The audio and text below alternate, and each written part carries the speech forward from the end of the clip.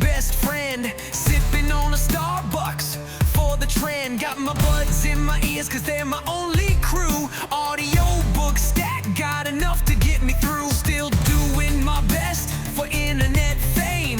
Haven't hit the gym and lost all of my gains. It's all good vibes, no need to recover, cause I'm stepping outside for Lugo Boy Summer. Lugo Boy Summer, catch me chillin' with the DVD. Lugo Boy Summer, or taking trips to the AMC. Lugo Boy Summer, come on now, celebrate with me. Lugo Boy Summer, you gotta go with me. Rocking new shades with my earbuds on. Grooving outside to last year's song. Then she walks up fine as can be. I'm sipping cold brew while she smiles at me. She asked for my number, I just shake my head. Sorry girl, I tell her to celebrate Lugo Boy Summer instead. Lugo Boy Summer, the sun is out, let's hit up a con. Lugo Boy Summer, someday I'll be your Obi-Wan. Lugo Boy Summer, got some red wine just for the fun. Lugo Boy Summer, come chill with me for a Star Wars marathon. Ooh, you gotta go. You gotta go, Lugo. Ooh, you gotta go. You gotta go, Lugo. You gotta go with me. You gotta go with me. You gotta go, Lugo. You gotta go with me. You gotta go, Lugo. Oh boy, oh boy. I can't believe it. Why would Phil not be streaming today of all days, the first day of Lugo Boy Summer? It's because he's dumb. He's not streaming on a Saturday. It's a day off. Today is, again, an epping Saturday. What do we got here? Nothing. He's gay. He's vacationing. Taking this Saturday off, which is such a great day to take off when you're a streamer, is just fuck the weekend. And what is this? At least it's not this. We're done with this now. Instead we get this fucking corkboard. Games lineup. Lies of P, Mario Kart World, American Truck Simulator, Minecraft, Onimusha 2, Capcom Fighting Collection, and Blueprints. Still? I guess since there's still that dedicated pay pig for Blueprints, it'll never go away. I've been playing the Marvel Guardians of the Galaxy game. It's pretty good. I uploaded a screenshot to the Discord. Let's see, where is it? It's not Stonks. There it is. I got my big widescreen monitor. It actually runs pretty well in the widescreen with DLSS cranked up. It's very much a story-based action game. Keeps getting wider and wider. You pick up this little llama thing. He's cool. There. Most of the wideness. But it's cool. I still need to finish Clear Obscure though. And I'm editing a video. Did I get to the llama puzzle? No, but I do have the llama on my ship. I sacrificed the rocket's illegal weaponry to keep the llama hidden. Wonder what other kind of choices there are like that. We got a lot of news, which I'm sure Atlas the Bookkeeper is going to go over in his stream, so we might as well just tune in. Without further ado.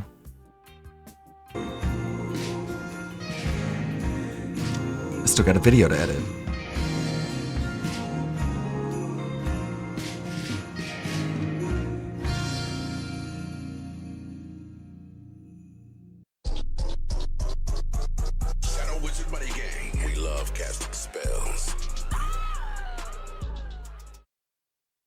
we do love casting spells, and we do love being here Saturday morning for an Atlas style stream. I appreciate all of you being here, whether you're at work or at the gym. I seen that. Big ups. Aging non-gracefully like the guy Infamous. Big ups.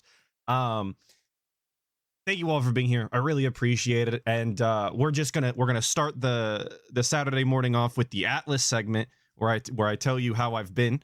This is how I'm doing. I'm doing fine. The plants are growing.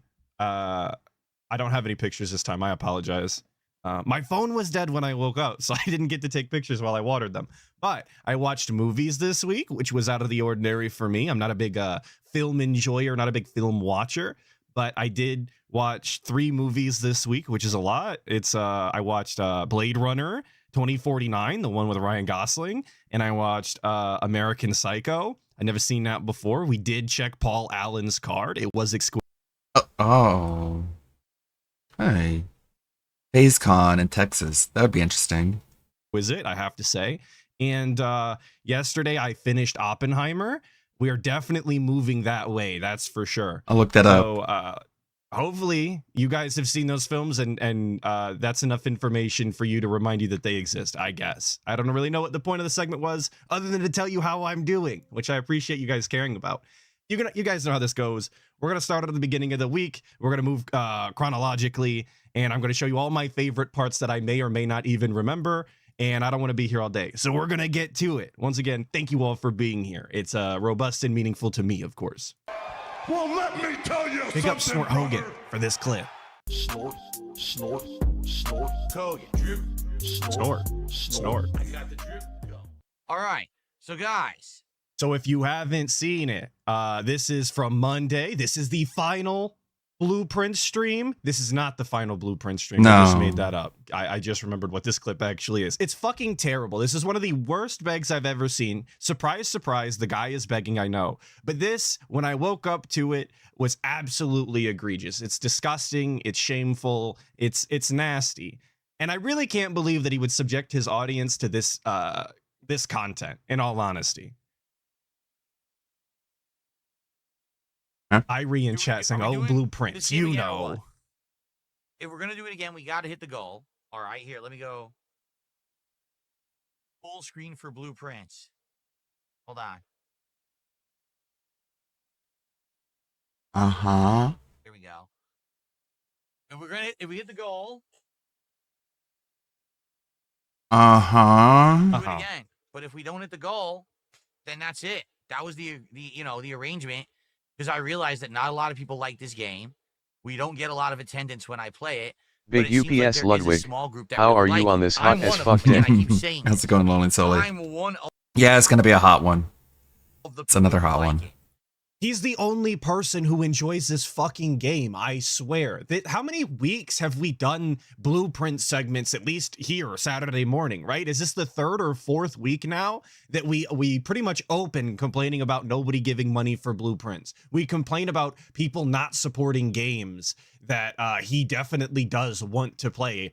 Like, I just don't understand how many weeks in a row you can say the same. Well, I guess that's my show too. But I don't know how many weeks you can go in saying the exact same thing and making no change, right? There's no differences here. It's the same shit day in and day out. But he's just now, I guess, addressing that nobody likes this fucking game and that he's the only one. And Demi Fiend asking why there's no live chat saved after the stream. There's supposed to be. Live chat replay is enabled. And if there's not, there's nothing I can do, dude.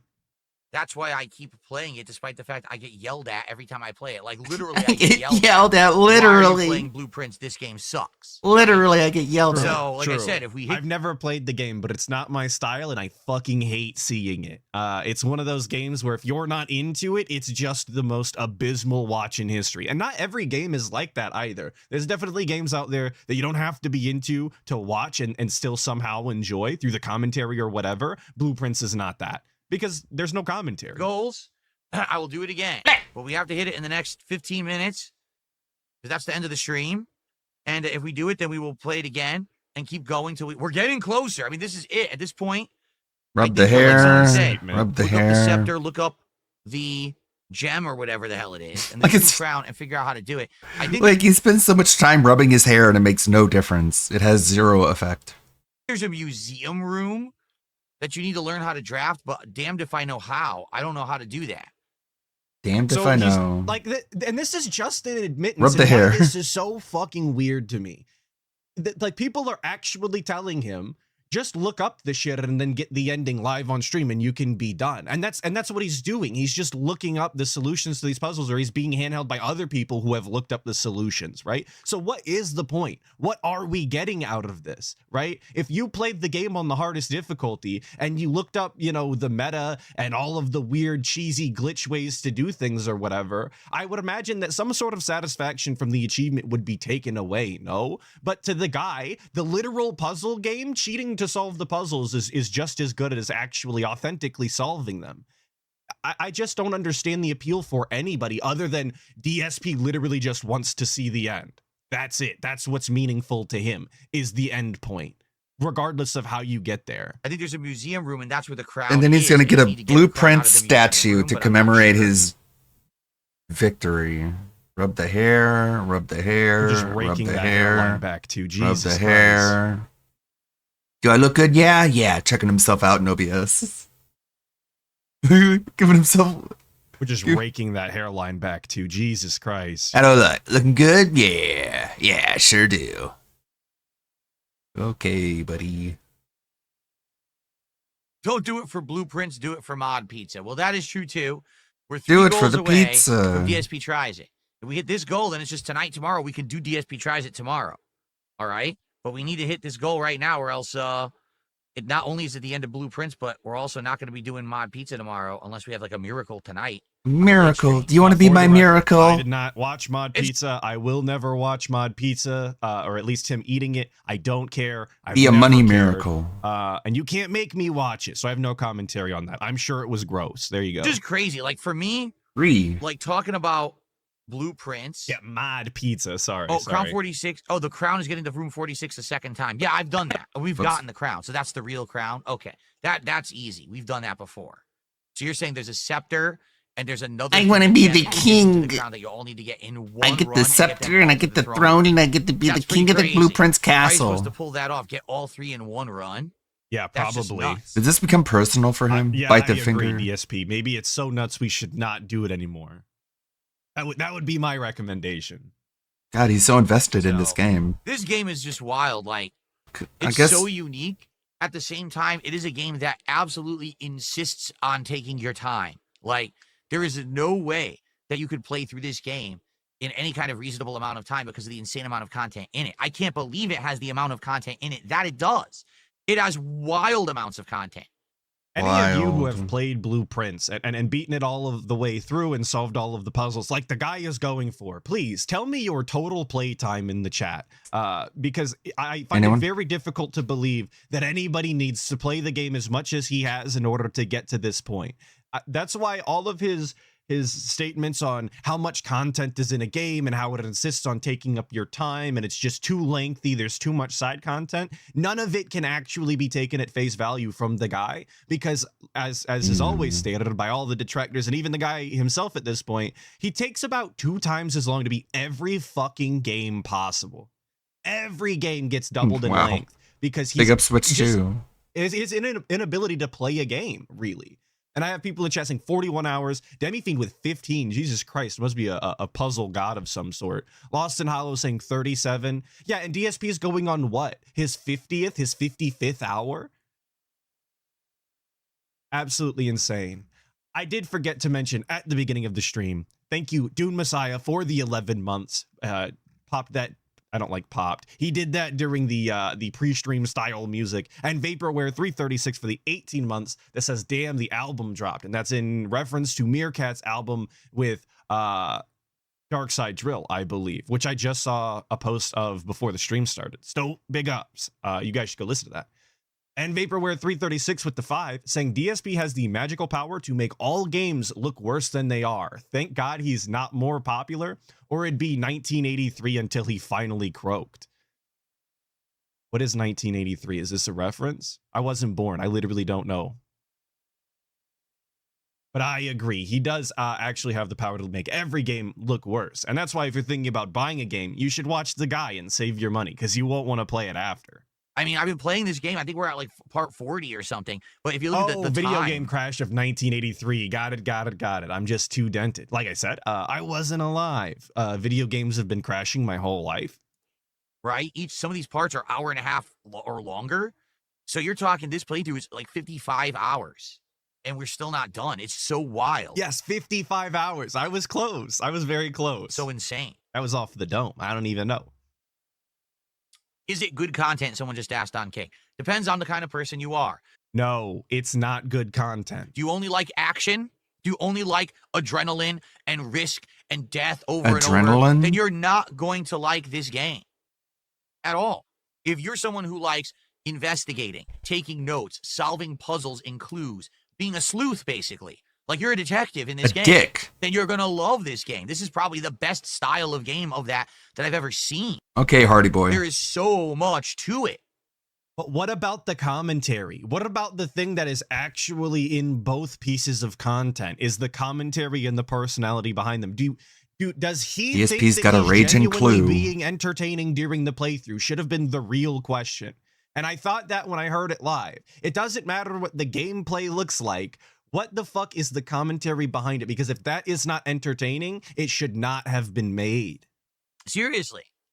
Rookie G Cereal. plays at a $5 super chat, so he figured it out. He says, first time super chat. I found you from hater vids on YouTube. What is their problem? I like what you do. What's their problem? I don't know. Maybe watch Totally a them and then real, you'll learn. A real person, by the way. Anybody saying they found DSP through trolls or hater vids or detractors is totally authentic and genuine in everything they say, and totally not also a troll.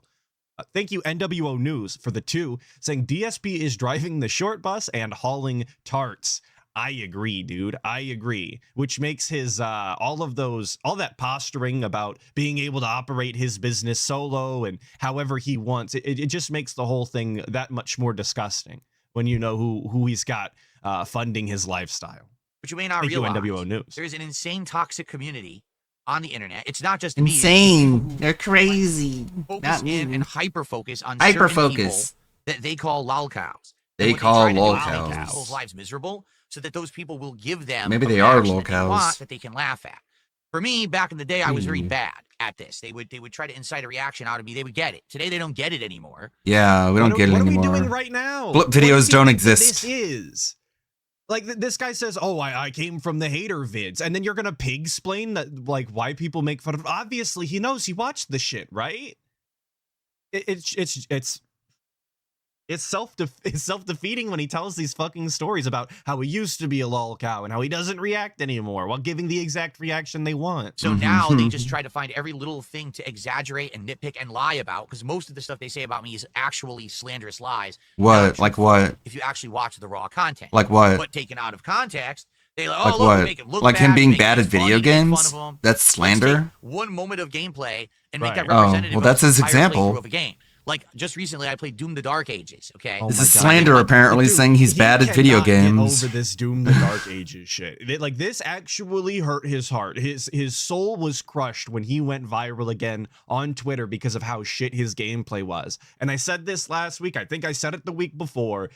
If you look at that gameplay and you watch it, the person who is in that gameplay and in control of the character sucks dicks at Doom. There's no ifs, ands, or buts about it. That is a bad gameplay. And if that's you playing the game, you are bad at Doom, period. Full stop. That's it. There's no arguing about it. That shouldn't be the gameplay that you're exhibiting, and it definitely shouldn't be the gameplay that you're showcasing for a live audience to be entertained.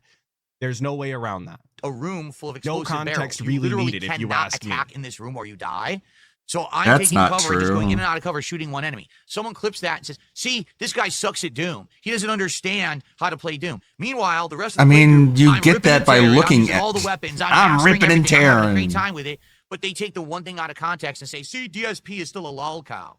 Uh-huh. That's And what he they do. is. I ignore it all. I pay no attention. He to anything, and I'm doesn't just- pay You don't need that attention. gameplay to call DSP a lolcow, though. DSP's real lolcowdom, if you ask me, is his inability to make any sort of money without directly requesting it from his dented ass fans. The lack of shame and guilt that he feels from asking for money like that is actually his true talent. him being terrible at video games, while it should not be exceptional, being bad at video games shouldn't be exceptional. He is exceptional in that way, I suppose. But it's really about the begging. That's where the real disgust comes into play. Sure, I do Right. my own thing. That's the real lolcow. And I have a good time with it, man. So I have a don't care good what time, they man. say. I'm I happy. appreciate I don't them. care what they say. I don't pay appreciate them and attention. like I just the crash time out about it Thank you. constantly, over and over again. That's Rookie G. No, I did for not switch the weeks. difficulty. They said that though. You're right. They lied and said I switched the difficulty. And multiple times during the Doom playthrough, they wanted me to show the difficulty on screen. That And you got switched mad to easy. instead No, of I didn't. just It was always showing on it. hard. It was always one step above the standard. I played it on hard difficulty, but they didn't want to believe. that That's I could pretty actually standard if you like played it. the previous Doom games. I received a $2 tip. Okay. And I do think that's why. I mean, that's what I beat it on, you too. Accurately not that represent impressive. DSP when possible. Obviously, the hyperbole, or rather hyperbole, and making fun of DSP and exaggerating is funny. It's comical. It's the big meme. But you can represent DSP as fairly as possible, and he still looks Yeah, like extra a fucking normal. idiot. He still looks like an absolute clown. So I try my best not to misrepresent him and not give him these little points here. Oh, they thought I turned down the difficulty, but I didn't. I mean, you're playing on hard on Doom. That is essentially normal mode. If you want any sort of praise for that, like, you're not going to get it from me, and I don't think you're going to get it from most gamers.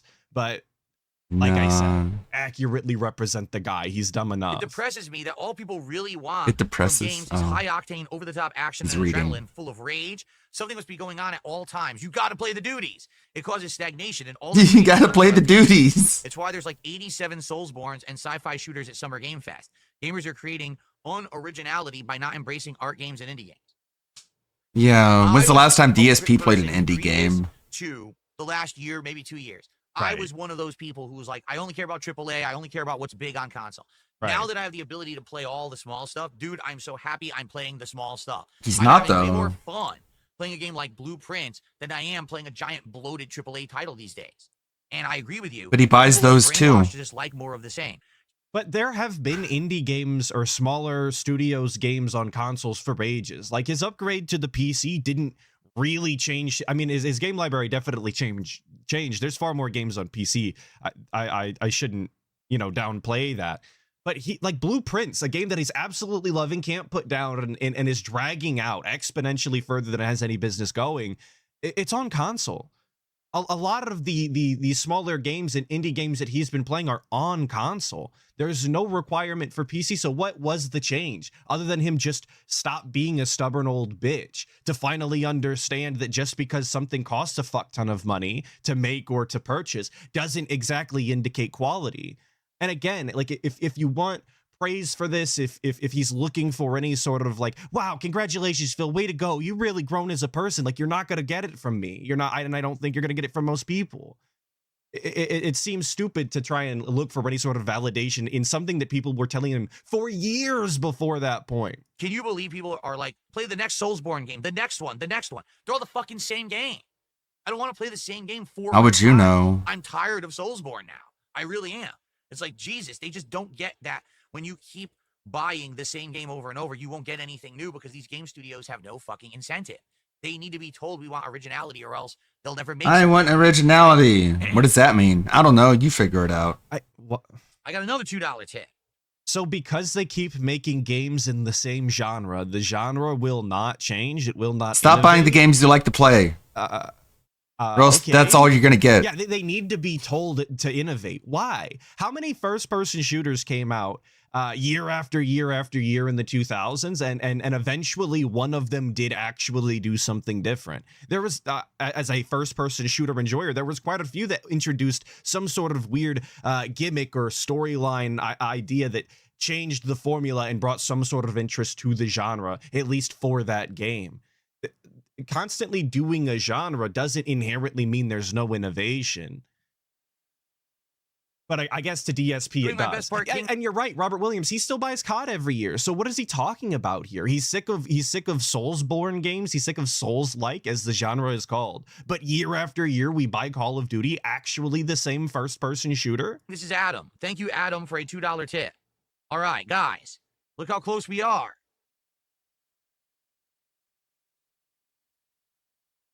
Guys, look at how close we are. 150 And I want to remind everybody that we're still on the tail end of the Blueprint stream. We are still holding out that this game hits the tip goal. 7 minutes with no gameplay, literally just waiting around for money. 35 to go to have Blueprints continue. I'm literally including this in the Blueprints part because I want the people watching on demand to know if we're actually going to Yikes. continue look, to he play did it through or for not. me. They deserve to know. So, can we hit the goal? And we hit it. The next 8 minutes. Also, wasting about 10 minutes of up to this point, up to 10 minutes of your audience's time when he could have just very easily have recorded a separate segment and thrown it on the end of the gameplay, simply stating that the game is going to continue.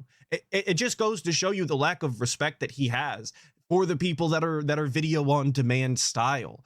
There's such an easier, like less of a waste of time way to do it. And he doesn't care. He doesn't even begin to think about doing it that way. We're just going to drag on the video as long as possible because, you know, ad time, I guess. We have 8 minutes left.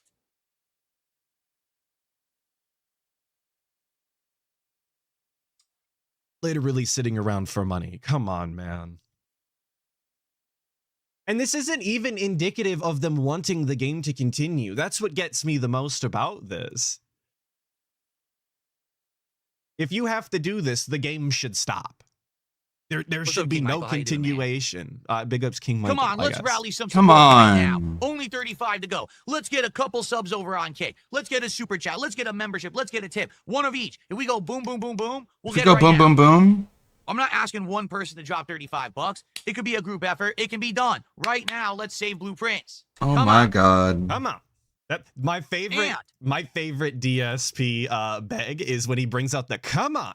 He does it a lot, obviously. A classic that's been included in many a song. This Yeah, will make come it, on. if he tries it, I'm a big come on viable for fan. tomorrow. It will make it much more viable for tomorrow. I did speed this up. We're now at 1-2. Ruben Sweeko says, do I you didn't think want you to would waste ever all your watch time. content of stuff you missed in games you eventually dropped, like the ending of Blueprints, if it ends up ending today? I don't know. I don't know. Like, for example, do you remember ages ago, of course, I played Final Fantasy 13-3?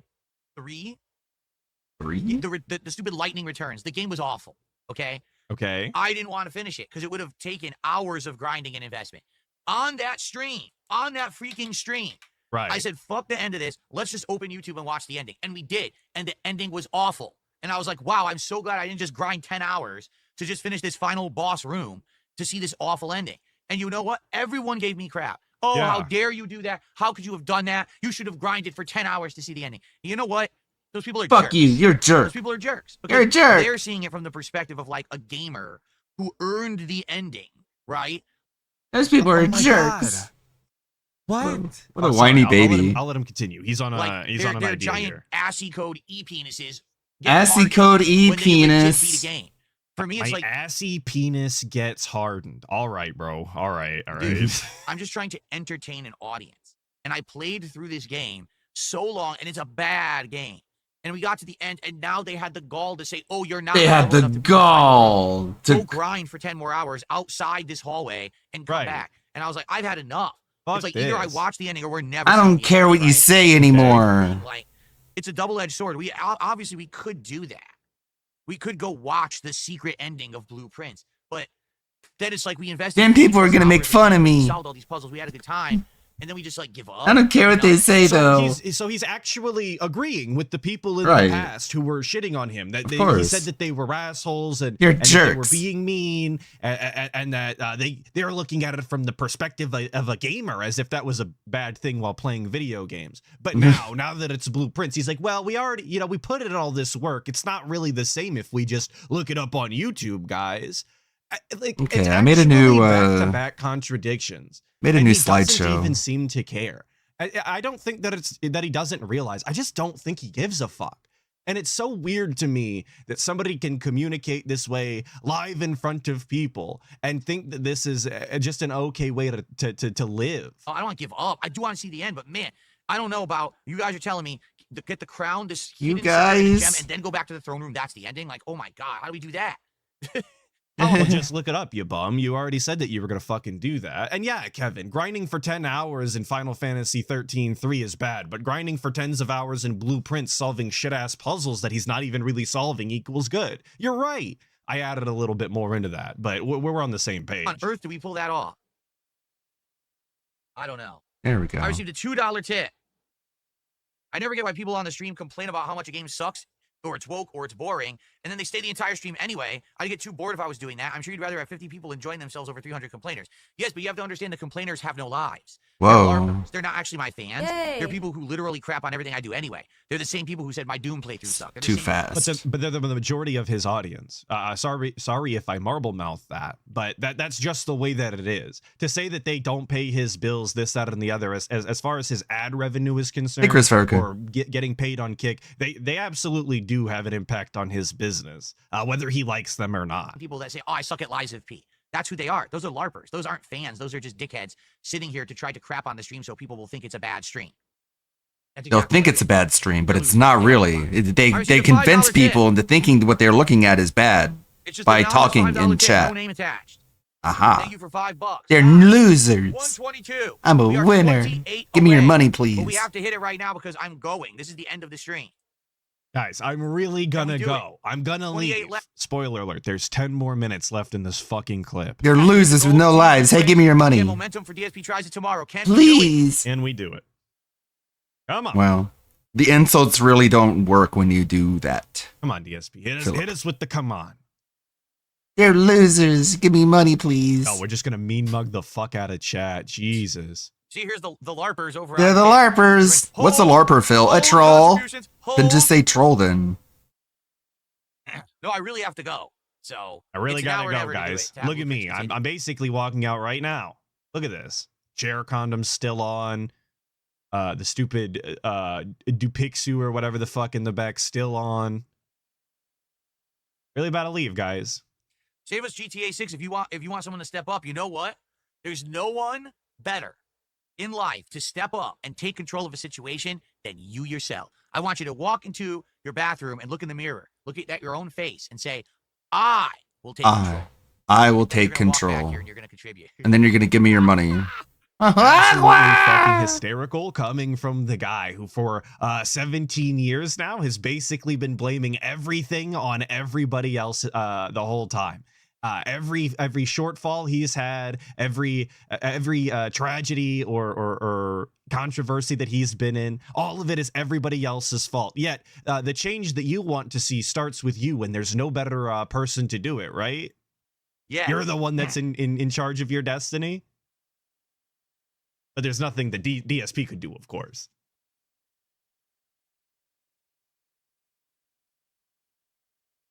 All right, guys. I guess not. This is it. See a Wizard of Clum. We have to hit this goal now. I can't stick around. It looks like we're not going to hit it. It sucks. It sucks. And I can't say it enough. It's so pathetic. It's so shameful to Something- behave this way, to constantly, guys, it's gonna end. Come on, you guys don't want to see this game end. It really sucks if this happens. Come on, guys. My stupid It's camera software. It needs to be embarrassing, updated. really. And the fact It needs that to he be updated this doesn't morning. he doesn't have any shame about it is what disgusts me. Okay, I got 2 tips. One is for a penny from a troll. I got a $3 tip. It's just a it says let's do this. That's all it says. Let's do this. Thank you for $3. All right, so now with that, we're at 125. We are literally $25 away. This is it. This is it. I remember 5 minutes ago 25 when he said that he was really about to leave, you guys. He can't be here for that much longer. Bucks to hit the goal. I Continue remember. blueprints. Come on. All right, I'm gonna go for 30 more seconds. Let me get a time. Here, we'll do a timer. Ready? All right, We'll guys, do a timer. here's the final timer. 30 I need to seconds. do a timer on my phone. I don't know. Thank you, Infamous, for the 2. I really appreciate it. Saying, let's hit the Atlas truck driving goal. Come on. No, Atlas will not be playing ATS. You can't make me. I'm not that chill. You gotta watch the guy. But I appreciate the 2. I don't know how to do a timer. Is Also, this a timer? does it know how to do a timer on his very basic Android phone? Is like is peak grandpa brain, if you ask me. Not knowing how to use the clock widget is wild. The clock app. All right, can we do it? Start. All right, final Okay, 30 here we go. seconds. It's counting down right now. 56 seconds. 55. Wait, 54. what? I thought we were only here for 30. What do you mean last 56 seconds? What? 53, 52, 51, 50, 49, 48, 47, 46, 45, 44, 43, 42, 41, Wow. 40, 39. Now, clearly, this is peak 37, content. 36. All right, skip ahead. Left. We know what happens. 11, 10, Oh my 9. god. This actually the worst game playthrough we've done in ages, I think. Absolutely shameful behavior. It's disgusting we came to this point, but it's dead. And thank you so much, Aaron Hines, for sending it out with the 5 gifted. I really appreciate that. We didn't do it. We didn't do it. No.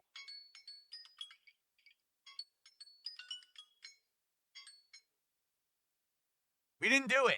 Based We Alpha didn't Real do did it. gift us up. It's fucking And gone. that got us to 130. But that's it. We ran out of time. Wait, 2 tips just came in. One for $2. A $2 tip from Only Iced Infinite. $2. So now we're at 132. And then a $2 tip. Another one. What is the $2? You see how none of it fucking mattered? You see how we just wasted 60 seconds on the stream and the stakes weren't even actually at play? One might even say there was no stakes at all. If you were the guy. The gimmick is even made fucking more stupid and more pathetic if it never mattered and was never going to make a difference. Just an actual waste of time. Thank you, Vaporware336 for the 5, saying the equivalent of a bum shaking an empty soap can in your face for spare change. Just so incredibly shameful from the dancing monkey. Absolutely. Absolutely. You know, there was another content creator that got compared to a dancing monkey on the street the other day. I'm trying to remember who that was. Yes, Anissa's husband. That's right. Open your wallets, this person Just said, as shameful for if $2. you ask me. Open your wallets. Guys, we're at 134. We didn't do it. Can you believe it? That's a great point, Yep. T-Ling Soldier. This is the equivalent of those sales timers on websites that roll over and restart. Absolutely. Yeah, it's like That's exactly mobile what game it is. logic. It's just it's so shameless. And you would look at that from a company and just find it despicable that they would prey on people that way. Yet DSP does it unironically with no shame whatsoever live to these people's faces. 134, and we didn't make it for blueprints. All that work. And he keeps saying it's over. Like Very we've sealed the coffin. Why is this so exhausting? Why can't we just hit the goal? Why can't you just give me your money without me having to ask Why for is it? it so exhausting? Why can't you just give me your money? And to call it exhausting when not like hitting the support goal directly Holy. from your fans' pockets is just like It's crazy. You can't make it up. You can't write people this disgusting. I'm just having too much fun with this. I'm It's so only, funny to the asking you for genuine that could money. make All this that work. happen. Well, Begging you hold for on. money I is have just to so charge funny my and controller. cool and fun. Yikes.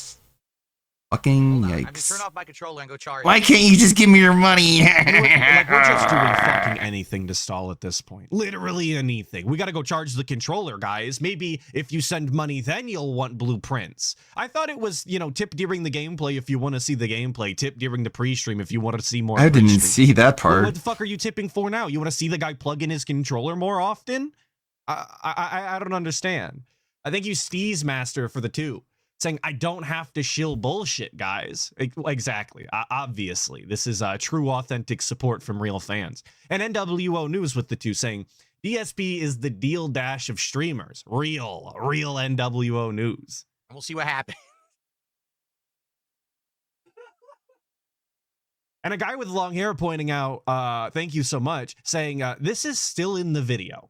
So if you go and check the last Blueprint stream, or rather video on demand, this is on the end because of course this is super important to all of the people who are here for the Thank you for the follow. I received a $2 tip. It's Come fun. on. Come on. $2. Give me more. Save blueprints, this person says. Another $2 tip. Are you kidding? We are now at This is some What is Duper's going on? Delight, man. Come on. Duper's All right. Delight Hold on a overload. second. I just received a $16 anonymous tip. 16 bucks. At the same time, a 20 euro super chat just hit from Daniel United 115. Whoa, Daniel. So there's a $16 anonymous tip. Wow, the begging That worked. gets us to Cool. 152. Awesome. Good for you.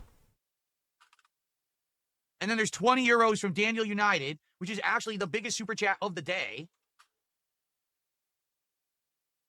Did we hit it? Guys, we hit it. Which is more than 20, 152. but I'm not going to do the currency conversion. So we actually hit 172 for Blueprints. 172 even. Holy shit, guys. Guess Holy what? crap. Well, Blueprints is alive. ladies and gentlemen, We made it. we have done it. We did We it. have done it. Hooray. It was the most Awesome. exhausting Good. endeavor ever, but we have done it. It was the We- most we have exhausting revived endeavor Blueprints. ever. We Was hit it with as the- he's with the- giggling and with the- saying, "I'm the having too much defib fun." unit. The heart has started As once as he again. begs. We've reopened the coffin. We've dug it up. We did all of it. Hit the goal for Blueprints. Blueprints lives. And the it was prince will totally never Yeah, die. the prince will only never continue die his unless you journey don't to give me your become money. The king of the castle. The king of He the will get his scepter. He cuck. will get his crown. He will Get his royal crown. jewels, I and guess he will we'll sit on his see. throne and see the ending because you supported it. You supported me? Blueprints, and it will be back next week. And it's Okay.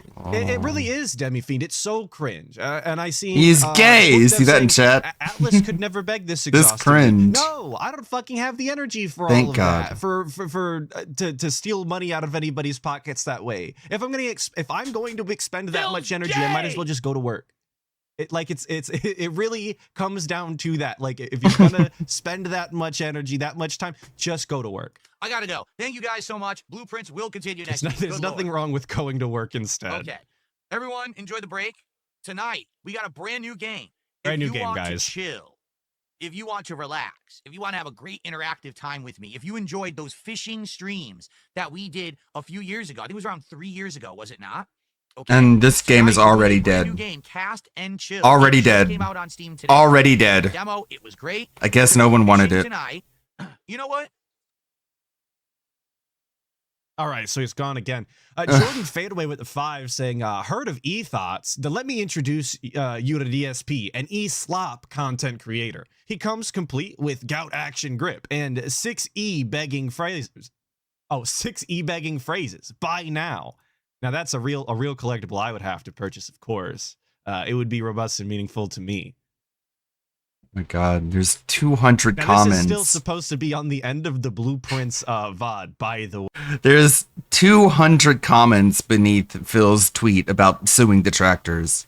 I'm sure they're mostly positive because everyone likes him now. Yikes. Did you guys keep asking? I'm going to Ignore test the it right now. artifact. You ready? Ignore it. Don't look at it. It's a feature. Ready? Cool, dude. Good look. It actually works. Look, the hat does work.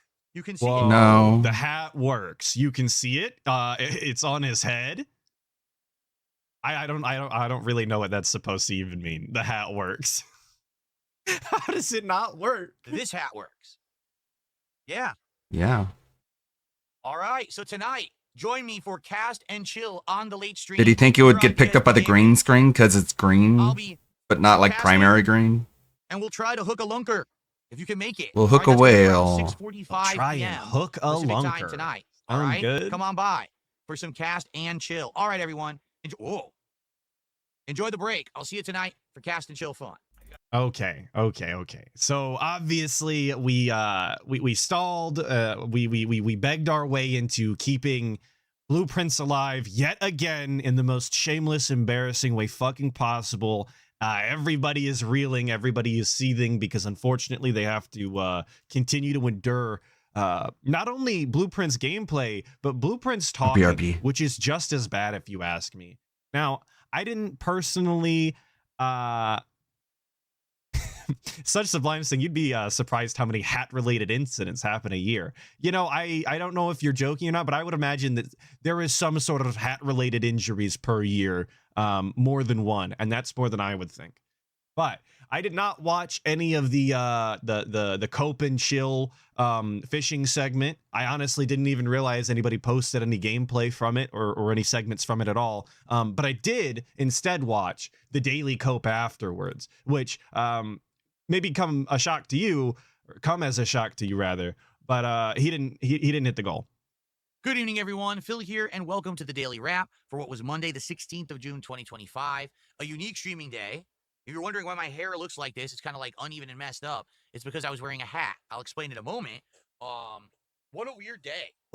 What the? Hang on. What? We opened with, you may think my fucking hair looks messy, but that's because I was wearing a hat, you guys. Meanwhile, it's the exact same fucking disgusting, receding, balding ass hairline he's had for ages and looks almost no different whatsoever. This guy is he's so self-obsessed and worried about his own image in the weirdest ways possible when he looks so physically revolting. I don't understand. I don't know how you could simultaneously care so much how you look and then show up like this anyway. Okay. If you're wondering why my hair looks like this, it's kind of like uneven and messed up. It's because I was wearing It's a not. hat. I'll It explain looks in a moment. exactly the same. What a weird day. Today was a day where I was absolutely happy and ecstatic, and a day that also I was disappointed. So allow me to explain why, because JD Exekid is right. It's insecurity. Absolutely. Absolutely. it actually went pretty weird. It actually kind of went the opposite of how I thought it was going to go. Okay. In the morning, we did a level 1 podcast, but it was an abridged version, meaning it was not 2 hours like usual. It was just under an hour. And it only covered various topics such as the schedule for the week, some Q&A and stuff like that. And in reality, we didn't have a lot to talk about. And I told everyone I'm willing to do a very short podcast today so we can have more gameplay of Blueprints. I like that oftentimes the abbreviated podcast is just the schedule and Q&A, when the entire normal podcast, pre-stream rather, is what it's respectfully called. That's usually just the fucking schedule and Q&A in the end anyway, isn't it? So instead of doing 2.5 hours or whatever and drawing it out, he's just shortened it to an hour. It still doesn't need to exist. I'm convinced that the level 1 pre-stream is still absolutely useless to anybody that is not a detractor, because there is nothing to be gained. There's no knowledge to be learned, and DSP doesn't have any legitimate, authentic takes that are meaningful to anybody. Blueprints last week But was we on the still chopping drag block. it out for an This is hour. a game we played over 2 months, over 50 hours, but we were getting less engagement, less support, less attendance every time I played it. And I told everyone I wasn't going to allow this to just be a game in the rotation that no one ever really supports at all, which is what was happening. Several streams we were getting like $20, $30. So all of a sudden last week with Blueprints, rallying of support, we get a double goal day. So I told everyone, well, because we got that support, we'll play it again. Today, I'm pretty sure the double goal day, there was $150 from a single individual. So it's really not as impressive as you might think. I know $300 is still quite a bit of money for the guy over the course of one stream. But let's not pretend like it was 30,000 people coming down from the rafters and supporting this game because they wanted to see it. It was the normal amount of people, which was about 3. Thank you, NWO News, for the 5, saying he sits in a room all day and literally talks to himself. His wife is a parade float. His cat is his son. Speed running a schizophrenia diagnosis. Yo, that might actually make him have an interesting trait, though, because as neat, I guess, as begging is and being bad at video games, a schizophrenia diagnosis would actually be interesting and might explain some of his behavior. So maybe that's the case. Big ups NWO News. We can only hope, I guess. And a guy with long hair is giving some context for the cast and chill segment. He did specifically say that he put on the hat to motivate people because he didn't think that they would hit the goal. Well, as it turns out, they did not. So a lot of good the fucking hat did, I guess. playing Blueprints, major progress yet again. We actually drafted the throne room.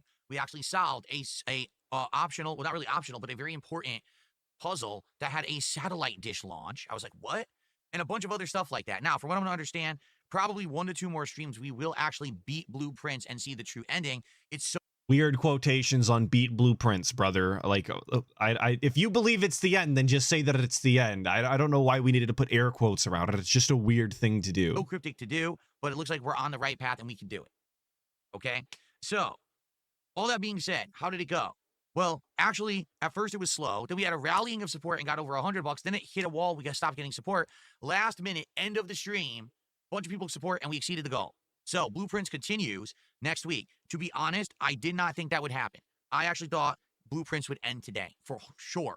It did. Blueprints did end today. Whether he wanted to admit it or live in that reality or not is an aside. Blueprints did end. Given the amount of time that he was supposed to allot to the game in order to continue its life, the game's fucking over. He's actually like Weekend at Bernieing's fucking Blueprints at this point. Just hauling around its bloated fucking corpse and pretending like people give a shit. Random Gaming in full, I believe it's HD. Thank you for the 400 Huff. I really appreciate it. Saying, why can't someone just be him into a C? OMA. FFS, please. Physical violence is bad. Okay. But I understand the frustration. Thank you for the 400 Huff. I really appreciate it. After last week's rallying, I was like, there's no way we'll get that again. But we hit a goal. So I was like, wow, I'm shocked, right? So now what's the late stream? The late stream is a new game called Cast and Chill that just released on Steam today for like $12. It's normally $15, but it's on a sale. This game is the demo. It's the full version, excuse me, of the demo we played on Friday. It is kind of pixelated graphics, kind of reminiscent of it's a retro early style 90s story-based point-and-click adventure games on PC. You row out onto a lake and you start fishing. And you just start catching, and you have different lures, different rods, different strengths of line. You upgrade your boat capacity. That sounds you do all these awesome, different dude. things, and it allows you to catch bigger, better fish. Sometimes there's legendaries you can catch for big rewards. You make money, and then you just improve, and you go back.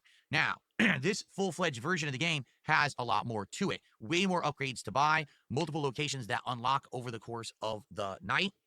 No way, dude. This sounds just like video games. Video games do this where you like make progress and you have different like equipment you could use. No way. And we ended up with three It's different crazy. locations that we fished on. Thank you for explaining a I think I fucking had, video like, game to me. 6 or more lures, 3 different rods, maxed out my capacity for 8 fish at one time in the boat.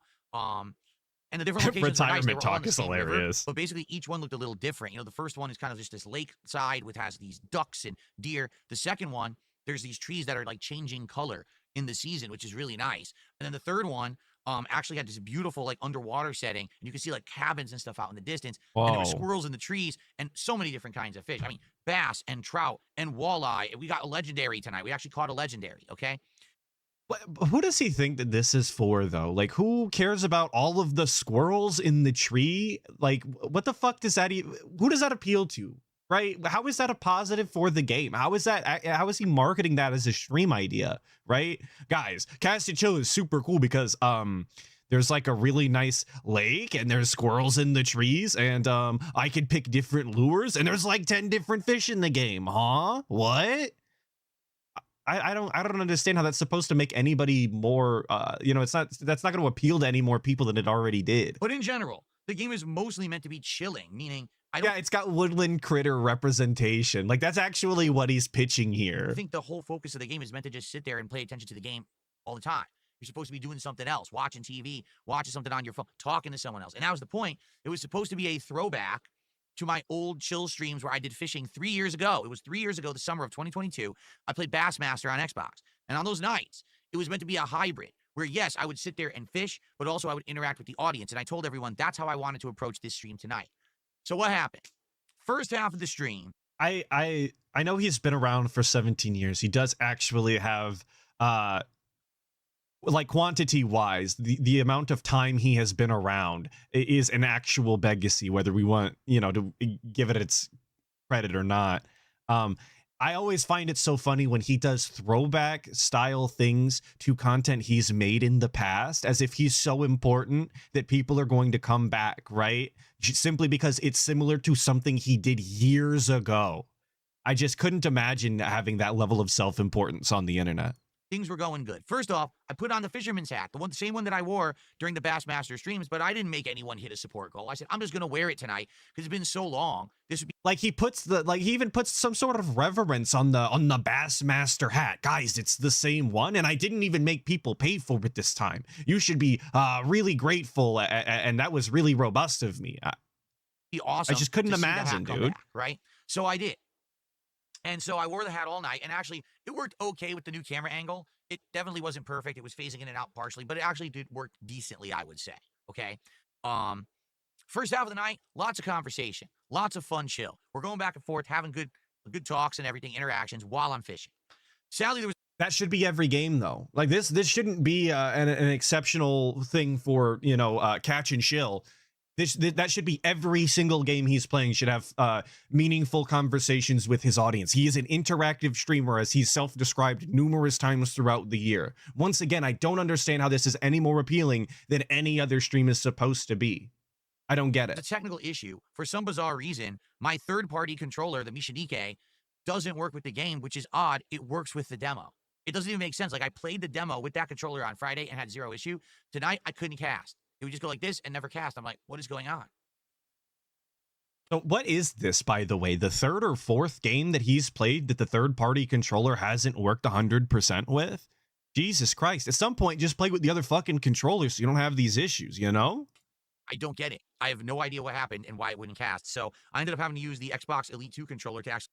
But I think because somebody sent him that controller, right? Or did he purchase that one? I forget which way it goes. But either way, he's very kind to that controller in a way that I think is out of character for DSP. Usually, he would be ranting and raving about how shit this third-party controller is and how it's absolutely terrible. It barely works with any of these games, has been nothing but a problem. But for some reason, as of late, this controller is the exception. He's not shitting on it nearly as much as he usually would. Very odd.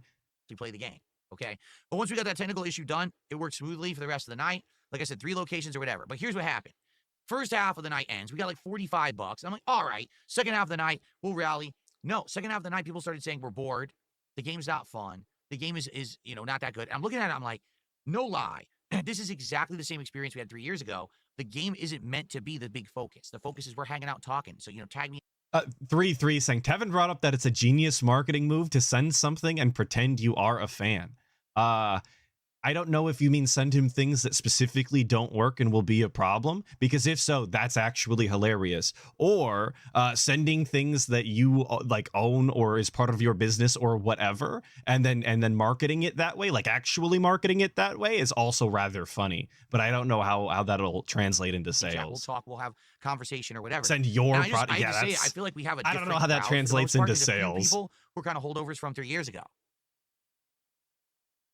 But a lot of the people who were around. It's not how you hold a coffee cup, Philip. For fishing aren't around anymore, or just weren't here tonight. So people were saying we don't like it, we're bored, and I'm like, that's a shame. I want you guys to understand something. You guys understand something. A relaxing game, a fishing game, anything. Check this game out. Watch the footage tonight that I'm going to upload. This is a good game.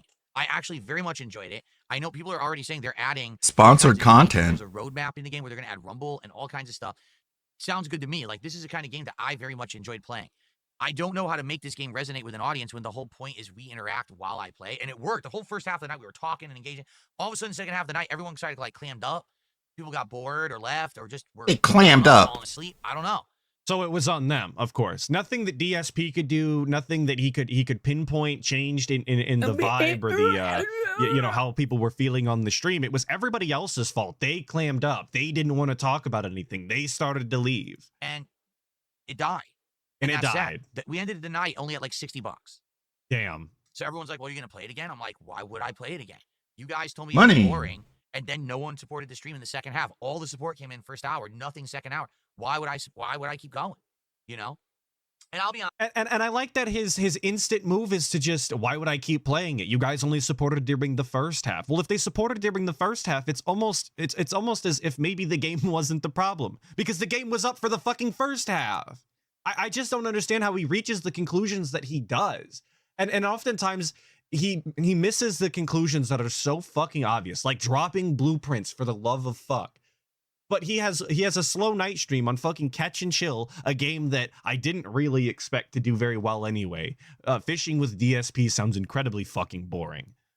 But one half slow stream of Catch and Chill, and he's over it, I guess. Honest, there's been a big fallout of support on Kick. And Joe Dub's got a point. Maybe they fell asleep. That's a total possibility. I don't know how many times I've fallen asleep watching content that I was watching, especially if it's supposed to be fun and chill late into the evening. That sounds like prime falling asleep content. If you actually liked fucking DSP, I don't know why you would do that, but okay, to give you perspective, I've been that's streaming their 2 fault. days. They should have stayed awake and given money. So far this week, I have about 20 gifted subs on Kick total. All right. And it's funny because, you know, my trolls and shitbags come by and they're like, well, you banned everyone. No, I didn't. If you take a look at the people who contribute, I've banned one person, Iron Chef Sakai, who had like 2 or 3 sock accounts. He's banned. That's it. No one else is banned. It's for whatever reason now, people aren't really coming by and supporting on Kick. So because of that, For whatever reason, it couldn't possibly be that all of the people that were supporting on Kick were in some sort of way related to the Kino Casino, the people that he totally snaked, as he is King Snake. You guys know that. It couldn't be that any of the whales that were over there that stuck around after didn't want to put up with his shenanigans anymore, and he treated them like shit. Couldn't have anything to do with that either. No. It's completely unexplainable, and as is always the case, nothing he could do.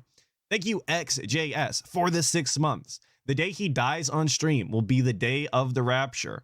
I can only hope that it happens on stream so that his channel can be taken down forever for breaking TOS, for dying on stream. That's my hope. And it's what he would deserve, to have the Legacy taken away in its final moments. How robust would that be? you know, that used to help. That used to boost the streams and get us to the goals.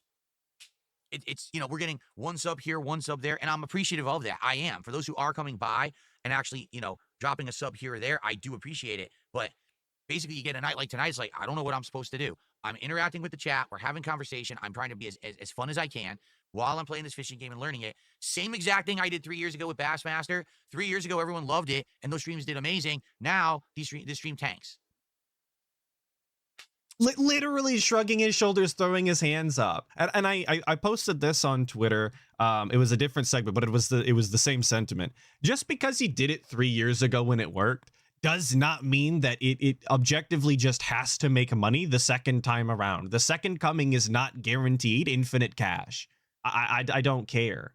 It's never worked that way. It's never gonna work that way. Not in content creation. No, sir. So I guess that's... And it's I think it shows you a lot about his mentality, that he thinks that it should work that way, or that it will work that way, that is his plan going in. He expects it to do just as well. I just, that's insane. That's it for Cast and Chill. All right. But I hope that you will still watch the gameplay and enjoy the game for what it is. I really enjoyed it. I'm sad. I'm legit sad. Here's why. Number one, I thought Blueprints would tank today. That would be the end of the playthrough. But it did. It didn't hit the, well, it didn't tank. You guys seen it though. At the end, he had like $100 fucking. It didn't survive, but he, you know, you saw it. I'm not gonna pig explain to you. Thought Cast and Chill, being that we have a track record of fishing games working, would have actually done well. I legit thought we might hit 2 goals tonight, and then we do DSP tries it tomorrow. I like that we have a track record of fishing games doing well. I like that we can say that. We can rope that into our legacy. We have a record of it. Instead, now we're stuck at 18 out of 20, and we're probably not doing it tomorrow unless a miracle happens on the first stream. So, yeah, it is. It's disheartening. I thought it was going to be the opposite, and it was the complete opposite outcome that ended up happening. And now Cast and Chill, a game that I bought and was hoping that we were going to play a bunch, I'm not playing it yet. Well, maybe if he would have done an extra 23 minutes of begging on the end of it and including a timer, maybe he would have hit the goal. Maybe that is the strategy moving forward. Every time we don't hit the goal, we just sit around for 30 minutes and yell about it. It worked the first time. We have a track record of it working, so I feel like we should do that moving forward. Thank you, Crooked Hound, for the 5. Saying, fun fact, fun people don't have to try to be fun. I agree in part. I like to think of myself as a fun individual, but not always. Sometimes it's all low energy and I can't be bothered.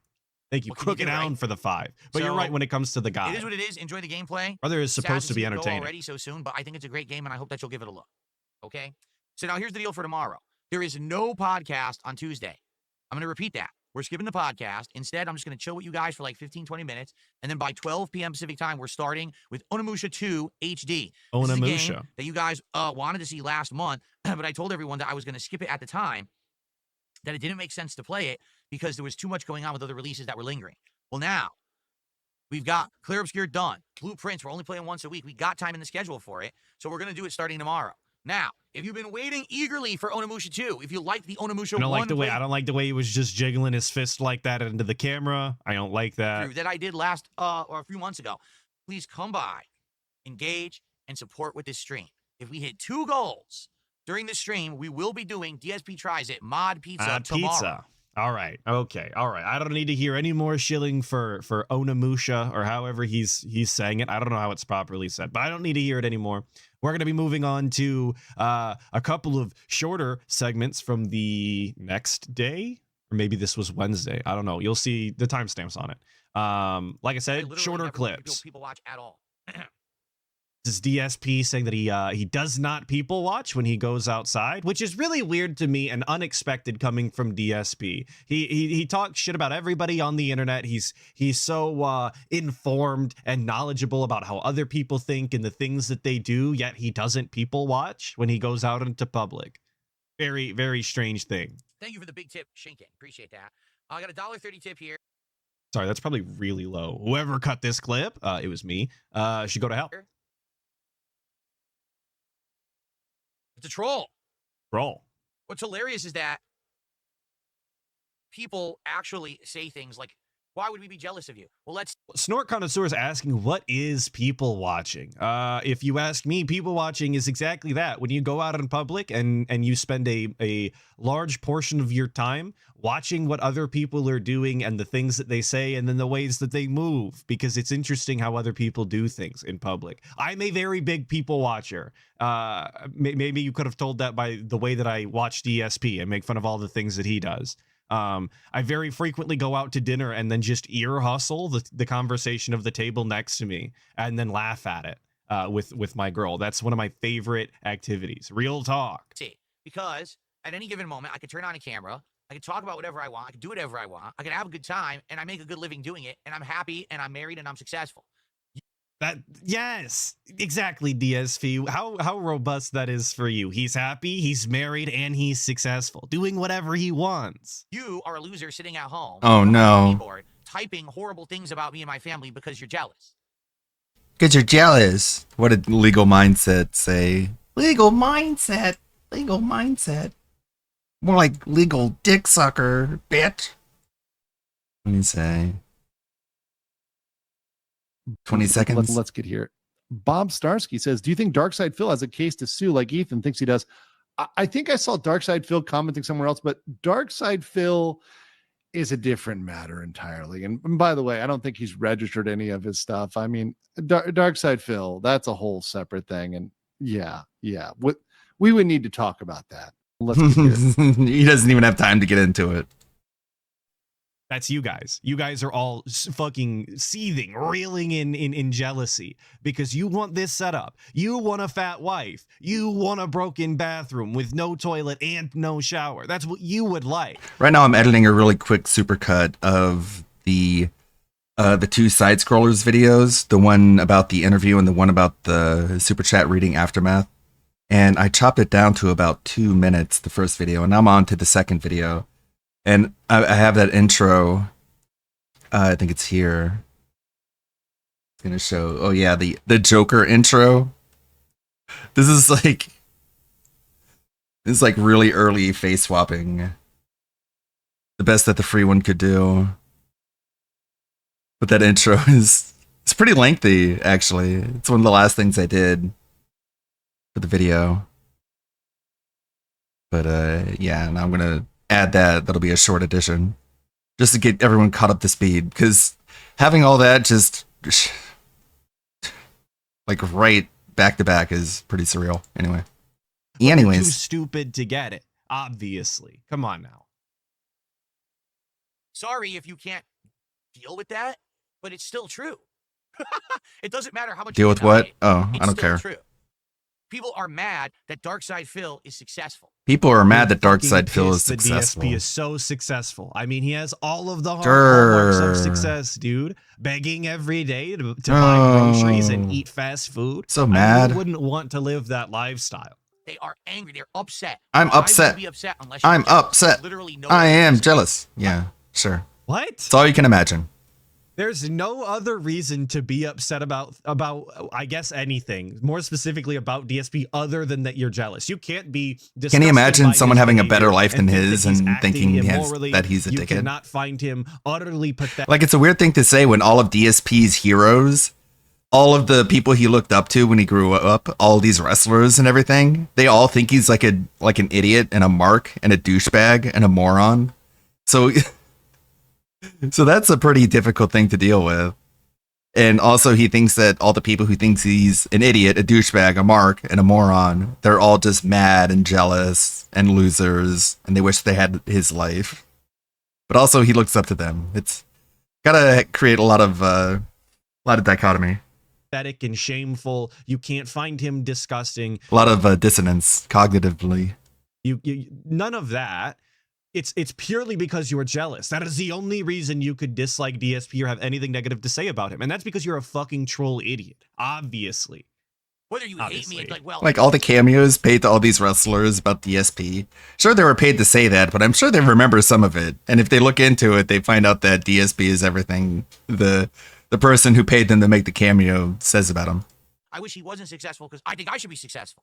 But that's not the case. I don't know anybody that is detracting from DSP, that is getting on stream and seething, talking about how much more successful they should be than DSP, how Yeah, their nobody. video game commentary is so much We're more all pretty robust chill. and entertaining, and they deserve all of his money. I don't know anybody that's saying those things. I don't know anybody who's making that argument. But in his own head, I'm that's sure we'd what know. everybody says, of course. Well, then go do it for you. Go be successful. Go beg. Get off my back. Well, that is what I do. I do stream. You just sit there, hate And I on play other video people who are games. more successful than you, rather than going And I make something for videos. yourself. You're a hater. I'm a hater. That's the definition of a hater. I'm a I hater. used to be one, but I grew I want to up, be the best hater I grew out ever. of it. I don't do I want to that be the shit next anymore. level hater. Everyone out there, He never hates on anybody, and he never talks shit on anybody, obviously, because he's not jealous of them.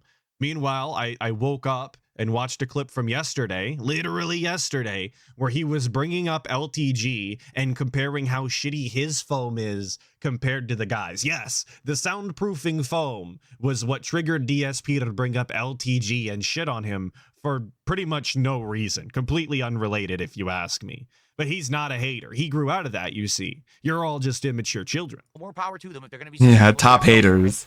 You know? I used to be one of those. That's what I'm saying. That's why I know that you're miserable, because I was when I was making fun of people. If you act like this on the internet, It's like, all well, day, maybe you you're just sucked at downfall it. of Someone, you're a hater and you're a jealous person. There's no other reason why you would wish someone's downfall besides you're upset that they're successful and you are not. But That's what Hitler said. No. You can hate on anybody you want for The only any reason you want uh, to defeat me, jealousy does allies, not is have to because be you wish you required. were me. As a matter of fact, hate me I hate 'cause a you lot of ain't people that me. I would never want to be like in my entire life. I could never and would never. I would jump sooner than be them. But I still hate them. I still prey on their downfalls. I still will dance on their graves when the day comes. But I don't want to be them. Period. But according to Okay, DSP, it's a requirement. Got it. All right. Chuso has done a gifted sub, so we have our All right. So that I just thought that was funny, of course. I wished DSP for thing, Epstein's everybody is downfall because super I was jealous of him. The, Yeah, that meaningful big life that he's island. living barricaded in isolation in his snort fort with his fat ass wife. Now, the next And that's all you segment I thought focus was on. rather interesting and funny. You don't think about the other parts. Was the cringe that came after the DK Bonanza showcase. Kong Bonanza. Which, if you're looking for Atlas's official opinion on DK Bonanza, low-key, the game looks pretty cool. Yeah. I will probably never play it. I probably will never own a Switch 2 console. That doesn't break my heart. I don't have to play every game that looks good. I mean, It's not that important. I to played me. the Switch like But a couple years for after it came once, out, a so Nintendo that's game probably going actually to be looks the pretty same cool. case with. So here's Switch 2. DSP's thoughts on it afterwards. But I did eventually get it and played July a 17th, only on Nintendo Switch 2. lot of the good Pre-orders ones. are available now on Nintendo eShop. The Donkey Just Kong wasn't in a Mario hurry. Amiibo will also be available July 17th. We love I need that amiibos, of amiibo. course. So it's expensive as heck though. The game is $69.99, and that amiibo is like $29.99. Yeah, well, Mario So you Kart was have to act 80 like and you you're bought spending it. over $100. But all right, again, to be honest, my honest reaction to that is it looks absolutely insane. It looks amazing. Yeah. It looks like instead of making Mario Odyssey 2, they made Donkey Kong Odyssey. They could have just called that Donkey Kong Odyssey. Kind of like what they did with Super Mario World 2. That And was Panic Yoshi's Instant is putting Island. out that every game is $70 now, Phil. Like, And their it's because sequels are people very like DSP. significantly different. I'm not going to shame all of you if you've purchased a $70 or $80 game, but it's definitely not helping. You're encouraging the practice. Like, there's no doubt about that. And DSP is one of the biggest exhibitors of that. Constantly buying every single game at pretty much the maximum price, and as well as these consoles that have no business costing what they cost for the amount of content that you're getting on them. And he knows it beforehand and still spends the money because in his own head he justifies it it's for the business. So of course he has to. But I got to ask the question, the burning question. Why was that not the launch title? Are they insane? Instead, a 3-hour Mario Kart World was the launch. Not that. Yes. That's just that 1 zillion %. That's a system seller to me. To me, if that game lives up to what it looks like, that's a game of the year contender. Is it not? Okay. That could be the best game of the year. That could be one of the best launch titles you've ever seen for a console. No, we'll release it a month and a half after. Well, The Master Beef that's coming up. That's included in this. Yeah, they game, want, I guess they want to give people time to get a console. Or is it in the next Maybe. one? who is in here. I have charge it. at these companies these days? You know who? Do they have a lick of common sense or business sense? Like, what are you doing? Yeah, go bankrupt like Who me. wouldn't have loved that? Right? Like, anyway, Anyway, that looks I'm great. smart. I will say this, though. And he says that this would have been a system seller for the Switch 2. The Switch 2 sold. As much as you Yeah, people can it's not like the critique console that Mario flopped. Kart doesn't have a lot of content. They didn't innovate or this, that, or the other. The console sold. The game sold. Absolutely massive. Just fucking dividends for Nintendo. Absolutely. Yeah. It didn't matter whether or not DK Gangbusters. Bonanza came out now or later. And because the console sold, then it's also going to sell in fucking July when DK Bonanza comes out, and it's still going to be a full price console and a full price game. They lost nothing by delaying it a month. As a matter of fact, if you think about it from a business style standpoint, if there was any issue with people getting a console on release, on launch in that month window, putting out your best game a month later might even make it so that more people have the console and more people are going to play the game because you've allowed the stocks to restock. No? But of course, the DSP didn't get exactly what he wanted, so they have no business sense. They don't, not a lick of it. They have no idea how to run their business. That just Who runs absolutely these flooded their places? fucking bank account with dollars. They I kinda think gave a I ton think of those it are away. Like, that's now public you have- information. Exactly, Infamous. It extends the launch window this way. Just a month later, an absolute banger of a title coming out. It's like a second launch. About the game, and I'm excited Potentially, for it. of Like, that course. looks great. I just right up my Not for alley me. as a fan of platformers, but also that has modern tech and things in it that, you know, it's kind of a little of everything. It's got all the mechanics of 3D platformers that you've ever seen. And quite honestly, this could be redemption for Donkey Kong because Donkey Kong 64 was so bad, it literally killed 3D platformers. Right? Seriously. 100%. Is that even true? I never played Donkey Kong 64, but I know I've played a fuck ton of 3D platformers after Donkey Yeah. Kong 64. Given What that does they this came out while take? I was alive, I know that that's the case. So I don't know what this means. This killed 3D platformers for what? Donkey Kong exclusively? How many fucking Donkey Kong Killed games 3D has platformers. even come out since then? I don't even 3D know. platformer, not This not sucks. many. I don't know Now, what this point is. How many years later? 27 years later, they're actually coming out with a good 3D platformer, and it looks like it may be best in class, right? It may actually be the best one. That could definitely be the best 3D platformer Well, yeah, I've I ever seen mean, in my life. Rare Yes, took Zach, So the it looks showing amazing. up. to The me. genre I got with- Real nothing, one the from only day negative I got one. to say about it is With you saw frame rate Banjo-Kazooie. dips. Did you notice that during certain things they were showing the frame rate tank? And I think that they were trying to like make it not prominent. I think it will be. If you play it at 4K, They were trying to make the frame rate dips. Yeah, I'm sure not Dingus went prominent, into but they kind of were. detail. I would hope so. I hope they weren't trying to make the frame. He did in rate, chat as the frame well. rate dipping prominent. That would seem like a weird business decision. At least they had a lick of sense there. I think you're going to see frame rate drops a lot. I feel. But outside of that, that's the only criticism that I can see. The game looks amazing. I'm blown away. That 1,000,000% I'll be playing. And you guys better watch and engage in support with it, goddammit. That's a demand. And I don't want to hear, oh, but it's Nintendo Kitty game. Oh, why is he playing it? Because it's fucking good.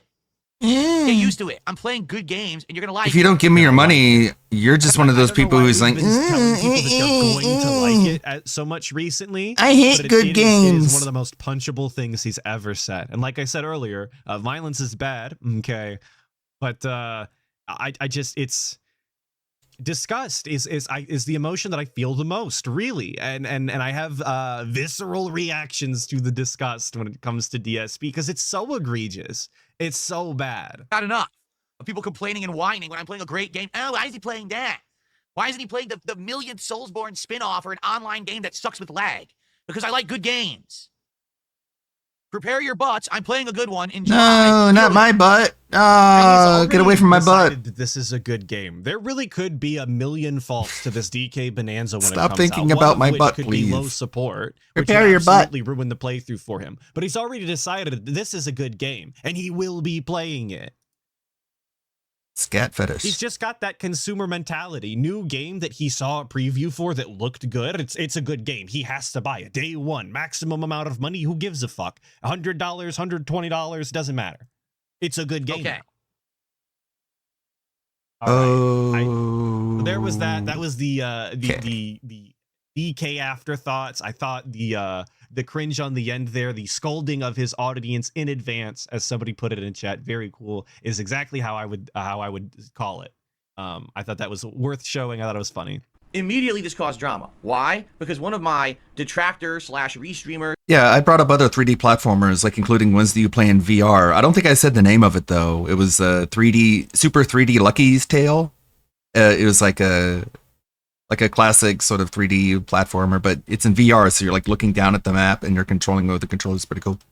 Pretty cool. hate watchers / internet stalkers. Their name is like Duty Street. What else would you guys like to chat about today? Pick up Studi for the And clip. by the way, for the record, we got some big tips today. We got super chats today. You know what we don't have? A brain. Subs. No. If I only had a subs from brain. Kick.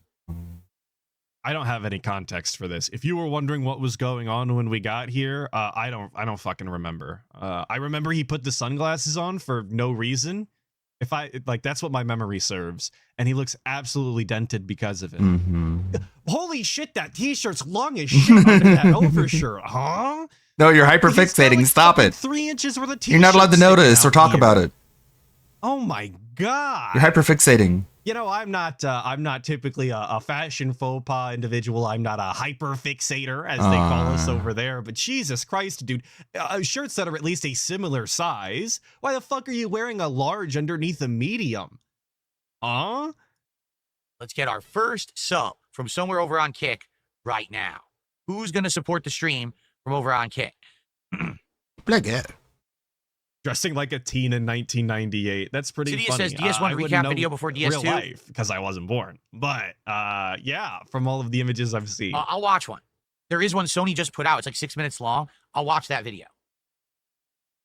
I've never played Tenchu before, Enclave Soldier. No. Tenchi. People in the Discord play Tenchi.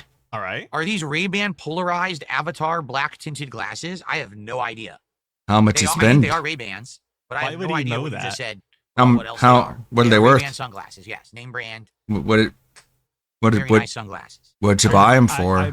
I'm always a big fan of the fact that he specifically bought like Ray-Ban he called them Avatar sunglasses. He bought Ray-Ban aviator sunglasses. Name brand official Ray-Ban sunglasses. Hundreds of dollar pair of sunglasses. Yeah. Uh, So that he could wear them entirely inside to play Flight Simulator. This is one of my favorite fun facts about the guy. Absolutely dented, no, if I you will tell ask what you me. just said.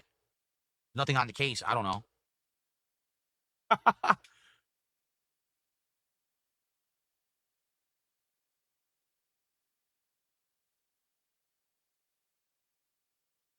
Yes, Ha, ha, as Eric Brennan pointed out in chat, Atlas is a 2010s baby. Stop making all these old people references. Exactly. 2012 was the date of my birth, and I couldn't go back in time. So stop talking about things that I know nothing about. Exactly. Yeah, I guess the joke is lost on me.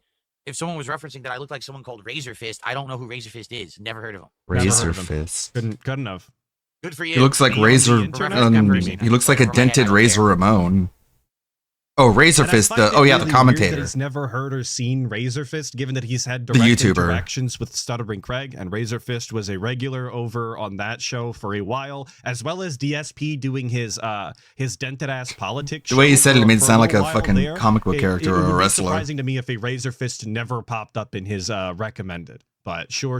We don't even know who that is, dude. Come on. This But calling cool me fat is pretty dude. funny in 2025. Calling me fat in 2025 when I'm likely skinnier than most streamers and most of you watching right now is pretty Yeah, he's You're definitely fat. You're fat. he's That's what definitely he's skinnier saying, than this guy. obviously. Oh shit! Hold on. Let me hide my OBS. I like that he just assumes people on the internet are fucking obese, by the way. Like, that's a crazy assumption. All of you guys out there, in comparison to me, fat fucks, absolutely obese. Your cholesterol probably through the roof. Your lard composites, fucking massive. Deposits. Lard deposits, not composites. That's a different thing. There. DSP looks better than this guy. What is the lighting theme today? This was what's the one that I lighting theme? created Unrelated. many months ago when there was the Ninja Turtles tie-in. It's just for like Black him. Ops 6. So it's the 4 Ninja Turtles color. It's orange, blue, red, and purple. And all it does This is is just a alternates those colors rainbow. in a random Well, I AI-generated mean- pattern like quadrants. So I mean, that's the right same now, color it's as more- my more tallies. Michelangelo, but in a second it might go purple, so it's more Donatello, or it might go blue, more Leonardo.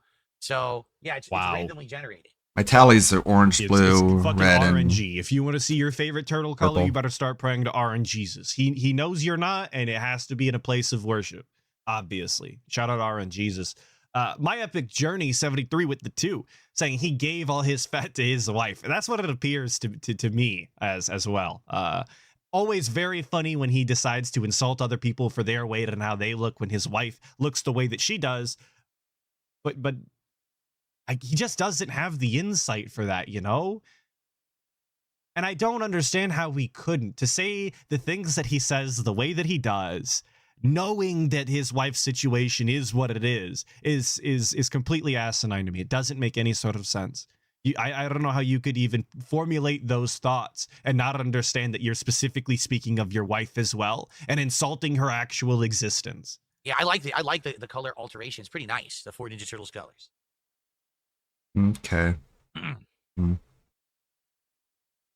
Whatever. I should consider Samurai Warriors 4. What is that? Oh my god, I don't What is care about Samurai Samurai Warriors Warriors. I promise there's more in here about being fat.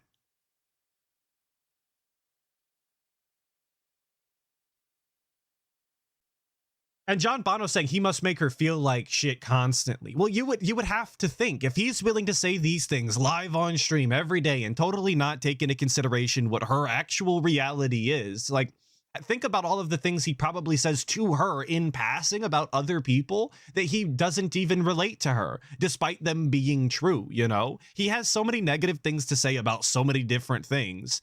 I couldn't even imagine where to begin. I'm definitely not saying I'm the skinniest streamer out there. I just find it ironic that people still are trying to make fat jokes about me in 2025. You listen, you want to say I snort? You're right. I do still snort because I still have post-nasal drip. You want to say my hair's messed up? You're right. It is. My hairline's messed up. My hair back here is all messed up. You're right. It's not messed up. It's receding and balding. Like we're really downplaying we're really overplaying what the word messed up means here. We could be a little more specific than that. You have a receding hairline and you're fucking balding like a maniac. Go You want to say ahead. I have flopping jowls? I do. It's true. Like you could say all these things. And he's got gout, and he's gangly and ghoulish looking, and incredibly pale, and has no social skills, and is 5'12", which is not impressive. Manlet, he's a manlet. But to say that DSP is fat in 2025 is hilarious because you are literally fabricating something for personal enjoyment. I am not a fat streamer. Yeah, I'm not slim. but he so is fat though. Okay. He's fat in the way that not because he's overweight, which you would have to see the scale in order for me to believe what he's actually telling us is true, that he weighs 180 or whatever. Well, look, But like he is like look at him on the side scrollers. With him and Adam. Like who's out of these three, which one looks the least out of shape or the least in shape? I guess he was on with the Kino Casino for so long that he thinks like fucking PPP Ashton. They call him Ashton. But even then, there was like Worski there. And he was impressed by his shredded abs. is fat. He is not muscle. There's no muscle density on him. Any amount of weight that comes from that is him, any amount of mass that he has is purely his skeletal structure, his skeletal structure, his organs, and his fat. That is it. There is no muscle there. There's no Just comparing muscle himself to definition. PPP, I There's guess. no strength in I'm his not entire fat. body. Look at him. None. My Epic Journey 73 with another 2. Thank you so much. Saying fat in liver failure fat. Yeah, exactly. He's fat in a liver failure kind of way, of course. At the same time, I am not obese. Good, nice try, but it ain't gonna ever work. You're saying that anymore. Ever. You're not allowed to say that anymore. Nice try with that insult. You All can't call right, me fat. okay. More like Yeah, you. I'll be honest. Aha. I am Wait, I'll not be honest touchy now. about it, but I'm proud that I'm I not lost the touchy, weight, I'm just- 'cause, man, my life was bad when I was heavy. Okay. He is touchy about it. That's absolute denial. It Right. can be both. You can be touchy and proud at the same time. As a matter of fact, I believe the touchiness comes specifically from the pride that he feels and it not being validated by the people on the outside. That's why he does this all the time. This is why when you call him fat, he always has to call it out and prove to you that he's not. Guys, look at me as I stand up in the camera and show you my side profile with my shirt on, as if that proves anything. As if a simple number on the scale is indicative of health in any sort of capacity. And it's not. When I was heavy, number one, my legs and knees hurt all the time. I had back issues. I It's got had moves. a lot of things. I had no wind at all. Like seriously, walking to the I had no wind at all. I've never heard anybody say that describe not having stamina or endurance as having no wind at all. Never heard it that way. mailbox and back, I could be like huffing and puffing for air. You know what I mean? And then changing my lifestyle. So now I don't drink sodas. I don't drink anything sugary whatsoever. I've completely cut out a lot of the fatty foods and things that I used to eat, you know, and then I changed also my diet, eating more lean meats, healthier stuff, you know, actively going on walks, exercising. It's allowed me to lose. What other exercises do you think the DSP is doing other than going on walks? Because he listed it as two separate things, and I cannot recall a single instance in which he's indicated that he's doing push-ups or sit-ups even, or that he's lifting, or that he's even doing some sort of stretching. I've never heard him say any of those things, and he most definitely doesn't own any sort of other machine in order to exercise. So did he just list the same thing twice? He just walks in and outdoors? All that weight. Thank you, Pope Super Kame Jizzler for the 5. I really appreciate it. And you say we just watched him lose his breath counting. This is true. I didn't even think of that. Thank you for pointing that out. You're right. He did just lose his breath counting for, what was it? 25 seconds, I think, is how many seconds he counted down before he said it was tiring. Absolutely. And then he finished it off with saying, "Get the fuck out, gal baby, eat it." Well, I thank you for the 5. Pooper. Pope, Super, Kami, Jizzler. There we go. I was on my scat shit, like DSP. Ack. At one point, I've told you guys, I was over Jesus. 240 pounds when I was at my heaviest. Now I'm in like 190. So I am proud of I that. don't That took a lot of work, a lot of believe mental you. changes too. You know, I was in a routine where every day I would eat unhealthier stuff, and I would always eat right before I went to bed, like a meal. Like I would eat an actual meal right before I went to bed, which would then not do anything for me. And that was my routine. I changed that routine up so that now I'm to a reasonable weight. Certainly I'm not skinny, but you know, it took a while to But get you there. know, And I'm proud of that I got that done. You know, all these Right. other people that you guys reference, this guy and that guy who have weight problems on stream, I'm like, well, thank God I got out of that. Because you know, Lord knows I got enough going on. The last thing I need is like, you know, health problems and stuff creeping up on me. So Well, he's gonna wind up getting them if he has no muscle on his body and continues to age rapidly like he is. This guy really does age like 20 years in the course of 5.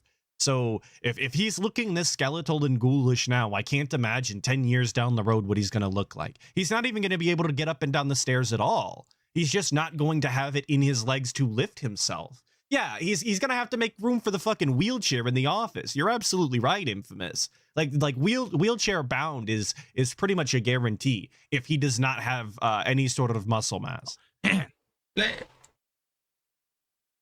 oh, let's see here. Habib, how are you? 30 months as a member on the channel, celebrating that, and says, sup, looking forward to Death Stranding 2. Oh, here's the Death Stranding 2 clip. Let me tell you, We were I'm talking looking about forward it earlier. to an amazing story. I'm looking forward to great mocap, character models, voice acting, emotional moments, and great writing. I'm not looking forward to delivering packages.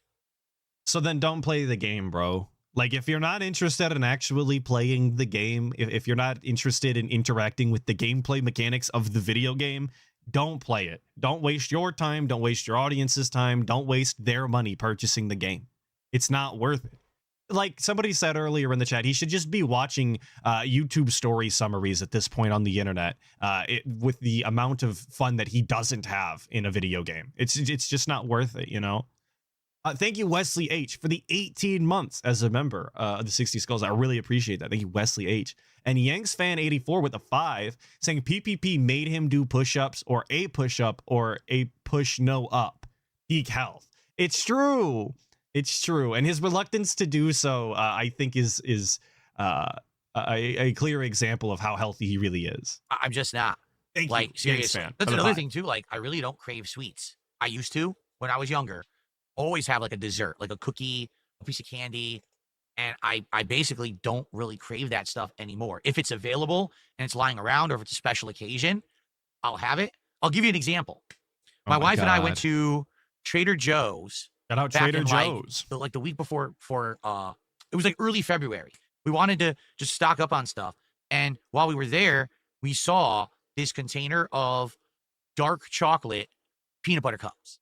Now, I can tell you that this is a purchase that we frequently get in my household, okay, from the Trader Joe's. I know the exact dark chocolate peanut butter cups that he is talking about. I know the way that the container looks, and I know I also eat them like a fiend. Every time I walk into the kitchen, I feel like I'm obligated to take one. They're just so good. So thank you, Manolo Azul, for being a member of the 60 Skulls. I really appreciate it. Thank you. Thank you. Now, we almost never buy candy, but we saw it there. It's something rare. You know, you go to Trader Joe's, you see the candies they have are kind of unique. And we're like, man, we both like dark chocolate. We both love peanut butter. All right, let's get this container. Okay. So that was what, first week of February? Guess when I finished that container of peanut butter cups? Right. Yesterday. There were 2 left. And I found after dinner, I was just going through the pantry and I saw them. I was like, been forever. Might as well just finish these. So I had two little, they're minis, the mini peanut butter cups, and 2 mini peanut butter cups. We wrapped it up. But that's what I mean. Like, Yeah, what what is the point of this story? What is the flex here that you don't typically eat dessert like candies or anything? But that doesn't tell us all of the other things that you ate in the meantime, right? If I told you that a tub of ice cream lasted me fucking 6 months into the year, that doesn't mean that I wasn't eating fucking brownies the rest of it, you know? I don't know what the point of this story is. Because you decided not to eat a specific food for an extended period of time and drag out its life, I'm supposed to be impressed? I'm supposed to think that you're healthier and you've made positive changes? I guess, sure. But I don't think you're accomplishing what you think you are. My Epic Journey 73 with the 2, saying he must have run out of frozen pizzas. He must have. Obviously, the dark chocolate chip peanut butter cups are going to make chocolate chip. The dark chocolate peanut butter cups are they're going to make up for the frozen, the midnight snack pizzas, as we call them. we don't have that in our heads. We don't think that way anymore. You know, when what they say is out of sight, out of mind. If you don't surround yourself with Right. bad things, Right. then you don't think about them, nor do you really want them. Like, that's how I got out of wanting burgers and steaks. Like, I used to. Man, I really wish somebody would tell drug addicts this, right? I really wish that all addicted people would just understand that if it's not around, you literally can't think about it. It's illegal, it's banned, and it's impossible. I wonder why it is then, if he knows that this is the case, why he hasn't just stopped purchasing alcohol throughout his entire fucking life as a former alcoholic, right? He continues to indulge in alcoholism, despite understanding that if he didn't purchase it, he wouldn't even think about it and it wouldn't be a problem. He would have no inclination to drink had he not made these purchases, but yet he continues. It's weird. It's almost as if then, by his own reasoning, he's deciding to poison himself every day in this irresponsible way that's bad for his health. It's weird. Love burgers and steaks. And then a decade ago, I got diagnosed with gout. And they're like, man, you can't eat that anymore. Gout, If you gout, keep gout, eating it, gout. your foot's going to swell. It's always You're gonna be in funny. extreme pain He says all the it. time. Usually he's like, So I it's a stopped blood eating imbalance, turkey, blood acid body meat. imbalance. Instead, chicken, turkey, whitefish. Those are the 3 key things you can eat as protein if you have this blood disease. So Oh, there it is. I started just having a lot of those as substitutes. And within like a year, Uh-huh. I don't really crave burgers. I don't ever think of steak. I'm not even kidding you. We'll go to a restaurant on our day off that's like, this restaurant is known for steaks. And I'll be like, Look at the high roller, folks. On his days off, he goes to places that are selling big fucking steak dishes, and he doesn't even purchase them. He's such a king. Not only is he the king of self-control, but he's the king of fucking balling out of control, dude. Eating the big steak joints. I just don't want it. I just don't crave steaks. It's gone away. I don't have that. The wiring in my brain has changed because it's not something that's regularly in my diet. So for sweets, cookies, and things like that, I don't even think about cookies or baked goods or sweets, cupcakes. None of it. I don't When I was a know. kid, He was only talking about all going the time when my to house a and I cookie lived with my place parents, just there was like a always week something else. ago. A box of donuts, a cake that you're cutting a piece off of or whatever. But no, I don't think No. about it at I all. don't It's eat entire completely cakes. out of Doesn't even think my about it. diet because I don't buy it. If you don't buy it, you don't want it. You don't And- buy and- it, no and again, I diet. don't know what That's- he's you should make a book, looking Kilo for Man. in telling this story, other than to shit on people for calling him fat and basically asking for a pat on the back for changing his ways and apparently not even thinking about eating things that are unhealthy. I don't understand what he's looking for. What amount of I'm rendering a validation video right now. will It's going make to take a him minute. Move on from this and never talk about it again. Really, is what I'm wondering. Because Turkey is bad for gout? Hear it again. You know what's really bad Sorry. is And then you go shrimp. to the store and you see it and you're like, maybe your mouth waters for like a second. And if you don't buy it, you're good. And so I don't. You see it, your mouth waters. You imagine it's in your mouth, and you eat really it, and is then you're good to go. It really is a miracle then that if he doesn't eat any of these things, he doesn't eat these desserts, he doesn't eat these fatty foods or these red meats or anything, why he still looks so unhealthy, right? Obviously, it's because of a lack of exercise and going out in the sun. But Haikatoon from I'm Raid craving Shadow so hard Legends. that guys in the West normalize eating medium rare with the blood dripping seriously. Well, it depends on what you mean. Medium rare. and you're right, MRBR nope. He literally showed PvP Okay, it's his rendering. freezer Almost done. full of clearly not healthy food. Absolutely. You're right. I'm not going to go find that Sorry. image, but there was frozen gourmet ramen noodles or whatever the fuck and snack pizzas and all sorts of I can't remember the other specifics, but none of it was like Okay, done. uniquely healthy in any sort of way. Sorry. The guy isn't preparing, salads for the week or kale fucking smoothies or anything like that. He's no pinnacle of health by any means. He simply wants a, like I said, a pat on the back for not eating fast food daily, I guess, even though his DoorDash bills are absolutely through the roof. Or just rare, okay, is actually the best way to eat meat, like steak. The problem is there's certain meats you can't eat that way because they're dangerous, like chicken, right? If you have raw chicken or nearly raw chicken, you can end up getting, what is it? Salmonella? Is it salmonella? I forget what you get from chicken, but you can get really sick You if get you eat salmonella, raw chicken that's of infected. course. So certain meats, they don't I don't know if it's actually said salmonella. I've always been a salmonella enjoyer myself. Thank you, Deuce Falco, for the 5 gifted. Big ups, brother. recommend it at all. As long as the meat that you bought is treated the proper way and verified that those cows are healthy, then you can eat it raw or medium rare, bloody, and you won't get sick. All right. Okay, cool. That was the end of it. Apparently, I cut off the end where he talked about how he spent like $500 fucking between 3 people on eating a super rare, delectable steak, which I can understand why I would have cut that out, but.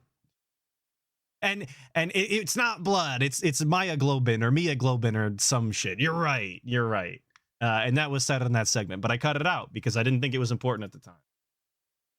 And am I regretting that now? I don't know. But we're moving on because he's not fat. I don't want to talk about food anymore. Big ups, Storm Hogan, of course, for this clip. Tell you something, brother. Snort, Jesus Christ. It's so fucking loud. Han Cholo says, do you still owe on your taxes? Gee, Han Cholo, a little forward of you to come on my stream and just ask me a personal question like that. The answer is yes, by the way. If you were wondering, if you're met with this kind of resistance when asking a very simple yes or no question, the answer is yes, and he's embarrassed. All right, let me answer your question with a question. How much alimony do you owe? Right? How are those how are you doing on your child support payments right now? What? What does Really somebody say? weird. Wrigley says it's bold of you to assume your detractors aren't incels and would even have kids to owe alimony to. Or that's the point I was making. Oh, you didn't get that? No, that was the point I was making. You see, What? he's trying to ask personal questions about Hold on, let me resync. have these things, but he doesn't. So notice he shut the fuck up after that too. He thinks he dunked on that guy when really all he did was lash out, and the way that he's described what he meant it didn't come across that way at all. The guy asked you a real legitimate question that is actually the reality of your situation, that you did owe tax money, legitimately asking if you still do, and your insult was to ask him if he had it, if he was paying his alimony and child support, and that was supposed to indicate that he didn't actually have a life for either of those things. What? So would it be a good thing if he did have those, if he did have alimony and child support, because that would be indicative of him having a real life? That sounds like a bad thing to have alimony and child support. Just like it's a bad thing to still owe fucking tax money.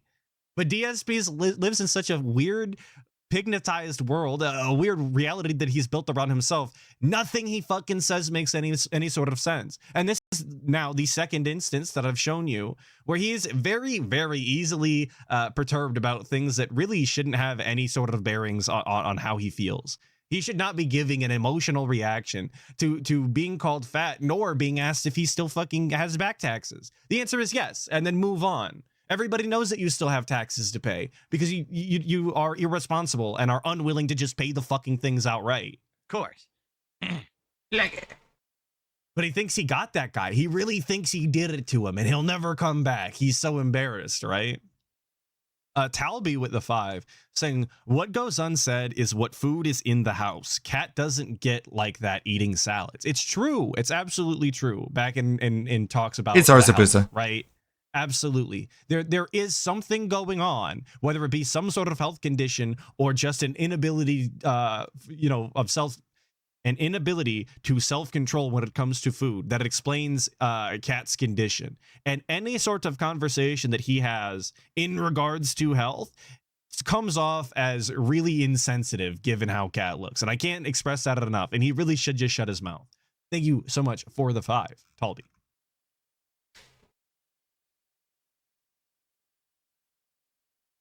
It's not paused. I unpaused it. yes, He's Rich, I reading. know my state has problems with crime and drugs and all kinds of stuff, but I don't want to get political on the show today. Not too political of a stream here.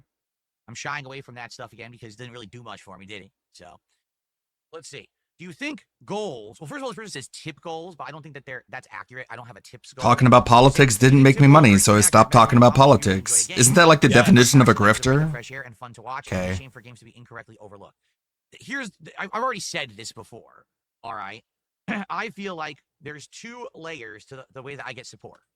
Oh, it's like an onion. It's got layers. Or as DSP would say it, it's like an onion. It's a whole juicy thing. Kind of the exact opposite. But Okay. Layer number 1 is the game I'm playing. There are particular games, right? that On the certain people outside, will an show onion looks like just one for that big, game, juicy, and they will support a stream hole. just because I'm experiencing or But- playing a certain game. That 100% definitely happens, especially for bigger games, or sometimes it happens for retro games that people really want to see me play. I'll give you an example of that. Suikoden 1 HD. I told everyone I really wanted to play that game because it's from my youth. I played it in the 90s. I loved it, and I was dying to play the collection, but I was very skeptical if it would work as a lengthy playthrough. I would need people to buy in, and they did. People said, we want to see you play this. We will specifically Last show up time on for the Suikoden streams and support them, and the entire playthrough, I hit support goals just because I was playing that game. I'm still astonished by that. I do genuinely believe in my heart of hearts that was pre-planned. That playthrough I thought I muted was, that, was but okay. already paid for behind the scenes with confirmation by DSP that it was going to be that way. I struggle to believe that anybody was really sitting through that boring ass RPG with his non-commentary, his hand holding, and genuinely enjoying themselves so much that they authentically supported it. I'm Gundam not put out a convinced, and video. You cannot convince me. He's done it in the past, and he will continue Gundam hasn't contacted me in a little bit. to do it. And I think that's one of those games that's fell victim to that exact practice. I mean, I'm not complaining that much. I've been enjoying the free time, been getting more of my games done. Which is disgusting. But I gotta pay the bills. Thank you, Wesley H. For Been doing the more 5, editing. saying when you have no friends, emotional outbursts Speaking like of that editing. makes sense because he has to get it out, even if he is. You want to see what you just heard there? Here it is. Wait. I want to make sure it's perfect. Let me get it in frame. No, shut up. Last no, time on I said shut up. You're spoiling it. You said transform. Okay, here we go. Last time on Detractor Ball Z. Last night, I was asleep, having a dream. People were actually accusing me of crime. 4 minutes. Things in this dream that I'm having. And that's kind of where the dream ended. I want to set the record straight on this stuff publicly. Whether or not people believe it is their own prerogative. Why won't someone interview me? I want someone to interview me. The reason that I feel this interview will be different from what they're expecting is because I am going to be an open book. All right, boys, prepare the slave trade. We're selling her right off for profit. Okay. I absolutely should have not done it, you know, but it's the same style of commentary that I've done over the years. It's not any different. It's no different because I've changed now. I'm In sorry, the past- you sound like the abusive ex-boyfriend trying to get back with his girl. I've changed now. Don't worry about it. I have depression, you dumb fuck. It doesn't seem like a very healthy lifestyle. You keep ruining it for me. Begging for money is never a good look for anyone. Completely anyone. agree. Completely agree. I can't dispute it. I refuse to just sit here and beg for money. So, A shame this is all There you taken go. out It's of a nice context, session. dude. For Of all you, I know course. it's absolutely obnoxious. Very You can't unfair. stand it. I love what I do. Do you currently still play WWE Champions? Yes, Can I ask you, Phil? Have Sure. you ever spent money on this game? of course I have. Yes. How much money have you spent in this game? Do you mind saying? Total, I couldn't tell you. I mean, I said you can ask me absolutely, positively anything. So like, Well, I'm not going to tell you any account name, anything. Okay. Oh, no. Hold on. I told you I'm not even doing anything with my phone or anything on the stream. Anything.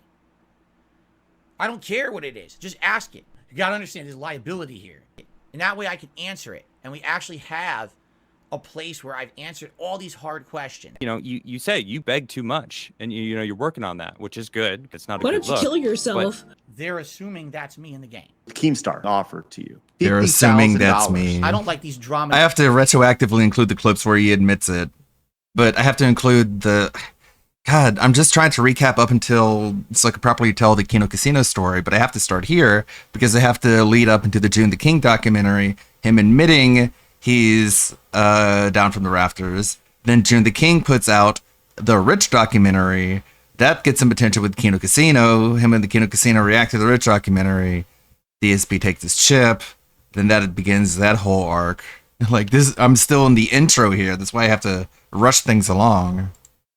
YouTube. Is this interesting going back and watching things from like fucking 2023? Holy shit.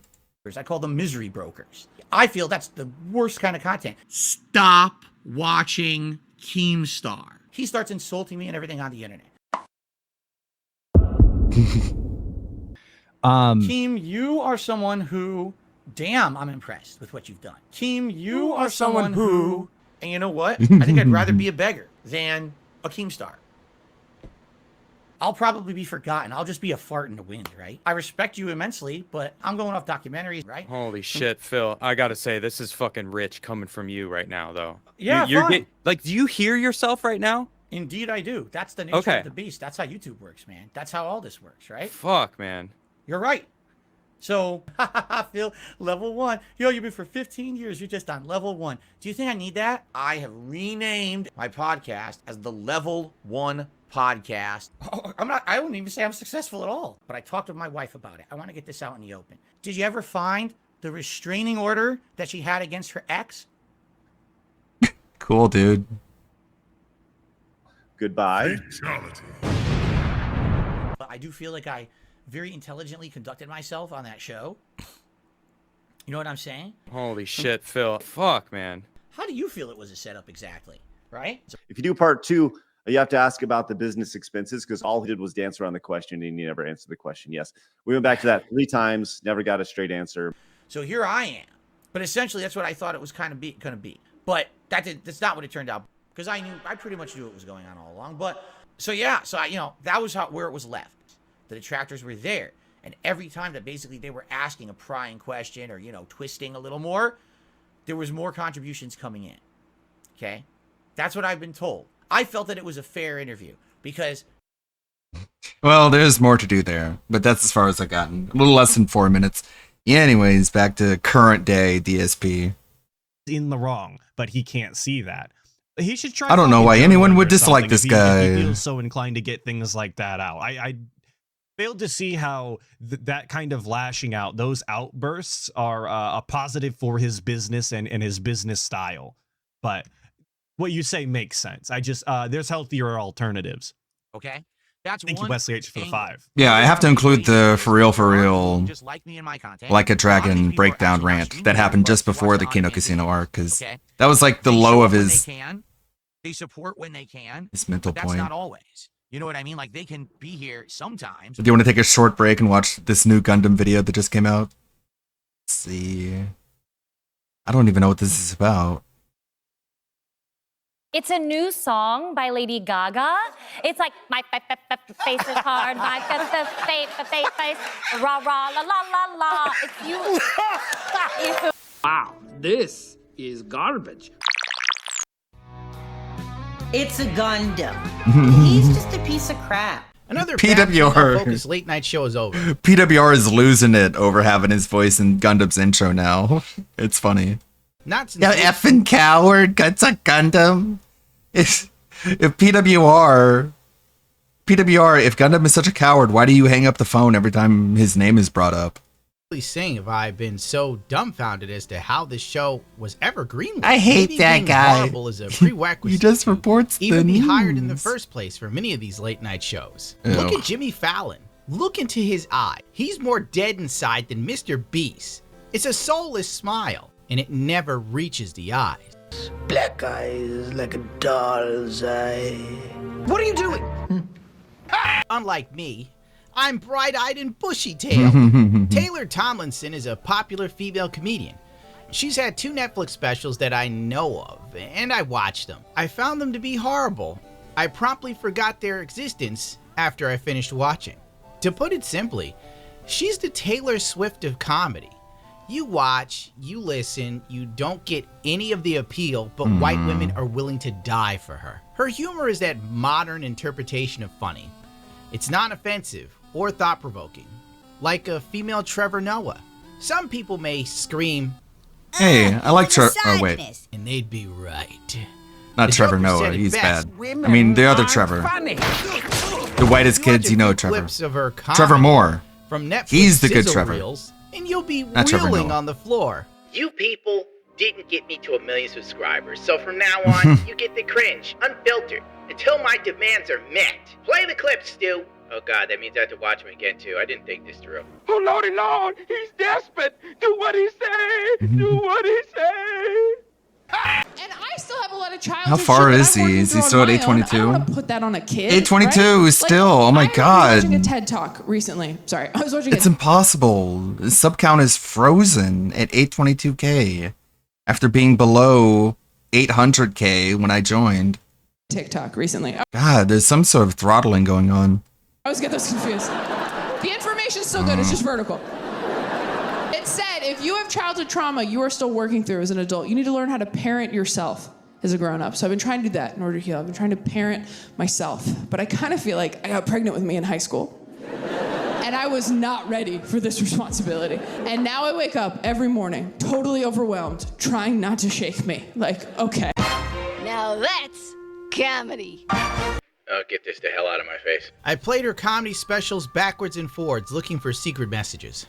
I studied her videos like the Dead Sea Scrolls, trying to find a joke. I'll be a bit more fair. She might have part of a joke that is funny, but that's after a long setup and a myriad of unfunny jokes beforehand, till you finally get to something that's slightly funny and you chuckle a little bit, you know, like, you know, like that. Then it goes back to sucking. To be fair, I'm not her target audience, which is gassed up mids that are secretly or openly resentful of men on some level. Well, I guess someone at CBS saw her comedy specials and thought, perfect, the safest comedian to lead us in the late night wars. Late night television in America is as exciting as an old folks home. If they aren't telling you how to think or feel or vote, they're crying over how you think, feel, or vote. Taylor's show can be best described by Cartman in the Panderverse. Put a chicken in and make her name it gay. In every episode I've seen, there was a mention of Pride Month or being gay.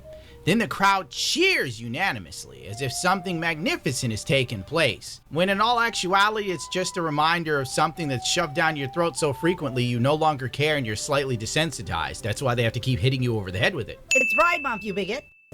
Look what the homosexuals have done to me. Choking on your alibis. These are the lyrics to Mr. Brightside by the Killers. And tonight, One of you will be named Mr. Brightside, gender neutral, as we play On the Bright Side. Like, this is what I'm talking about. Do you guys understand how many graphics? So there's a team of people who make all of these graphics with all of these little jingles that Paul loves so much. Can we talk about the detail? Yes. It looks like something you can get off of Fiverr. Taylor, you're also leaving out. You're leaving out the jingle. My favorite part. I know. That's what I said. The jingles Paul loves so much. I love the jingle. Kill me, please. I want to.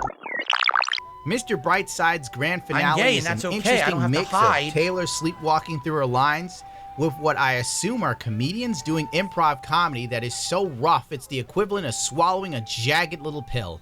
Paul. I mean, on the bright side, his sick dog t-shirt got some screen time.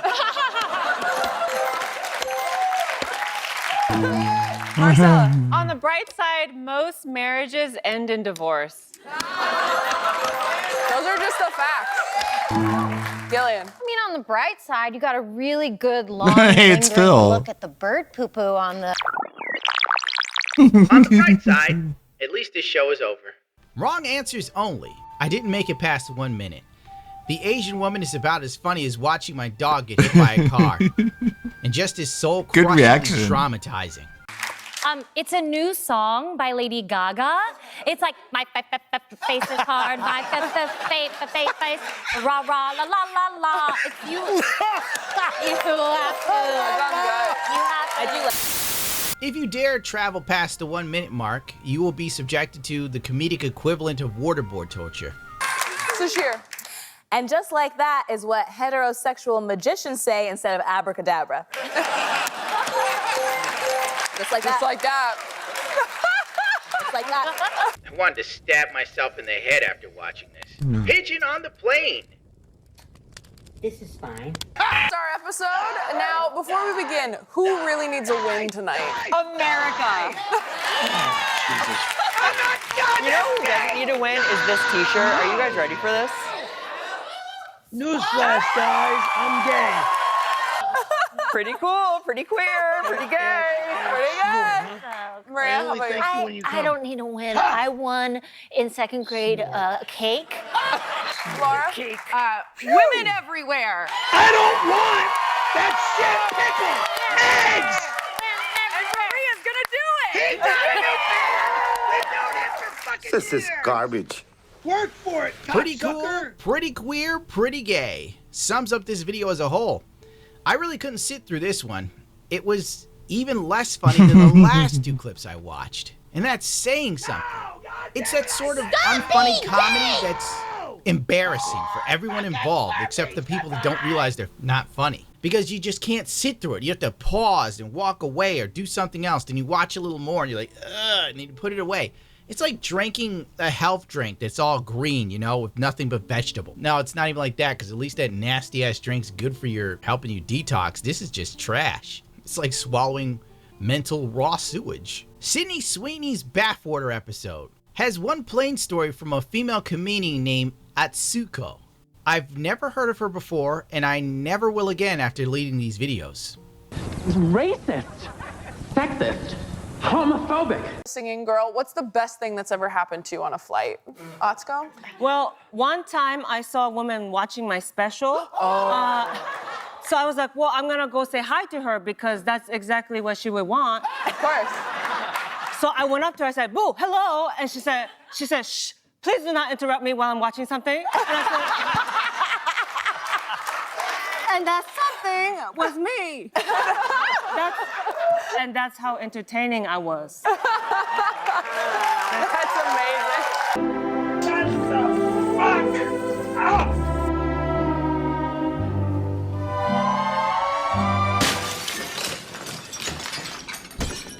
Once the horrible game show had ended, they all sat down to have a talk. Ironically, the funniest woman on the panel was a man in a dress. Oh no. Well, Gundam likes his drag. But men do it better, I guess. Oh, and they reminded me it's Pride Month again. I swear to God, they never let you forget. One of Taylor's opening monologues is your standard fare, unfunny, uninspired, as edgy as a stick of butter humor that makes you listless and lethargic, like King Cobra after he polishes off a can of Duster with a warm glass of beer. The difference is you won't have a good buzz going, or get free DoorDash waiting for you when you wake up. It's just all negatives. There hasn't been a good late night host since Conan O'Brien, and I'll die on that hill. I'm not even trying to be mean to this girl, but after watching this show, I want to throw myself out a window.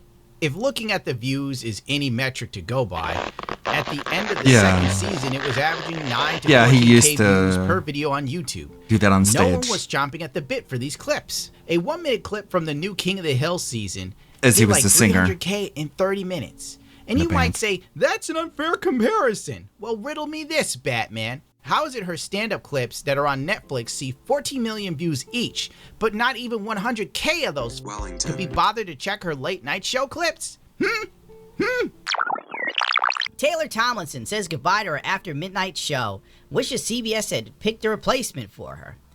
Blah, blah, blah. Tomlinson waved goodbye to After Night Show with an emotional monologue praising the team that makes the CBS late night show and saying she was very grateful for the opportunity. Listen, she gives an ending monologue that can be summed up into this. I didn't really want to do this anymore, and since I won't, they are canceling the show and not bothering to look for a new host. The people who are losing their jobs are amazing. Sorry, guys. Bye. There you go. That's kind of it. I saved you like 3 minutes of her basically waffling through an emotional speech, and nothing's emotional. It's about as emotional as when a chick breaks up with me. It's kind of like, well, you know, we had some good times, and blah, blah, blah, goodbye, asshole kind of thing. Clearly, this show had a small budget, and it was odds are the pet project of someone at CBS that just liked Taylor enough to let her have a failing show, and that's kind of the end of it.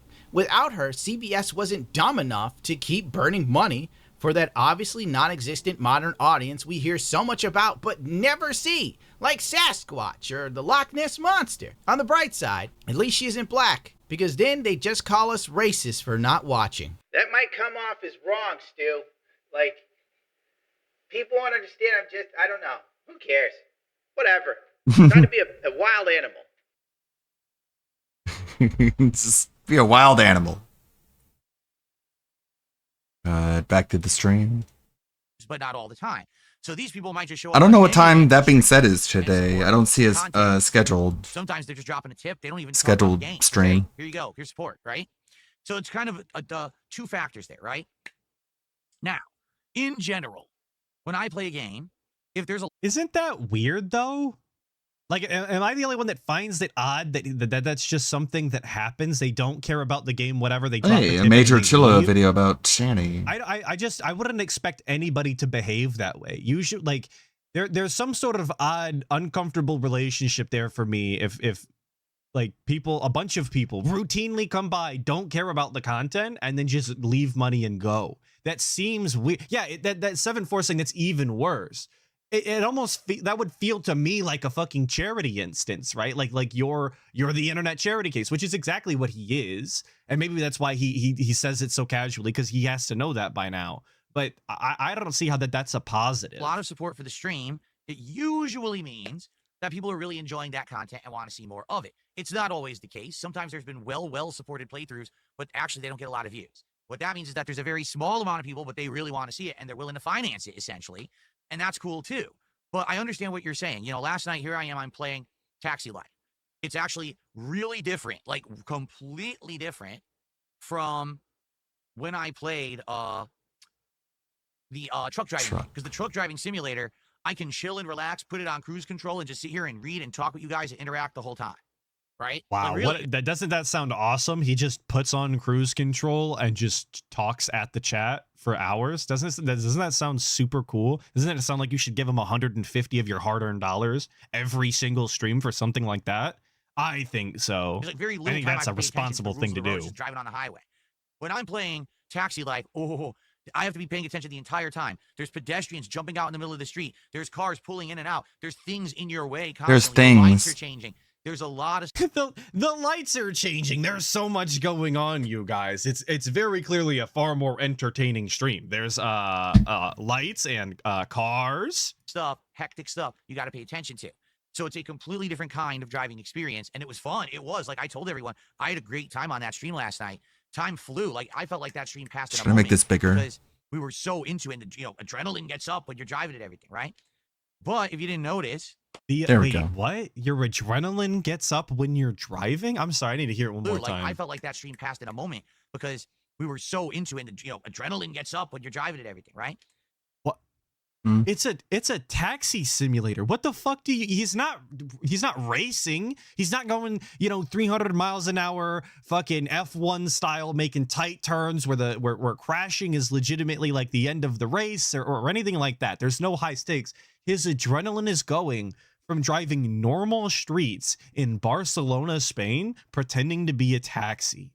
What the fuck does that mean? Like, this guy must actually legitimately not have a license as is the actual case. But that's only proof to me. If your adrenaline is going driving down normal roads and because the traffic lights are changing and people are pulling out of their driveways, I don't know how much I don't know that you're fit for this world, if that makes any sort of sense. But if you didn't notice, we had some support at the very beginning of the stream, and we had support 1 hour in, and then we had no support for the entire rest of the stream, and we ended the stream at $90 of support. Now you might say, well, that's not bad. You're right. $90 is not bad. That's not a failure stream by any means. The goal is 150. Well, I like that $90 isn't bad. He played this game for what, 2-3 hours max and made $90.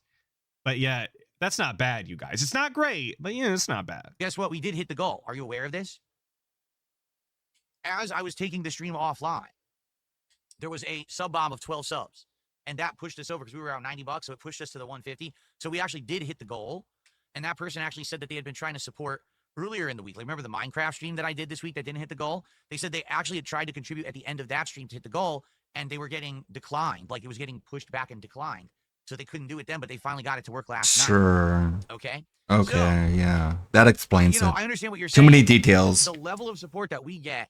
So is that indicative that he wanted Minecraft to continue, or is that supposed to mean that Taxi Simulator continues? I'm confused because of the rules that DSP has laid forth about the way that support is calculated in interest to the gameplay and how it continues. You guys know how the rules are around here, so I don't think I have to explain to you that none of them make any sort of fucking sense. For a particular game or a particular stream doesn't always represent how much people like a game. I will tell you this, last night, people were absolutely engaged with that stream. We were laughing, we were talking, we were enjoying each other's company. We were They enjoying laughing. The stress of the gameplay, like it clicked. We were enjoying the Of stress. the gameplay. Like, he really is making this sound like he was performing like an open heart surgery or something in the video game. This was potentially a fake life or death situation. And guy is actually just going down the street at normal speeds, doing normal, traffic law abiding.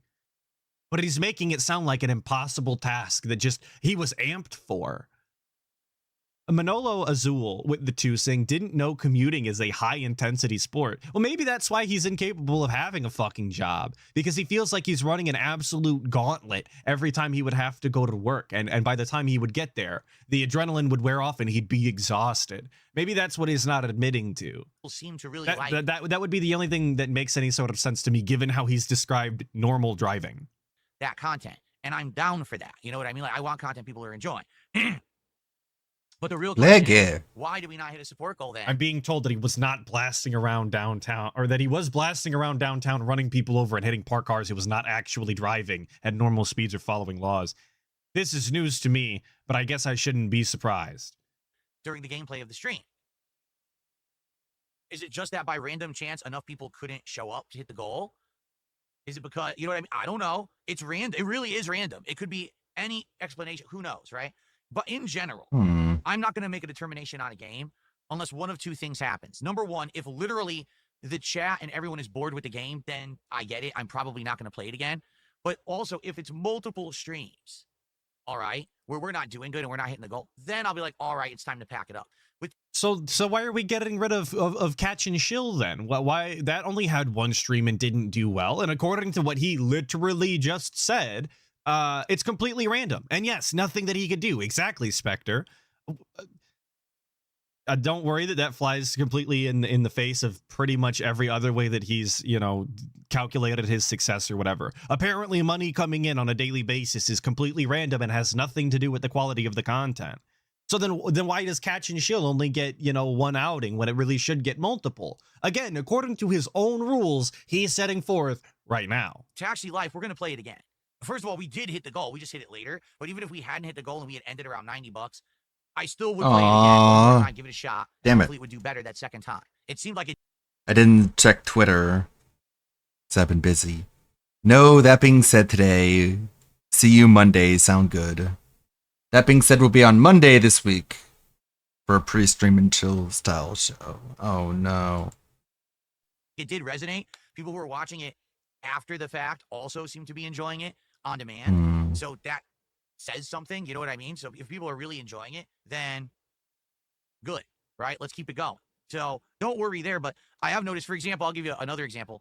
Cast and Chill. Right. I really enjoyed please Cast explain and that Chill one. earlier this week.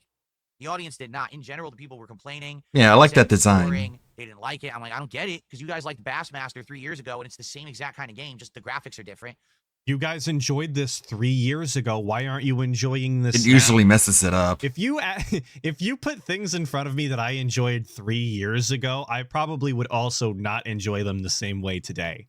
I think that just goes without saying that after 3 additional years of life and experience, some of the things that you enjoyed then are not going to be as enjoyable now.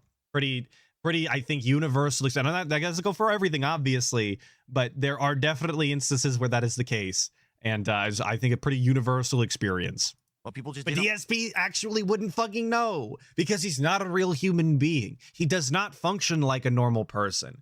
He functions on his own rule set, which of course is always evolving. Like Cast and Chill, so Or in that evolving, case, that's what as I'm you not would going to say. go back to. Okay, but in the case of Taxi Life, I think we will continue with it and see how it does, and hopefully, very much hopefully, I hope that it will pick up and do better next time. We'll see.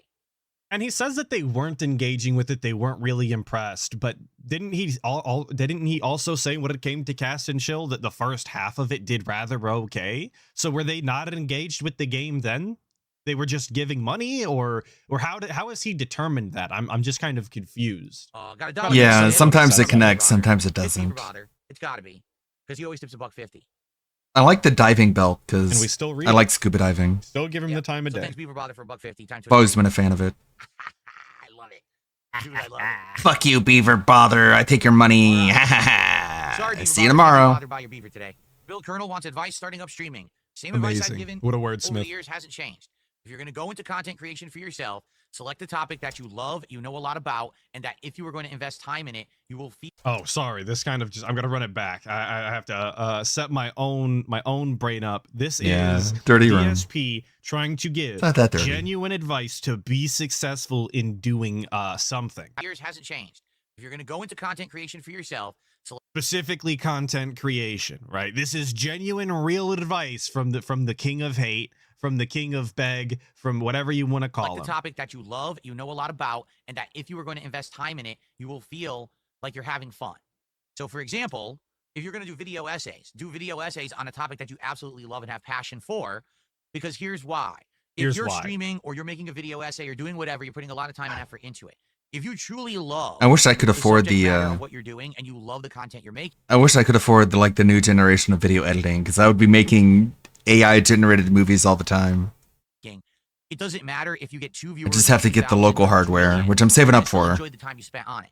I'll get it as soon as I You can. want to see people enjoying what they're doing, not grinding through. Right now, if you pay for it for a cloud service, People it's have fun, right?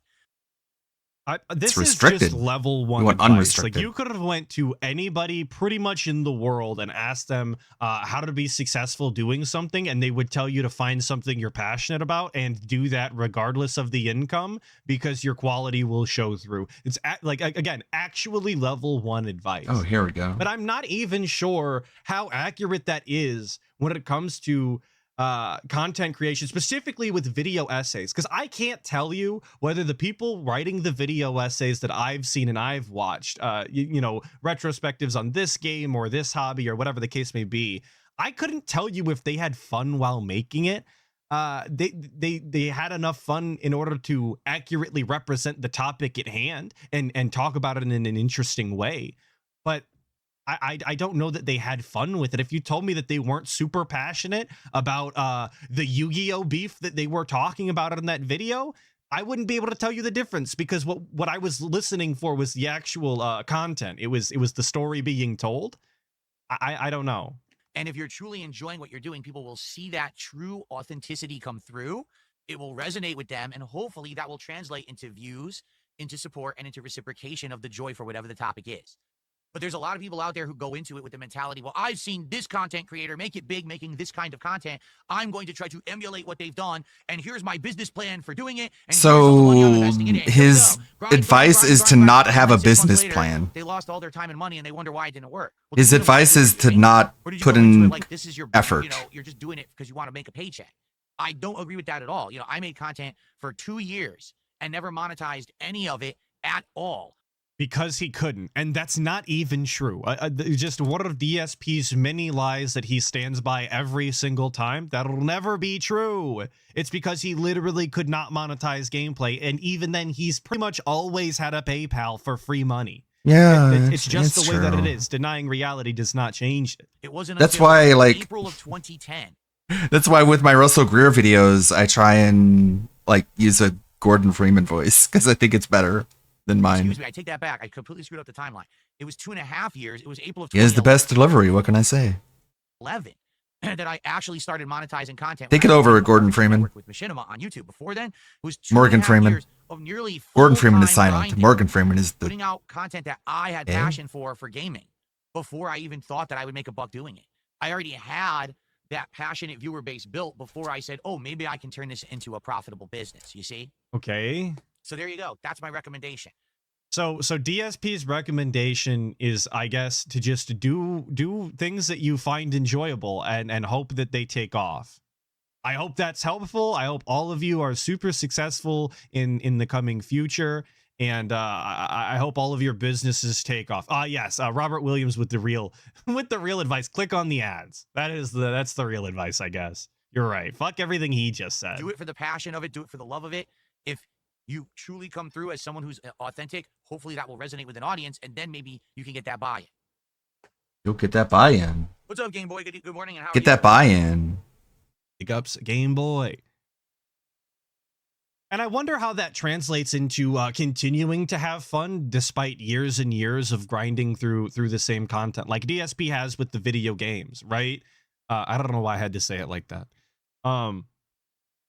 You can just look at the way that he plays video games now, and he's very clearly not having fun. So where is his success coming from then, right? Is it simply just holdovers from people who have enjoyed his past content? Is that what are we willing to admit that we're relying on that at this point, given how little fun we're having? $2. $2 tip.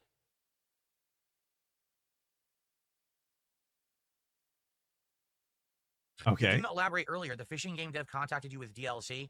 No, after I played Cast and Chill. He was gonna deny it. Did you hear it? He was gonna say no, but it's the reality. If it was actually the game developer or a promo company, whoever it is, right? This is pretty cool. I thought this was older, but this is recent. I'm thinking it's kind of Kino. I'm thinking it's kind of peak. Why are you laughing? You think it's good? Huh? You think it's good? It's so good. Huh? It's so good. Oh, say it's good. It's so good. Say it's good. Leah, what do you think? Put her in a panini. Put Leah in a panini. That's really cool. With like tracking and VR, they can just like be together as VTubers. Very advanced, very cool. Promising for the future. Right, who's trying to get this game attention, and they contacted me and said, hey, thanks for playing our game. Here's a DLC for 2 dogs. 2 different dog companions. Shout out 2 And I was dogs, like, oh, that's great, but as sad, opposed to I'm 3 dogs. of course. You know, it Wow, didn't wow. resonate with the audience, so I'm not going to play it again. Personally, I think the game is great, and I would play it to relax myself. It is such a chill game, which is the whole point of Cast and Chill. I think it's exceptionally good. He would play it himself. I just realized the alert sounds have been off. My bad. He would play it himself offline to chill if he actually enjoyed video games or ever played them in order to relax. But he doesn't because his passion for video games is completely gone, despite all of his Death claims to the Lover. contrary. Wesley H with a 5 saying, and yet Urgh. when Phil No, declared not bankruptcy, urgh. he claimed his business costs $5,000 a month and thought anyone Altier. besides his Altier, judge that would is. believe that. It's Urgh true, was, and I have no idea how was he Gray's ever mentor. thought that would be the case, right? No, 5K to Altier. run a fucking video gameplay stream month to month is crazy. You Wesley H for the 5. Good Well, Wrigley, character. I thank you for that, and I appreciate that statement. He basically says, I can understand why from some people's point of view they take issue with you one way or the other, but when you're giving heartfelt advice to guide someone and try to make them find Heartfelt happiness, advice. that is Like, don't put in effort. Don't try.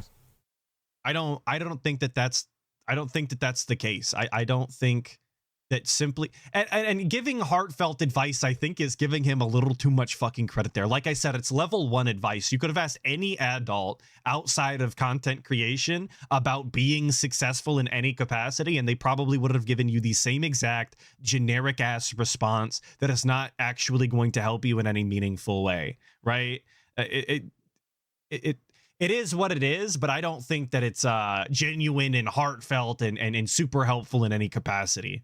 That's just blowing smoke up his ass, which is probably what this person was trying to do in the first place. The Wordplay Dojo pointing out that if you take him at face value, in that he always has a ton of fun, it begs the question, what does he consider fun?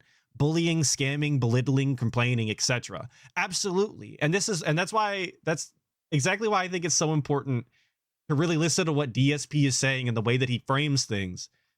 Because if you listen to him, he basically is the scummiest, worst piece of shit on the planet. By his own words all of the time. You just have to let him hang himself on all the rope. I'm not a malicious dude. I don't wish anyone harm. I don't wish that anyone crashes and burns. Not even my most, people who hate me the most, or I should rephrase that. Not people who hate me the most. People who actually actively try to. No one actually hates me. That they benefit That's by a cope. stepping on me the most. I don't wish. No one actually hates me. It's only because they make money off me. Do they make fun of me? No other reason. In lawsuits and then completely ruin their lives, and even, as he said the other day, lose their house thanks to H3H3's lawsuit if it goes through and wins and sets some sort of precedent that it would not actually set because it's completely unrelated to the people that he takes issue with, but I digress. That situation's entirely separate if you know anything about it. I've said this before. I feel like if everyone out there was yeah, he said that Tevin deserves prison. He's compared him to an actual drug dealing criminal on the street causing physical harm and death to random citizens. But DSP wishes no ill will on them. If you actually thought that about somebody, if you thought they were legitimately a criminal that was committing heinous acts and committing wrongfully committing acts against other people, and you don't wish ill things to happen to them, I would have to judge your character at that point, right? If you don't want any of these people that are actively doing wrong in your own eyes to be punished in any sort of capacity, I'm judging you instead. Really happy, had good things going on in their life, positive things, right? They had friends, they had family, they had a significant other, they had a job that they loved, they were financially stable, they were healthy. If all those things were true, they wouldn't need to bring down others. They wouldn't need to look at others and say, let me make that guy look bad so that I feel good about myself, because they'll already feel good about themselves. You see? This is the detractor straw man that DSP has built up in his head. Similar to earlier when he was talking about how you must be jealous in order to hate him. He thinks that every person that derides somebody else or has something negative. I think it's important to include the side scrollers interview before talking about the Kino Casino arc, because DSP had the same cope with that interview. Who's like, oh yeah, it turned out exactly. Need to bring down DSP. I want to. Exactly. It doesn't make me that much money. But he said, oh yeah, this is exactly how I planned it to go. Like, the interview went perfectly according to plan. The only problem was that they were allowed to talk about it afterwards. Negative to say about pretty much any topic. But like Kino Casino are allowed to talk about it afterwards, and that's perfectly okay, right? It's simply because they're unhappy. They're doing It to all make according to themselves plan. feel good. Yeah. It couldn't be just that they've had a series of thoughts and opinions based off of the topic and the information presented to them in any sort of context. Of Can even course show not. you. It's simply because they feel so terrible about themselves they have to bring down others, when that's just not the case. I've talked to detractors, and I know myself. Pretty much everybody that I've talked to is rather satisfied. They have jobs, they Make have sure you can see families, they this. have significant others. Some even have children, believe it or not. And they seem nothing but gleeful and happy to have all of those things, and yet they still have negative. Unpause here. My podcast as the level 1 podcast. I wouldn't even say I'm successful at all, but I talked with my wife about it. I want to get this out in the open. Did you ever find the restraining order that she had against her ex? Goodbye. I do feel like I very intelligently conducted myself on that show. You know what I'm saying? Holy shit, Phil. Fuck, man. How do you feel it was a setup exactly, right? About the business expenses, because all he did was dance around the question. Oh, damn it. I very intelligently conducted myself on that show. You know what I'm saying? Holy shit, Phil. Fuck, man. How do you feel it was a setup exactly, right? If you do part 2, you have to ask about the business expenses, because all he did was dance around the question and he never answered the question. Yes. We went back to that 3 times, never got a straight answer. I felt that it was a fair interview. So You guys, I have zero issue with how that went. Zero. All right, I knew cool. that was how it was going to go. He's lying. He's a pathological Yeah. liar. It's Right. very clearly lying. Stop lying. And that's where everyone thinks it ended. That was exactly how I expected the interview to go. I'm disappointed, for sure. It went all according to plan. That's always the cope, right? Like, he went in there planning for them to realize that he's lying about everything. Wow, cool plan, bro. What'd you get out of that exactly? Things to say about Yikes. DSP. So Uh. I'm just failing to see how the straw man that he's laying out even makes any sort of sense. I don't understand it.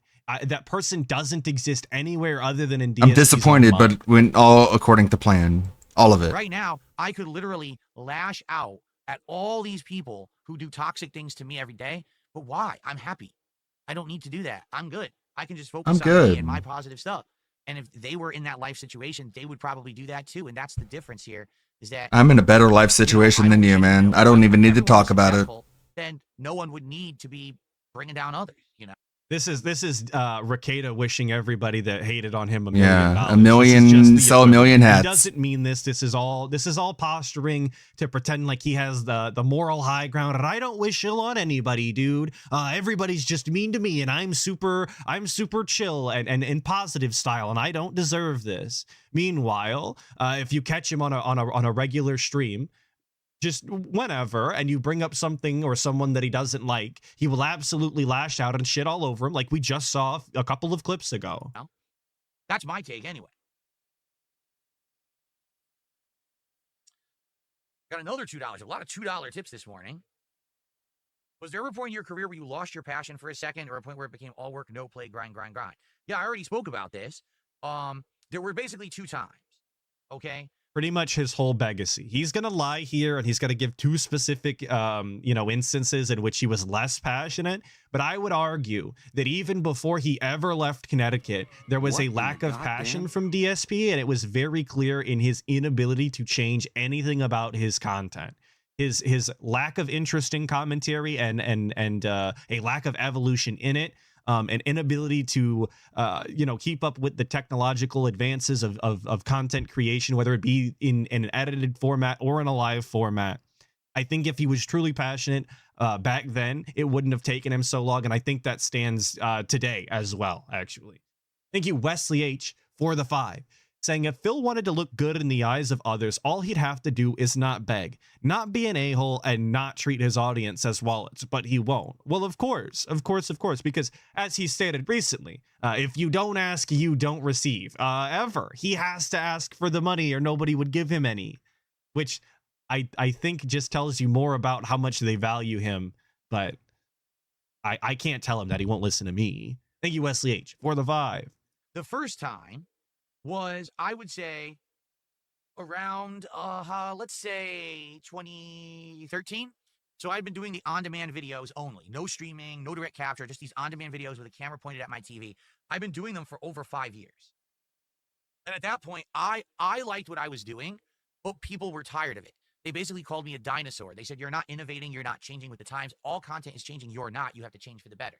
So at that point, I kind of felt burnt out because I felt like I was spinning my wheels. Like I was making tons of content, but rather than people laughing with me, they started to laugh at me. Things like, this is how you don't play and stuff started coming out. And it frustrated me. I felt like I was busting my balls putting out content and people just didn't like it anymore, but I didn't change. Society did. The internet did, right? Society changed around me. It turned against me because everyone got stupid. Usually when you're passionate about something, whether it be painting or streaming or any sort of other hobby you have, usually you get better at it. You get more into the details of it. You get into some of the more complex aspects and try and change it in that way and familiarize yourself with the subject matter. But instead, DSP just continued to do the same thing day in, day out, and just cash checks. He decided that pumping out 50 videos for the maximum amount of ad revenue was more worth his time than putting together actually good content that people were more willing to watch. Like I said, I think it just shows you exactly where his mindset was. So then I became someone who live streamed into direct capture, and I kept pushing forward with this. But around 2016, okay, at that point, I felt like I really was burned out. Like I didn't want to just be sitting around playing games all day, every day.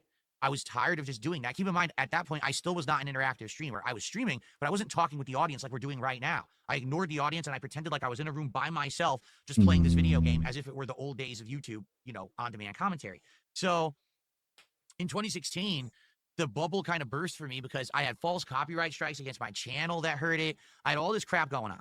Right. And that was the year Big when ups, I said, Be well, let's Awesome try something One. different. I had a whole new channel called KO Gaming. I mean, we looked at the chart. The Be Awesome One strikes did create a downward trend of views, but it went right back up to where it was before. Started doing edited Oh, content. let me make this big KO again. Gaming was the revival of his passion. So from 2012 to the start of KO Gaming, he had no passion. I believe that's actual literal years of content being made where he himself has just admitted there was a lack of passion. There was little to no interest and he felt like he was spinning his wheels. Just think about that. Years of content being made and he just really didn't care. Why would you continue to do it other than for the money? And how does that not make you despicable? It's just a general question for the audience.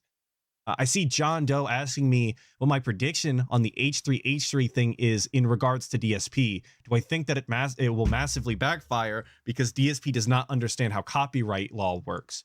I don't know. I think that it requires, in order for this to mean anything to DSP, it would require that detractors not make transformative work. And I think that the only person you could make that argument for at this point is Raw Clips, which you know what the case is on that. And like Raw Phil. Other than that, pretty much everybody else who has something negative to say about DSP is absolutely 100% making transformative work. So I don't think that it's as landmark and as big a windfall as he thinks that it would be. Raw Phil is absolutely goated.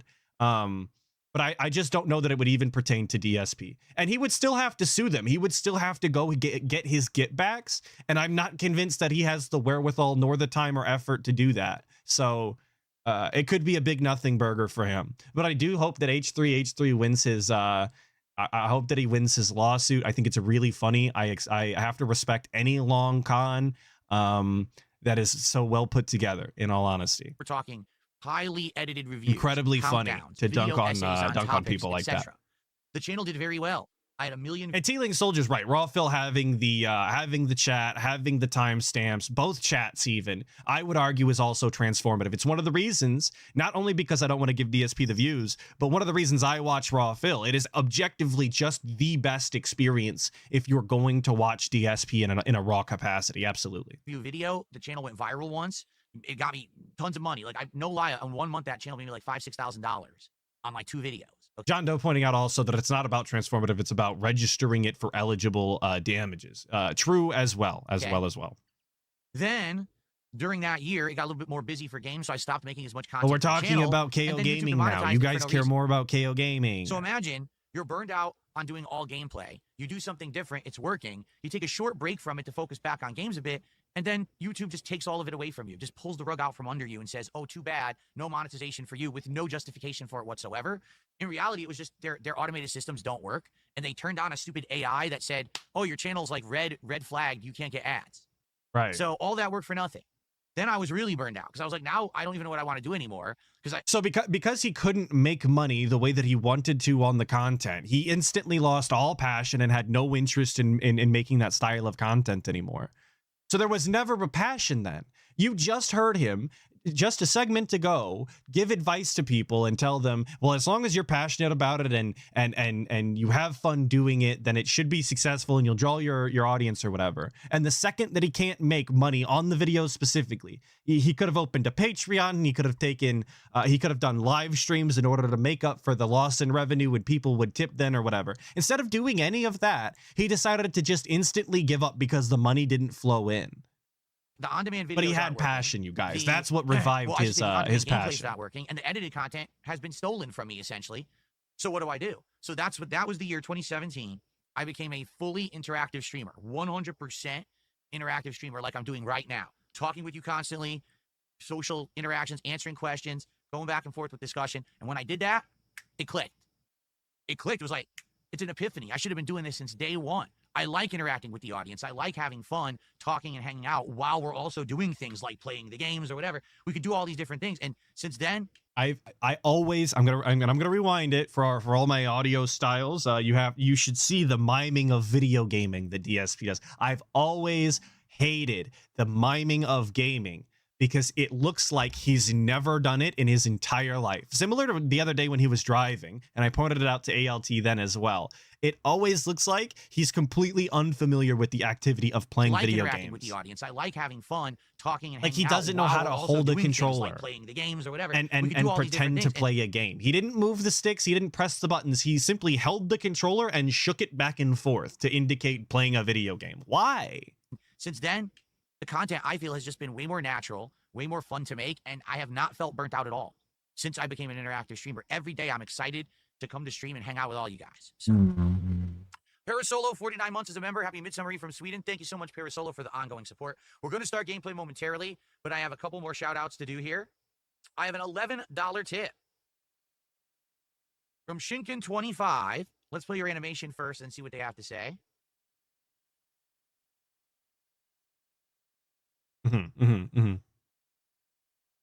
I'm starting a poll. I've seen it brought up several times now. If we're going to end with the Atlas original meme song. So there's a poll, yes or no. If you want to hear it, I won't make you listen to it, of course. I really hope you play all 6 Final Fantasy Pixel remasters in the future. You're good at those types of games. You're currently playing too many sim games. They're bad games to stream. Why'd you buy a $300 driving wheel instead of saving to fix various plumbing issues in your home? I baited him into that one, didn't you? I love he pre-reads all of this shit so frequently. It's always so funny to me when things like that get in. He opened it up with compliments to DSP. Oh, I thought you were going to play these games that you're interested in. And then he mentions the wheel, and then he gets him with the bathroom. Let's fucking go. What? That was a mouthful, was it not? First off, I do want to play the Final Fantasy Pixel remasters. I actually own them all on PlayStation, but I may just rebuy them on PC just for ease of playing. We've done 5. Okay, we haven't done any of the others. I would love to replay 4 or 6 in the Pixel remaster to see the improvements and things. The music remix would be pretty awesome, I feel. So those may be coming. The only thing is this year we're not doing it because the Suikoden collection came out. So we already did Suikoden 1. We're probably going to do Suikoden 2. And then that's probably it for the year. Maybe next year we'll jump into the Pixel remasters. Okay, so that's number 1. We are pre-planning a year's worth of RPGs right now. Like legitimately, DSP in his brain has already decided that he's going to, in a year's time, be playing Final Fantasy Pixel Remaster. That's how we have to... That's how far he has to think in advance in order to get these games through in a positive support style. If you gotta think that far in advance in order to make it work, maybe you have no business playing it. Just a thought. Number 2, why did I spend a $300 on a racing wheel when I have plumbing issues in my house? First of all, Right. why do you That's a great question. First of all, that's a great question. I 100% would ask the same thing. care about the plumbing issues in my house? Because it tells people you have fucked priorities. Every time DSP gets on stream and begs for this or that and then makes a purchase, and then you see all of the other priorities that he's missed along the way, you have to wonder why his financial situation is the way that it is. And he's given you example after example of what he values and what he does not value. And if you continue to support this person who doesn't value their priorities in the right order, then it's hard to feel sympathy for them. It really is. And that's why you can't feel bad for DSP, because he every day chooses to make the bed that he's lying in while complaining about it. What are you talking about? Sounds a little weird. You know, you would even bring that up. Do I have some plumbing issues? Yeah. Yes. I have a bathroom that the shower's busted, and it's been so for years, but I have another bathroom with a working shower. So if I can spend $300 on a peripheral that we're now playing all kinds of new games that are bringing people to streams, getting people engaged, getting people to support the content, seeing that I'm reinvesting in my content actively with the support I'm getting, why is that a bad thing? Because you have actual things in your home that don't function. That should take precedence over buying fucking gizmos and gadgets and gimmicks in order to make your streams profitable. That's the problem with it. It's pretty self-explanatory, actually. Ramen Brahman with the 5 saying, one of the major factors of copyright is if the work is a substitute for the original. 99% of detractors won't watch DSP if restreams went away. It's true. And that's what I was saying about the chat. Is if I didn't have the chat on screen the way that it is right now, I do think that it adds to the content. And if that's not the case, then I wouldn't enjoy it as much. I probably wouldn't watch it. And most of you guys wouldn't either. Most of you don't even watch without commentary. Most of you watch restreams of people adding their own opinions. Exactly. To spend $300 on getting that wheel and having a whole bunch of new content. Thank you for the 5, Ramen to sit here and save money for a year and then maybe fix my shower, which doesn't affect the business. But that money would fix the toilet. Like, while replacing his entire shower might cost him a couple of grand or whatever it is to redo the entire thing because it is leaking into the walls, a new toilet is not actually that expensive. And they're not a difficult install either, if you know a thing or two about a thing or two. So to pretend that $300 I know a thing or wouldn't make three the about a thing or difference four. when it comes to repairing your bathroom is just asinine and a lie.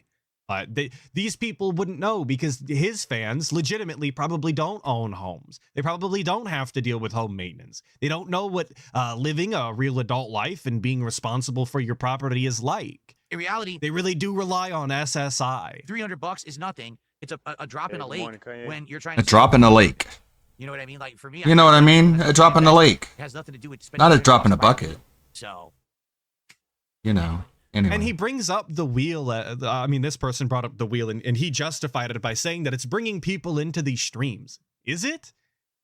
Can DSP verifiably say that he's receiving more views and more money playing these games since that he bought the wheel?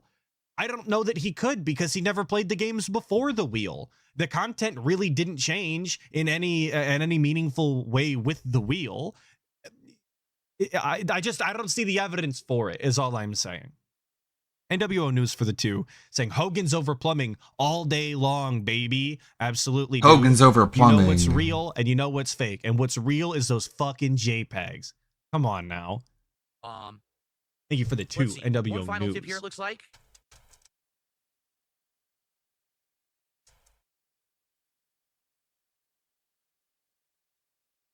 Yeah, and it is a real loser's mentality, T-Ling Soldier, to think it won't help much, so why bother saving? And that's exactly how you find yourself in his predicament, making no progress towards any sort of positive changes. You just sit there and wallow every single day by yourself, doing fuck all and wasting away. That is exactly that sort of mentality. I don't know who these people are. It's funny.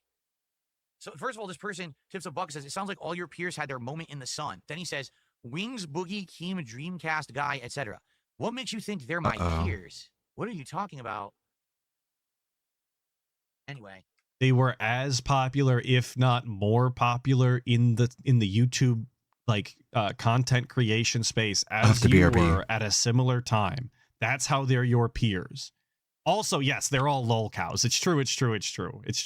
You guys are right. I didn't even think about the lol cow thing. In a real sense, every content creator on YouTube at that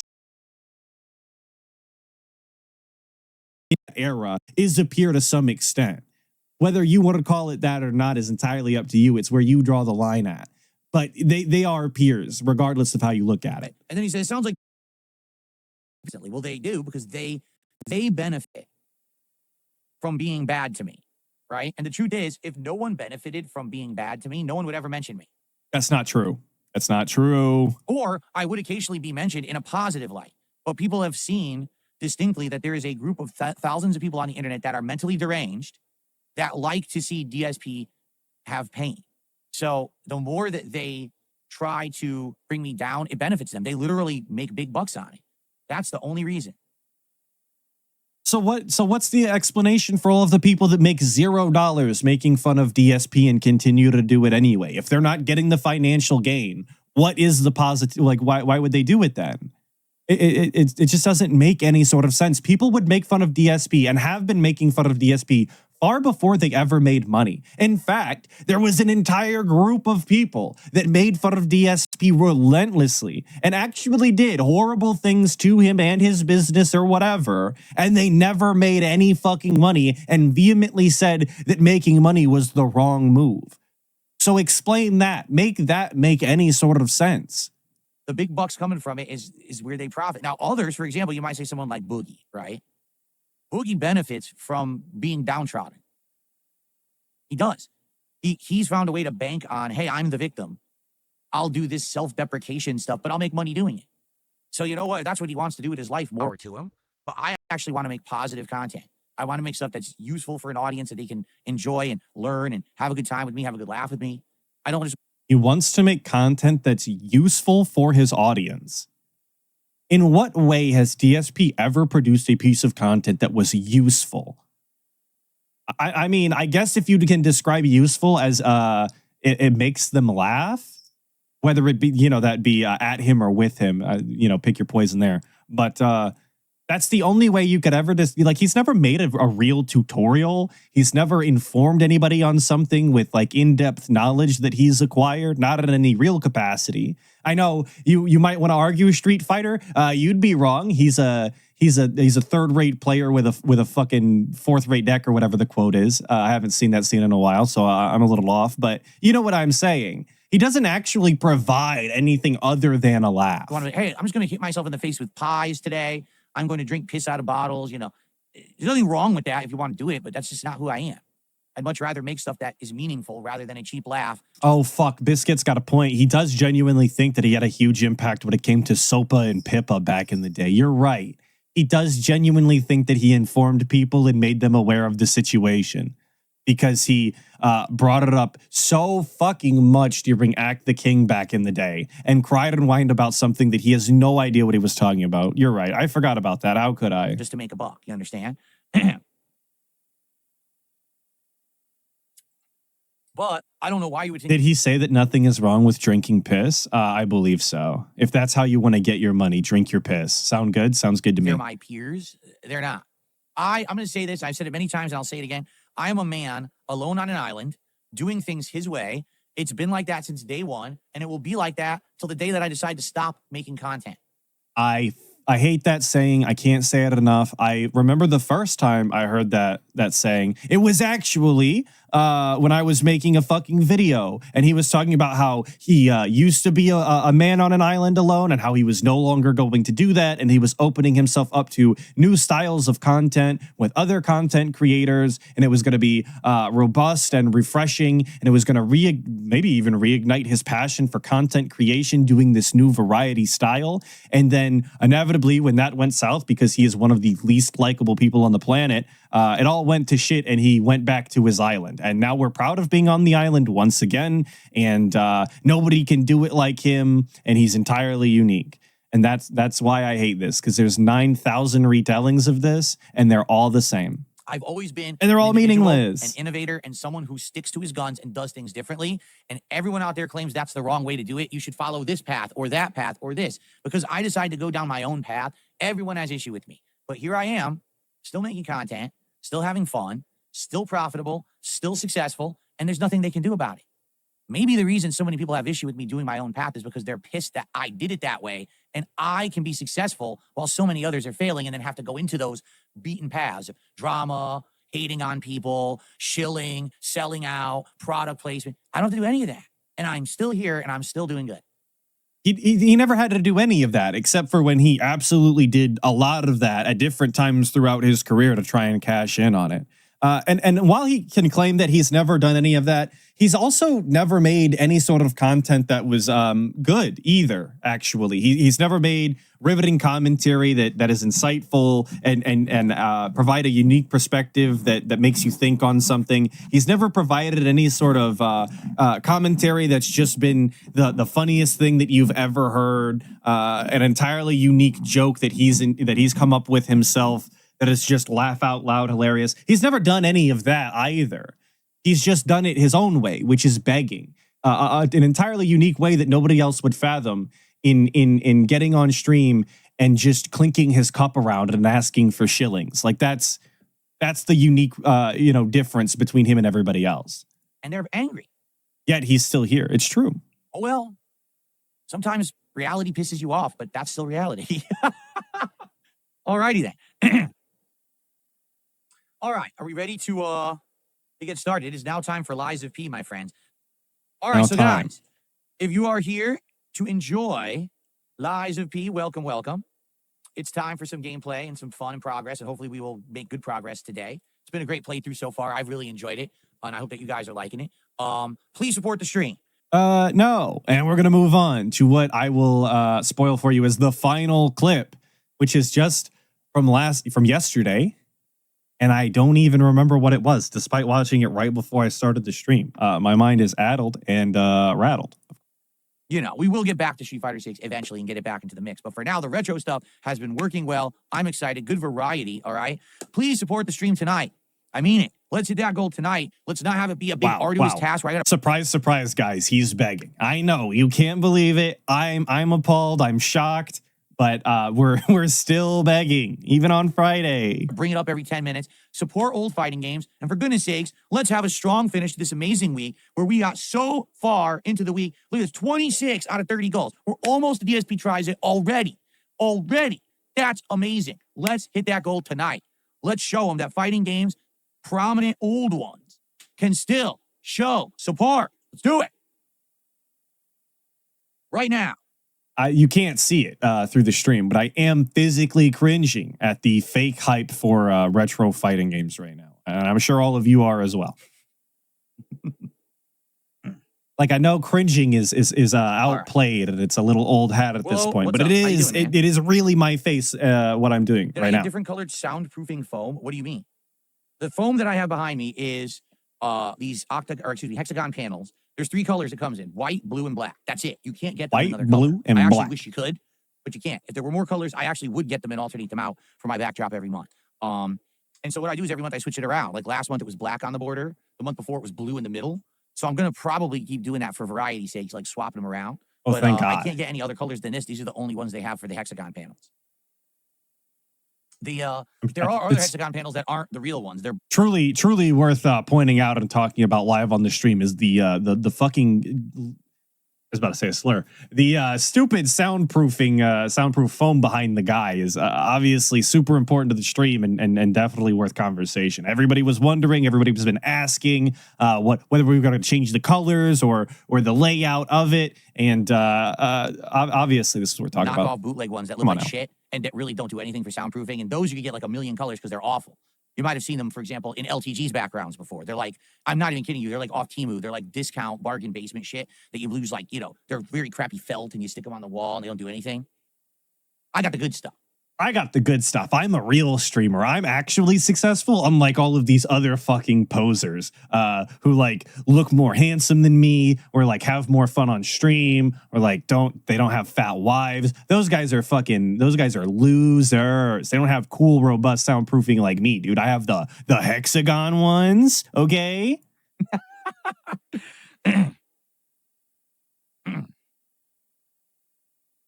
Can we do the game over sign in July, says Jade? What I usually do is I look back at... I agree, Fort Worth raised. I also dislike LTG, but his background and camera do look better than Dave's. Absolutely. 100%. Which is why I think it's so funny that he insisted on bringing up LTG in this capacity right now. And I did bring it up earlier even. There was just no reason. The previous months, None. right? So and he's wrong. Like, he's bragging about something that he's objectively wrong about. He has a childlike background as his setup. I'll do is I'll look. What did I do last? I'm month? really What did I do the month stammering before? through And today. try to I make sure that I'm apologize. not repeating 2 months in a row. In this case, I think last month we had Game Over and we had the Ghost. Correct? I guess I got to figure out what else I want to add. Like I said, I actually have 2 new lamps, and I think I might want to have one of the new lamps next month. But I want to figure out what else do I want. Do I still want to keep the YouTube button? Do I want to get that out of here for this month? I'll probably get rid of the microphone this month. Like, what is this conversation? Like, we've just got more confirmation that DSP is spending more money on shit nobody fucking cares about and actively detracts from the quality, the visual quality of the stream. All this garbage bullshit in the back. But yet we're here talking about it as if anybody genuinely cares, as if they have any sort of input anyway. He's just going to do whatever. They'll see it when they see it. He's not hyping it up. There's no legitimate interest in what will be next.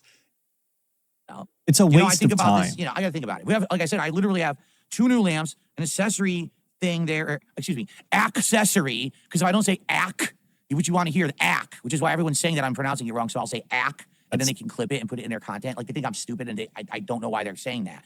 But he is stupid then. He is actually he's actually really, really, really fucking dumb then. If he doesn't understand that people are calling him out for saying the word incorrectly simply because he's saying it incorrectly. He has to attribute this weird amount of malice towards it. It can't simply be that he is wrong. It's that not only is he wrong, but they're hyper fixated on it simply so that they can get their sound bites or whatever.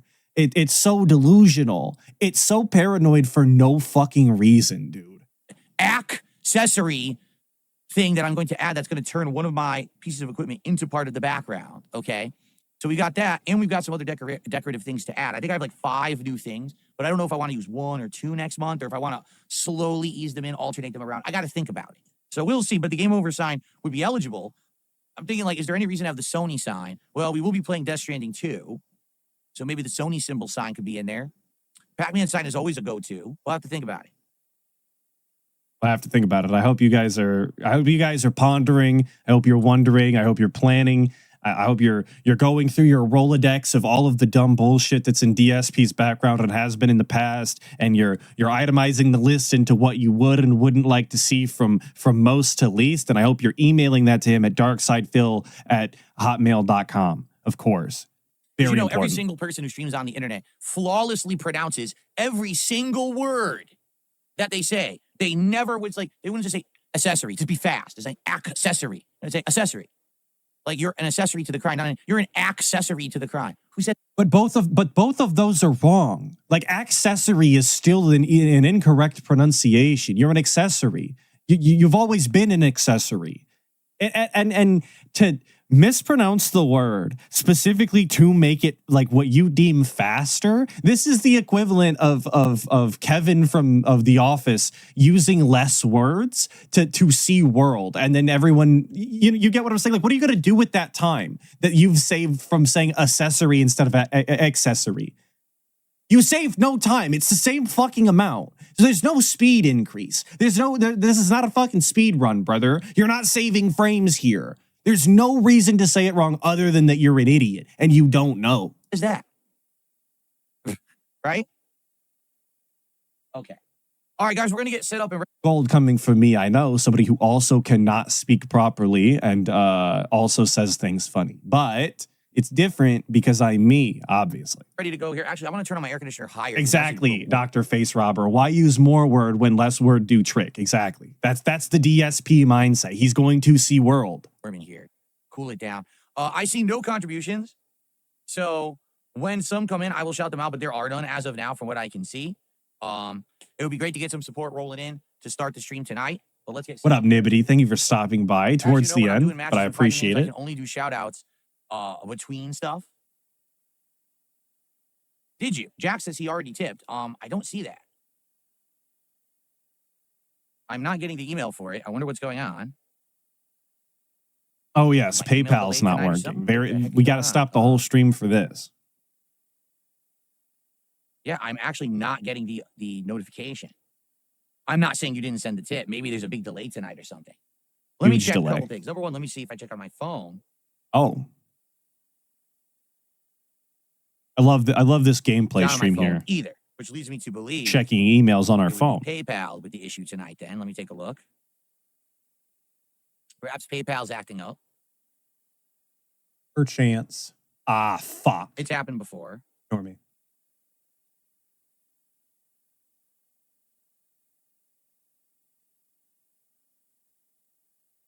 All right. Okay. You indeed did send the tip. They did not send me the notification for some bizarre reason.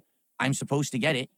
I just hope that it didn't hit my spam folder. Let me actually check that now that I've said that. Hold on before we do that. Oh, hang on, guys. We got to check the spam folder before we actually get into the content. I know I've only wasted a bunch of your time already, but you know, this is obviously super important. Updated the email, which is really dumb, and now it looks all different. God, they updated the email. Update shit and it changes its functionality. That's dumb. Okay, I got God, it. how dare they? I agree. Bam.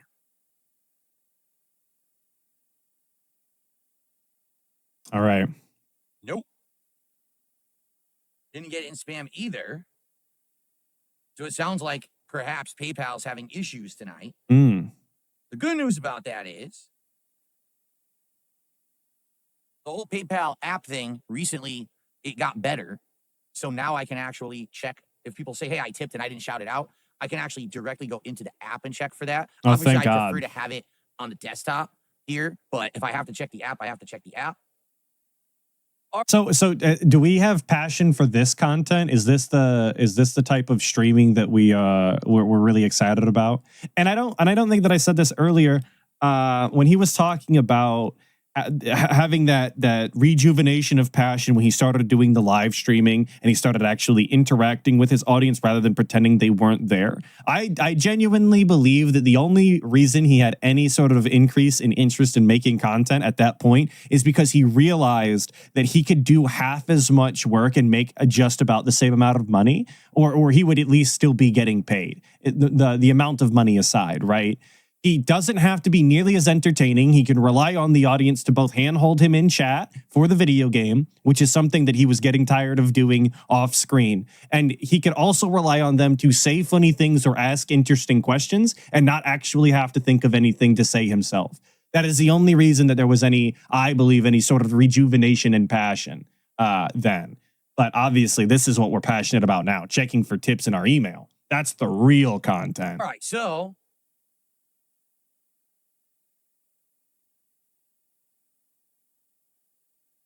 all right.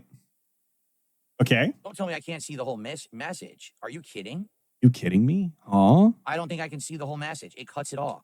Like he said, Jack Trash says, good evening, Phil. I want to ask how the competitive balance is for CVS2. I know that MVC2 is quite balanced, so I tried to, and then it cuts off. And I'm clicking on it, and it won't open it, so I can't see your full message. Wow, that's just fucking genius. I can't see the whole message on the app. What a bunch of fucking idiots. Right. I agree, dude. This is definitely worth crashing out about right now. These fucking morons. Desktop and see the whole message. This sucks because usually, like I said, I just use my email notification, and it's very useful to do it that way because I can see everything. But let's see.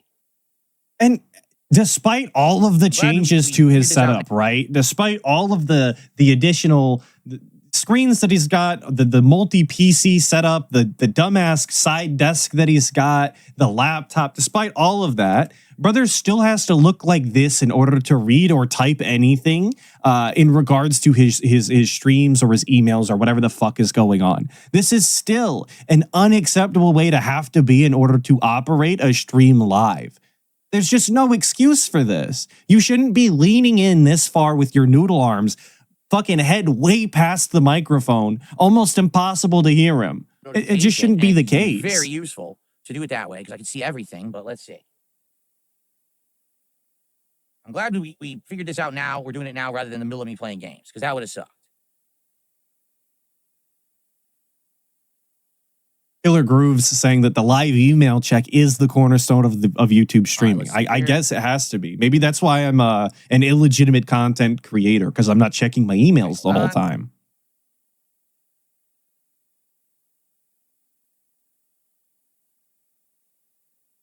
I'm sure money is just rolling in right now, by the way. This is clearly the content that people are biting at the bit to support.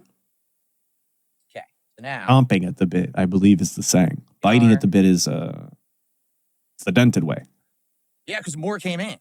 Yeah, another tip came in, so I want to shout these out, but I need to be able to see them. How do I see it? Wow, they fucked the whole thing up. I'm not even kidding you. I think they changed nibbling the at PayPal the bit website, is and maybe pretty now they funny. don't send emails anymore, and they did it right in the middle of the day. For what I'm seeing here, yeah, there's the tip. I can't even click on it to do anything. Look, nothing happens. How can I not see the details of this transaction? Are they retarded? I literally Are can't they? click Are on the they? transaction to see details. So how do I see a message? Did I say champing at the bit? This Don't is worry ridiculous. about it. Stop calling me out. Call the guy out. That's what we're here for. Come on. Okay, You guys are I'm being able mean. to click directly on the message. Good God. I'm able to click directly on the message, and that will bring up your full message. So he says, Oh my so just try this God. again. It's freaking so complicated. Jesus. So, good evening, Phil. I wanted to ask you about the competitive balance for CBS 2. I know that MVC2 is quite balanced. It actually isn't at all. That's actually a very false statement. I tried to get your view on this. It seems that there's a good variety of characters that I see in your online matches compared to other fighting games with large rosters. Hope you can get plenty of matches tonight and continue to farm points to get to higher ranks.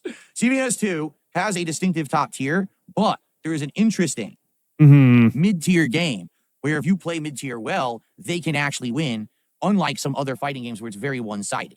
All right, great. That's going to be the end of this clip here. I don't give a fuck about listening to him talking about fighting games for another minute, but that's going to be the end of the stream.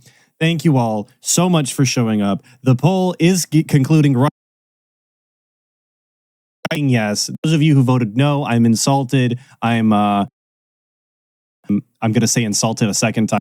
You don't want to hear this stupid meme that I made. Okay, but I'll be you back. don't have to stick around if you don't want to. You will all be sent over to WPIG after this, of course. I lied. It's over. I don't see it anymore. Tiananmen Square, LWO. You're No. gonna get sent. No, it's leading the military parade that everyone loves and everyone supports. And it was very good. Yeah, I just needed to give my headset some time to charge. We have some clips here. We've got Major Chilla talking about Shani. Let's change gears a little bit. We don't have that being said today, so we got some time to kill here. So I lined up a few videos here about people we haven't heard from in a while, including Shani for Christ, a locale even older than DSP, a very classic locale. And I am editing in the background. It's going pretty well. We had a bunch of Boca. thunderstorms, but I think it's finally heating up, and I don't think we got to worry about that for much longer. But thank Nova, goodness, you know, I'm yes, not in a I similar have. position as Shani for Christ and Reverend News, because they're so stressed out that they're done with the world, and they're having their own ways of dealing with it. Reverend, he's just absolutely losing his mind. Just about every single day, he's posting some of the biggest nonsense that I have ever seen in my life. I'm talking 4 have it on or 5 PS4. hours of just Rev rambling about things I'm pretty sure he has no idea what he's talking about until Shani for Christ makes him come make a video for her channel. And if Shani for Christ isn't doing that, well, she's just playing Skyrim for 5, 6, 7 hours a day Skyrim, of because she's course. just not Just going like to deal Kat. with the world. She's done with everybody. Is This this is what HD? she's going to Yeah. do for the This rest is of her a bad time. And you know recording. what? I can't blame her. Skyrim is a pretty great game. But Yeah, this is the game they gave away on PSN. The new Oblivion remaster just dropped, and that's Yeah, I like boomer shooters. They are good. If you haven't played this, or what was the other one? What was it? God damn it. an amazing game. I beat it once and I was like, you know what? Let's do a bad playthrough already. Like, I'm already doing another one. I finally did my first Imperial build ever on Elder Scrolls, and I think it's going to be a pretty fun one. I'm pretty excited about it. Just about as excited as I am for this video. So let's go ahead and jump into it with Reverend News telling you why him and Shani for Christ are so much different than Foodie Beauty, even though there's so many similarities. It's not even funny. Hello. So I was, Shani and I were watching No Madness Life, and I went in there and I said, the shit she was saying about the Chantal stuff was so fucking stupid that I went into her room and chatted. Shelly, did you? Yeah, check out Ion Fury if you haven't. Yeah. So she saw that and went, "Oh my God, is that him? Yeah. Oh my God, get the fuck out!"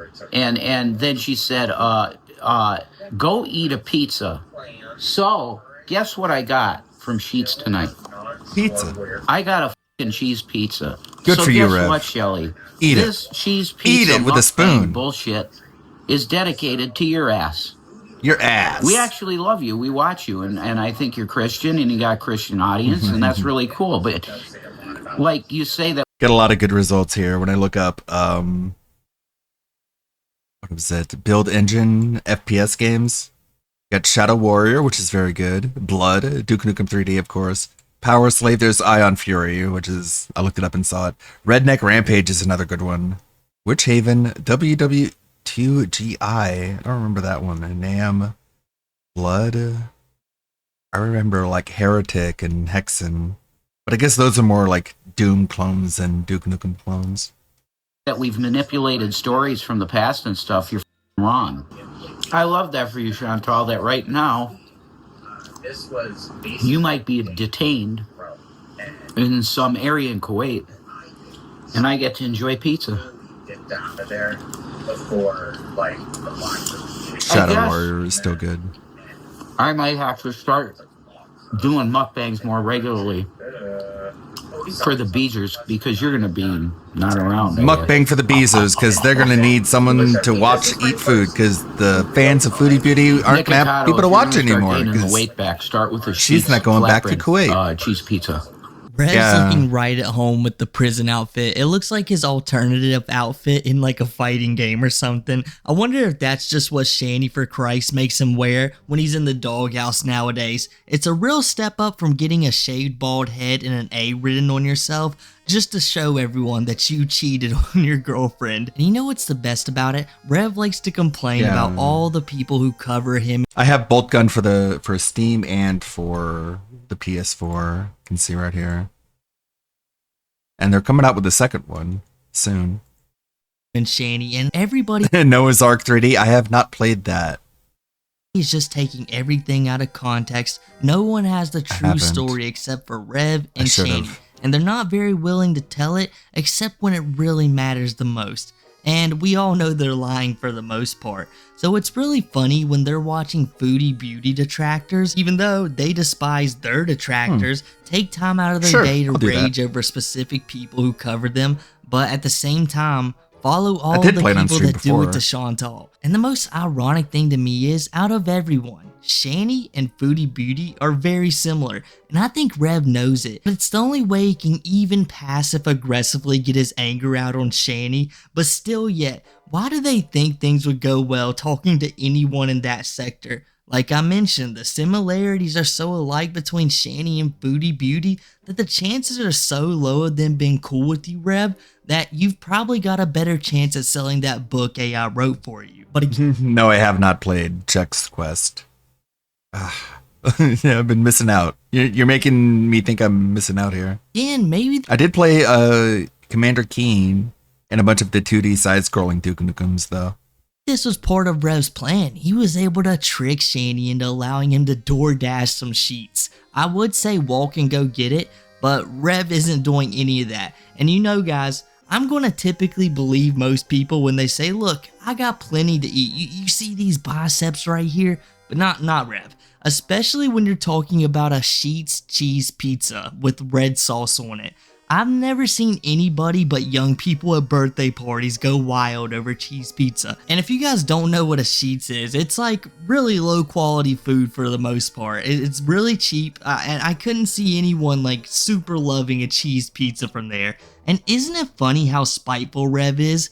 Still furious that Shanny gave so many donations to Foodie Beauty, and they went broke and asked for them back.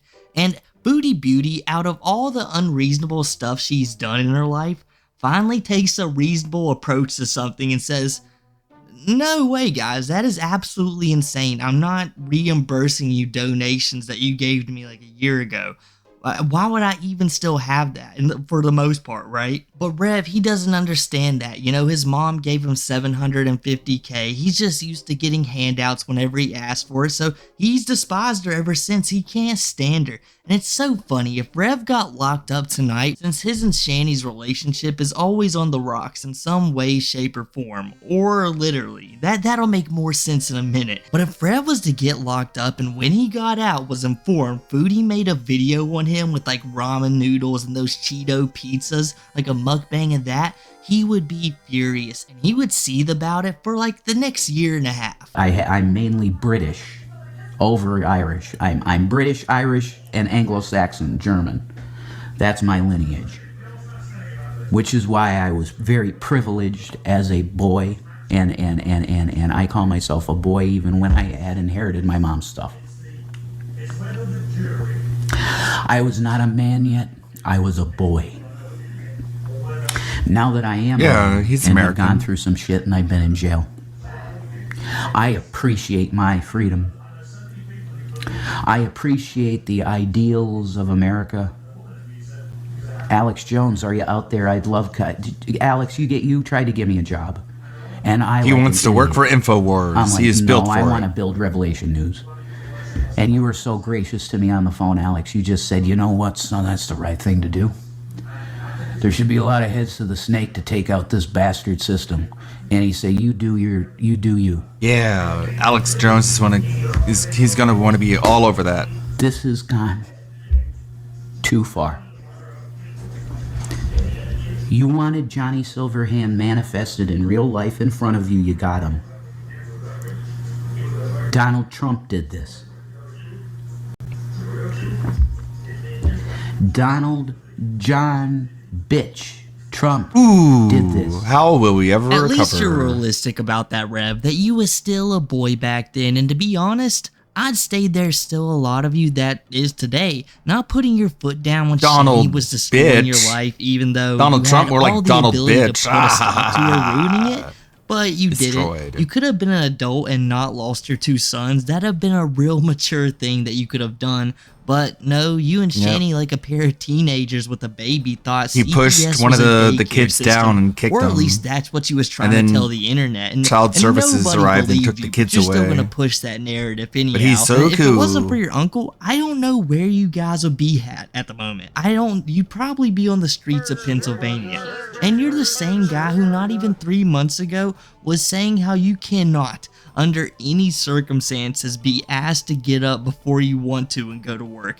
Like, every employee in the world has to, which, by the way, a large chunk of Americans learned at around 15 through 18. You're just a little bit behind, since I'm pretty sure Rev's pretty deep into his 30s, maybe 35, maybe 34. I can't quite remember, but I will give you this, Rev, and I don't know if this makes you a man, but there are so little humans on this earth who could actually deal with Shanny, and you somehow have managed to do it, even when she's pushed you out your houses, out of your money, and thrown you in jail. You keep coming back, and at this point, Rev's so out of touch with the reality from it, he thinks he's an AI. And at this point, I guess he's not a man. Like, none of the things he's went through has made him a man. He completely contradicts himself in just a sentence or two later. Like, all they had to do to get the kids back was just get a normal job. Like, work at Burger King or anywhere, really. And that would show that you could hold down employment and they would trust you again and give you your kids back, but they couldn't even manage that. when he's like, you know, I became the Johnny wild. Silverhand of this reality. Oh my God. And I didn't get to play much of Cyberpunk. I've still got to get to it, but I'm pretty It sucks so much that Rev is a fan of Cyberpunk, because so am I. Oh, it hurts. sure Johnny's an artificial intelligence. Like, He thinks Johnny's like a communist when really he's just like, he hates Arasaka Corporation. Like, it really doesn't go that much deeper. this point, the dude's so out of touch with reality, he now thinks he's an AI. Now, we thought he was glazing AI the last time we covered him, but now it's real. Yeah, I mean, Rev is just like Tomlinson. Revelation News wants to write a sci-fi novel, and he got like a bunch of chapters done, and then now he's making ChatGPT finish chapters for him, and now he's trying to get that published, and it's like they're not going to really approve of that. Real bad. He has become one with the AI, and if he's not lying, just like the goddess Blueheart, and somehow merged with the internet or console or whatever the heck he done, we got the shittiest version of Johnny possible. So I'm just like an anarchist. It's hard to argue that Johnny's even an anarchist, because the city that he wants Night City to be would not be an anarchical society. It would be more like a modern day conservatism. It's kind of weird because it's all relative, right? just gonna get this out of the way, just to get it out of the way. I need my space because I am not in a good head. Hormonal, which means I'm very reactive, and I And it's a bummer that Monster Hunter is doing so badly right now because of like where they're going direction wise with the DLC and the online components. I blow up at people online when I'm feeling this way. DSP's So gonna do a victory lap. I tend told to, you guys, Monster Hunter sucks. really, hold myself back when I'm feeling ultra irritated in any way, She's so shape, gross. or So many fashion. warts. Talking about Chantal, even though nothing's new, and just missing rehashing Keith. everything. That's really irritating. You guys just need to chill out and have a little fucking patience. What a vlogger. Like I'm done with that. So I'm giving Girl World a Right. break because I'm really just irritated at that, and I'm irritated at this world. I'm irritated at the politics. I'm irritated at just pretty much everything and everyone that has existed in the entire space of time, and because of that, I just feel like it's just I need my space. I'm just.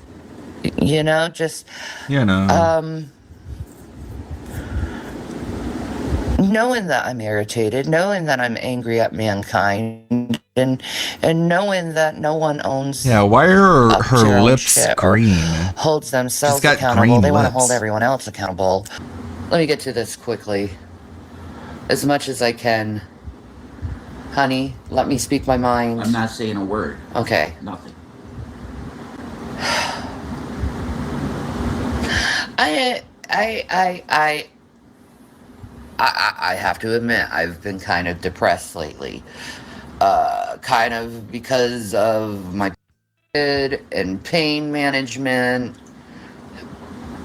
and my thorough disappointment in mankind at the moment. And then there's the fellow man who can't seem to get along with each other, and all they want to do is point fingers and be like, did you hear what this person said? Did you hear what this person said? Look what this person did like a long time ago. And then you got Girl World over here, and they're just still obsessed with Chantal. Blah, blah, blah, blah, blah, blah, blah. She hasn't even made a statement, so... And neither has Paz Kuwait, really. So it's like you just need to find different content instead of fucking Chantal. And then you got like it's just like people just seem to just get along and just have a good time in life. You know, the aliens right now, they're just like, hey Bob, you see what the humans are doing right now? And it's like, see, this is why we don't make deals with them. And I'm like, I can't blame the alien. I would really prefer if you would be quiet. Ah, yes, Shanny for Christ, one of the best people on the internet of all time. Anytime I click on a Shanny video, I know I'm just gonna see like a person of good, to be honest with you. As someone who I know is gonna steer the world in the right direction. These are the people we need to look up to, right? No, you're constantly yelling at people. You're the same person who shaved down Rev's head and had him draw an A on his forehead and put him on camera just so everyone could laugh at him, and you didn't care about it at all. You was just more concerned with how you felt at the time, and you're the same we're not even going to go over it again, what you did with your two sons here recently, because we just mentioned it with Rev. So now, all of a sudden, but let's be honest about this, Shanny, you guys don't leave your house. Rev may walk to the general store every now and then, but besides that, you guys aren't leaving. Nothing affects you, nothing at all. So you're just being upset. You're either trying to virtue signal, Yeah, or you're I want to just do another taking run it of as excuse Cyberpunk. so you guys can just laze around. Uncle comes around, oh, we're just so upset with the world. We just can't take it right now. We're Once going I to be get a late new on setup rent for the next that's 4 more months, and we're advanced, very I sorry can play it about at a that. higher But our graphical mental is just fidelity. in the cans right now. So I'm going to be playing Skyrim for at least 9 to 10 hours a day. Is that cool? Well, you look a little upset right now, but like I said, don't you add It's a carrot on to to it dangle too. in front of Now, my face I'm known to save to up get for a new furious. Ask setup. Rev about it. And the best part, that's not even like the biggest joke Shanny spits out during that. It's when she says, oh, and Foodie Beauty, I'm done with her for a minute. I can't stand Girl World. And we're not really going to cover much of it, like Shanny talking about Foodie Beauty, but just know, Shanny for Christ has made like 6 or 7 4 or 5 hour long live streams just covering what's going on with Foodie Beauty. And you guys know she only allowed Rev to eat that pizza just to spite Foodie Beauty. There's no other options. Absolutely no bullshit. Absolutely no performative nonsense. My name is Reverend Jason William Egroff. I came onto YouTube in the year 2012, and my name was Revelation News on YouTube. I am what you would have considered to be a, let's say, pro-Zionist, end-time believing preacher, but I was not at that point a reverend yet. Kind of have to be in a disguise because I feel extremely, yeah, we're going to get different lighting. He's a weird dude, man. Because it's a little too much for me. I've been watching Okay? this guy for We're quite gonna a do bit softer now, and lighting, he I'm going to is have my glasses on so that he I is can, a I can effectively peculiar communicate individual. without being autistic, sort of have an issue. So he comes from a really rich family, and when his mother died, he was given like, I think it was what, $700,000, which, and so Shanny like gravitated towards him like a black hole gravitational force. And I guess he's a chubby chaser, so him and Shanny got together, and over the course of like 4 years, they blew like up like $750,000. Where's what? And they were given a house as well, which they were so high off their own farts, they sold to one of their friends, G-Man, they sold it to him for $1. So even a house they don't have anymore because they gave it away, essentially.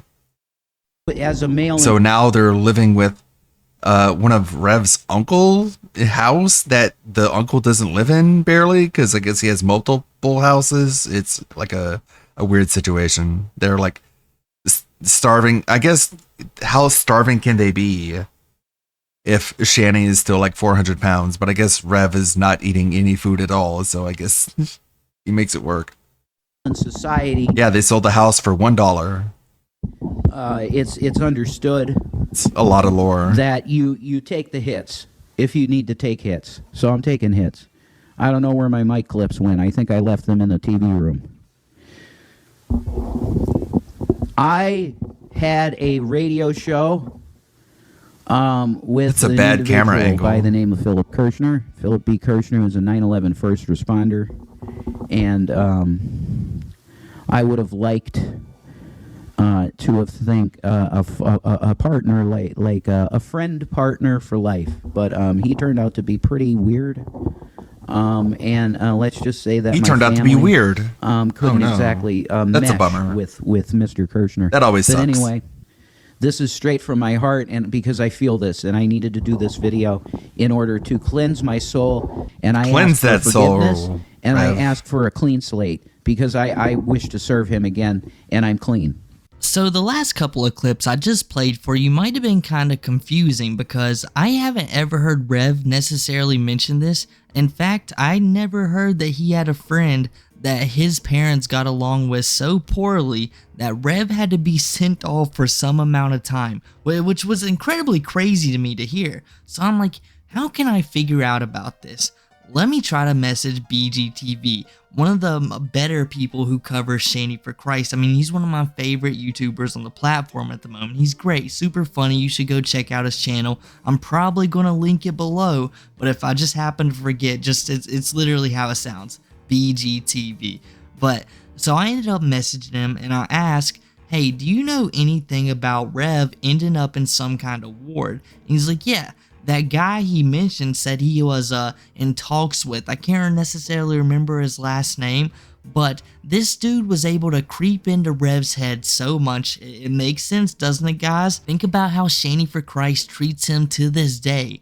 But Rev was able to get like brainwashed, I would say, by this dude to the point that he was having some extremely bad thoughts. I'm talking about where he wants to get into all with the President of the United States. It was so bad that he was sending letters, I guess, and had to get sent off. His parents said, you know what? We make a decent amount of money. Rev isn't ruining this for us. He's going off somewhere. And they kicked him out of the house for a good while. And I guess when he came back, he had finally come to his senses and he's like, you know what? I probably shouldn't be trying to beef with the President of the United States. Not a good idea. But that's why this new episode of his is so concerning.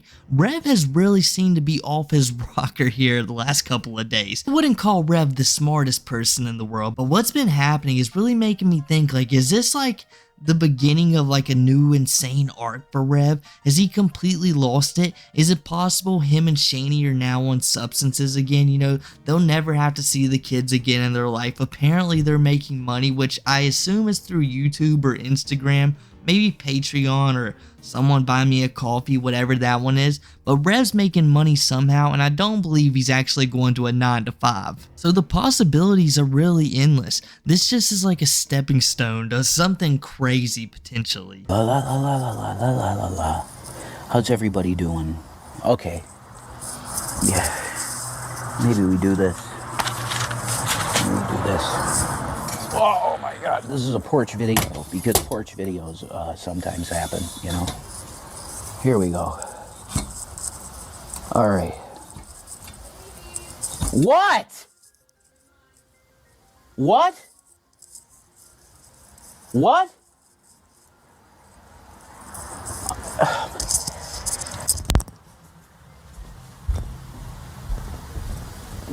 What? Jesus Christ, would you please?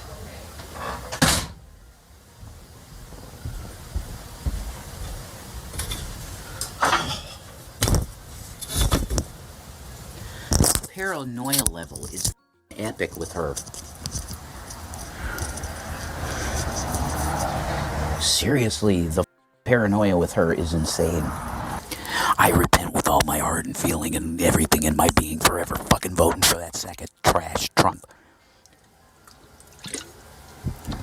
The Lord Jesus Christ rebuked me, and guess what happened to me? I support Trump. I lost my money. So wait. That's what made me Wait, lose my hold money, on. not Shanny. So, God punished you for your financial decisions. Shouldn't you, like, deserve that? Why should you blame Trump for that? Like, you chose that lifestyle, right? Not trolls. Hate the game, not the player, right? It was supporting Donald Trump that did it to me. Don't hate the player. I was judged financially for supporting a con man. Do you get it? Do you get it? He wants to blame Trump for him losing all his money when in reality it was Shani. But he doesn't want to blame Shani because she'll sit on him and kill him. I was judged financially for supporting a con man, Alex Jones. Do you feel me, brother? You feel me, brother? You want something well, different. You deserved it then, right? You want no You fell bullshit. into temptation. You want a tough guy. You should blame yourself, right? Based on your I own. understand that there's some males, they have fucking testosterone like me. Oh, motherfucker. You guys hate that my biceps look like. You guys hate that I am so ripped. You guys hate that my arms are so jacked. He's like the. It's like DSP. You guys hate that I'm jealous. Your biceps are big. Look at that fucking shit, dude, bro. I am done. Yeah, that segment certainly didn't open like a cheap Netflix sequel of The Silence of the Lambs, especially with Rev's jolly singing. All he needs is a bucket and lotion. He's got Shani, but Rev isn't that lucky. If he even tried, he's not going to be in the third movie, guys. Shani is the spice d'orange of the household. That's why when Shani isn't forcing him to go live on her channel because she doesn't feel like it, and Rev wants to make his own content without fear of hearing about it, he tries to pretend he's just smoking, but he gets found out so quick, and just something about his behavior is off to me. Even when Rev is happy, you can still hear a hint of jealousy deep inside his soul. Something you heard come out when Shani started yelling at him until he flexed his huge biceps to make all men jealous. We know deep down, Rev's got those 21-inch pythons on him, and that calms Shani completely down. And you guys know, Shani and Rev are the impossible force and the immovable object, the tag team that can't be beat. So she knew Rev wasn't playing this time around. But in all honesty, what is he even thinking to be spouting that off? Oh, and this dude loves wrestling. The smallest wrestlers are 5 times his size. And dude, you can dislike the president, everyone has that right. But let's not even pretend that you and Shani didn't waste every cent you was gifted by your mom. You gave your house. You sold your house to G-Man for $1. For no other reason than you was trying to be a good person to him. And then, just like with Booty Beauty, you expected him to pay you back. As do I. One of the biggest things you should learn in the world is don't expect from others what you will do for them. It'll get you every time, and it's nowhere near the president's fault. It's yours. Your own decisions have cost you big time, Rev. And just because now you have to sit and deal with those bad decisions on the daily doesn't make it anyone else's fault but your own. But I guess that's enough for me today, guys. If you enjoyed the video, make sure to drop a like, subscribe, comment, follow the socials down below, and I'll catch you guys next time. Did you want to check out the new Nova? The new Nova video? When is this one? Is this the latest one? Make sure to drop a like, subscribe. Yeah, Josh Block is still drinking. I don't think he ever learns. 12 seconds later. No, I'm not drunk. But I just cracked open a Jack and Coke. How's it going, everybody? Nova Online has finally hit his World of T-shirt arc, and it couldn't be any crazier. You see, just a couple months ago, if you would have asked me, would Nova Online ever take a sip of alcohol in his entire life? I would tell you guys, Nova Online is many a things. He's a diaper degenerate, he's a Discord predator, he's a twinkle twinkle little star ruiner, but of all things, I couldn't see Nova Online ever taking a drink. I really think he's inspired by CM Punk, just a straight edge individual. And as much as he's expressed his hatred towards his uncle for his drinking, I just couldn't see him going down that route. Except for the last couple of weeks, in a couple of my videos, we have seen that Nova Online was heavily considering drinking, and that was a big shocker to many of us because we just couldn't imagine Nova Online actually intoxicated. Because if it was going to be anything, it was going to be far more problems, and Nova Online has seen what happens to lolcows when they begin to drink. I mean, here's just like a few examples. World of T-shirts, which he knows all too well. He's going to mention him in this video. In fact, I think it was the intro, and Only Use Me Blade, and that's just a couple of examples. Spidey Turan, I think his name was. I mean, just the list goes on, and Nova Online himself couldn't be any worse of a candidate. But here we are. And why is he drinking? Well, Nova just wants to. He's ready to go to the club, put on his finest Sailor Moon outfit, and just go clubbing, busting it down for the Twinkle Twinkle Little Star fans. But I believe that's just how it'll go in his head. The reality of what's going to happen. Oh, and guys, I'm going to show you guys a picture of Nova sitting at the bar. So just to give a better example of what this is going to look like later in the future. I mean, it's going to be like 5 or 6 years just sitting at the bar, and he corrals everyone around with this sob story, and he's like, listen everybody, I've got something to tell everyone. I want you all to know why I'm here. So I used to be a great TikToker. I mean, one of the best in the world, a 10 out of 10. I could review a Dr. Pepper, a lemon pepper wing like nobody else. Everything was going great until those dastardly trolls took my server of all things, and I'll never get it back. How else am I going to be a degenerate on the internet? And then everyone just gets a good idea of why he's there, why he's alone at the bar, and just slowly backs away to their drinks. But let's go ahead and start the video at the beginning of the week, because Nova has started each week with more and more drinks. He's actually doing it exactly like World of T-shirts. So I'd say probably by next week or 2 weeks from now, he's going to be finishing each stream with 5 or 6 drinks in him. What is going on, everybody? It is Hey Nova Cat G, the Novine Universe, coming back at you with a new YouTube video. So, I have got a ton of Pokemon card packs. I bought a Super Elite Trainer box, and I bought a booster bundle off of eBay from a scalper. I am going to be taking one of these packs, keeping it sealed, and getting it graded by PSA. And these other packs, we're going to open on camera. I already got the first card spoiled for me. Ponyta, Taurus, and Blaziken. I'm not going to be showing off the 7-set cards because that would just be a waste of time and the video would be way too long. Ooh, boom, boom, pow. Oh, Fluttermane. Ouch. I was hoping that would be something, but nope. Boom, boom, pow. Oh, another Ethan Zoho GX, but this is the normal shiny. That might be worth a little bit. I was greatly mistaken. It's only the alt art that's worth a pretty penny. But let's open up the other packs of our Prismatic Evolutions. We caught an extremely tough break there, and I am heartbroken that we did not get a single evolution from the Prismatic packs. But hey, that's just the way life goes.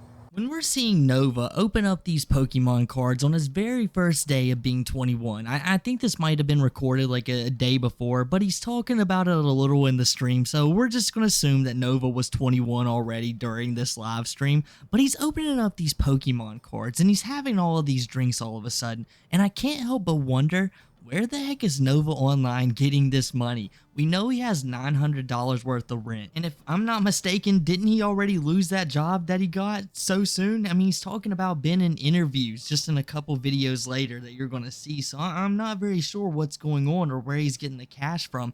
But if Nova's on a limited income and he's deciding to spend it on Pokemon cards and drinks, his priorities are even more screwed up than we could even imagine. It's cardboard that Nova Online doesn't even play the game of. I remember being in 4th grade and dragging my grandpa out to Walmart just to get him to buy me some Pokemon cards. And when we get home, I'm looking at it and I'm like, why did I want this so bad? It's nothing I even play. I just look at them all day and I never bought them again. But like I said, if you do play the game, it's a great hobby and probably a way to meet up with some friends you don't ever get to really see. But Nova doesn't do that. Nova doesn't do that at all. And he's talking about, oh, this one's worth some money. Nova, you're not going to sell them. You just having them devalues them so much. I'm not even kidding. Anything you get graded by TCG should be an automatic deduction of 6 points. It should be a 4.0 off the rip. I'm talking mint, sealed condition, no exceptions here. The quality is now as good as the video Nova put out. I mean, did you guys notice? I mean, I'm pretty sure you did, that you could not see a single one of those cards, and I'm pretty sure that wasn't intentional. Nova, it's very simple. If you're going to be opening up Pokemon cards, please at least show the Pokemon cards to the people. You know how you do food reviews and you have to show the food to the people? I mean, it's simple stuff here, Nova. But Nova Online, no matter how long he's been in the game, he can't even master the simple tricks. Just showing your content on the screen. But now we're getting into day 2, and Nova, he's had a little bit of an IPA in him this stream, and it was so bad, guys. Just this one IPA, I was pretty sure Nova was just a Nova Online soundboard because he could only put out single statements. He said, "I don't have a camera, I'm on my PS5," in the same exact tone, in the same exact whiny way, at least 10, 15 times as I watched every bit of that stream. It was pretty rough. I didn't drink the IPA yet. Can you guys hear me, by the way? No, I didn't have a beer.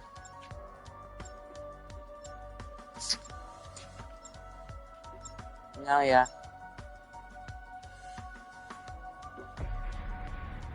That's really good. Holy shit.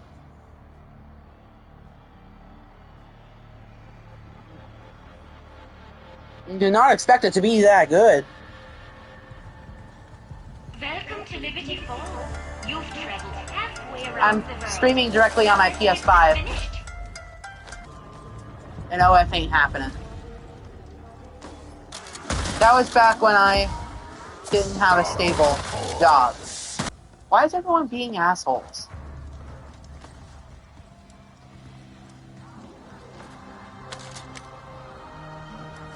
Oh, use C4. That's it. Fuck this.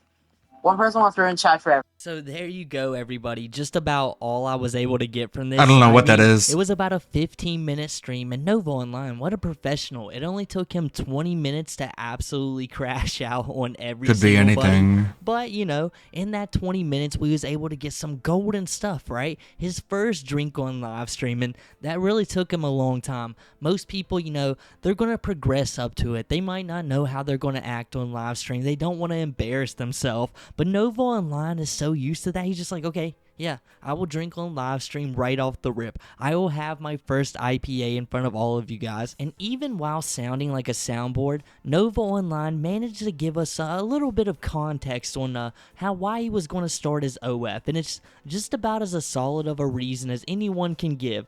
Well, I lost my job for about 2 weeks, and my mom, who would have been incredibly disappointed in me if I started this and may have disowned me, she really needed this $900, and this was the only option I could think of. Even though I'm Nova Online, I would have got exposed for it. My uncle would have saw it first, and then the rest of everyone else I know, and it would have been really, really bad, and I would have been kicked out. So basically, it would have been like doing nothing the entire time. But just been a little bit stressed out made Nova Online believe this was an amazing idea. So could you imagine if Nova Online continues down this World of T-Shirts arc?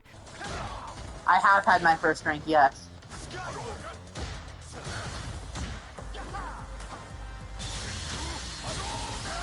Fuck. Who the hell is Lily Tino? My first drink was awful. I had a Monaco knockout punch, and it tasted like coughness. Oh, and yes, softness. That birthday gift was very appreciated. And I appreciate the card too. There's probably not going to be a new Discord indefinitely. Basically, when I feel like the time's right. Oh shit! Hey, it's Jupiter, the hybrid's younger brother Nova. Right. Exactly. And there's Christian. Within me. Their motherfucker. He went around fucking all their mothers. Well, it's nice to see someone playing Elena, right? DSP ain't playing low Elena. Don't worry about it. I'm back.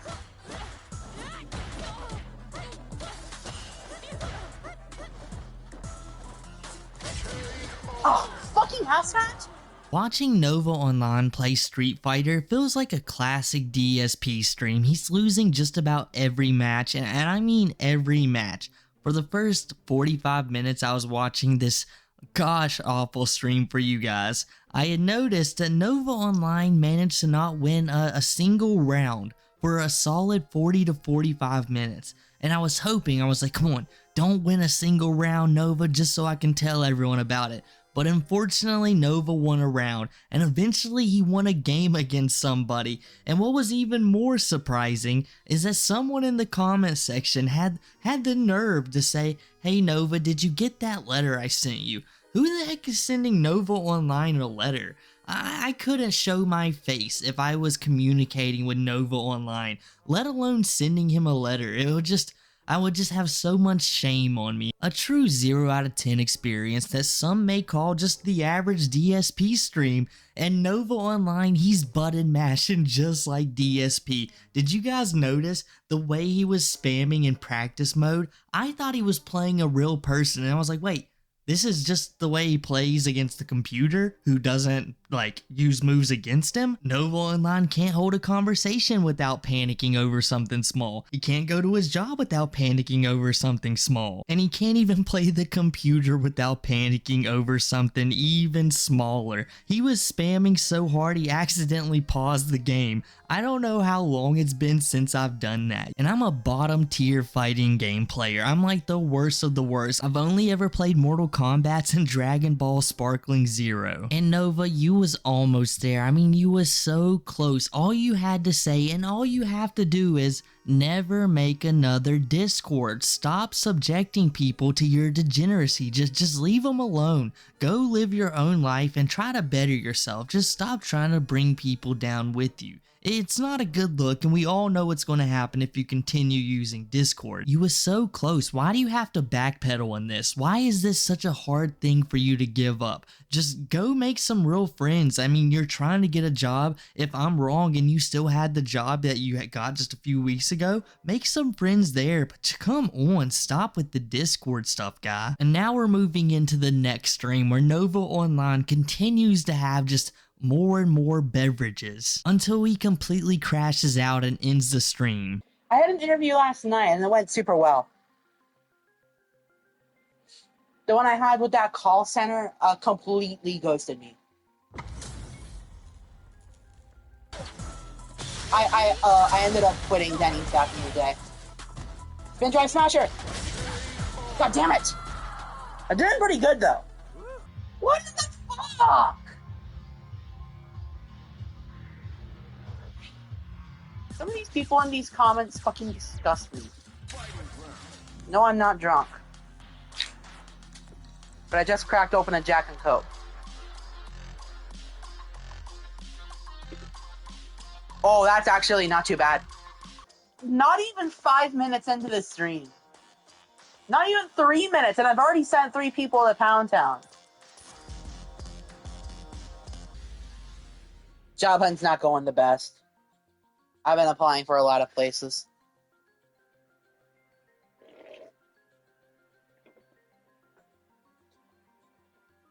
They should really balance this out more with more Coke. Excuse me, but you're the POS, and I did not say I was ever playing Fortnite.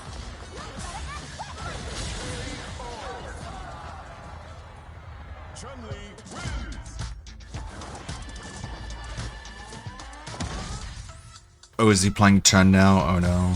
We're not getting a motherfucking rematch. Fuck you. Hey, fuck off, bitch! Whoa. Yikes. Hey, fuck off, bitch! Rot in hell! Rotten hell. It's so weird hearing Nova Online out of all people. Like, I would expect this from World of T-Shirts, only use me Blade. Opening up the live He's an stream, angry like, drunk. No, I'm not intoxicated, but I'm getting there, and cracks his first beer open. That's just so out of character for me, like what I'm used to Nova Online doing. But here we are. This is day number 4 in a row. Go over the snake that bones? he's drinking. No. So let's put this into perspective, guys. Since he's turned 21, No, I haven't. There's like 1 minute left in this video. Give me a chance to get through this video, and I'm doing some editing in the background right now, and we'll get to that. 4 out of the 7 days of the week, he's 1 minute. had drinks in him.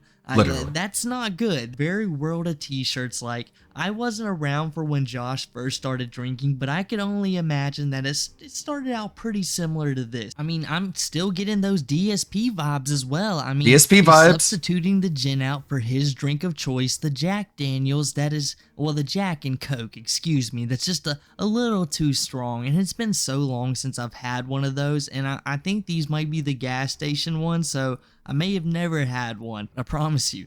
Very little people are complaining that there's too little Coke in those. Most people are complaining about the opposite. But maybe one day we're gonna get the gin. I mean, think about it. He's already playing Street Fighter. He's telling people he's getting mad at and yelling that he's gonna take them to Pound Town. I'm sure John Rambo has heard that a few times after some intense Street Fighter sessions. But I guess that's enough for me today, guys. If you enjoyed the video, make sure to drop a like, comment down below, subscribe, and I'll catch you guys next time. Okay, let me show you what I have editing wise here.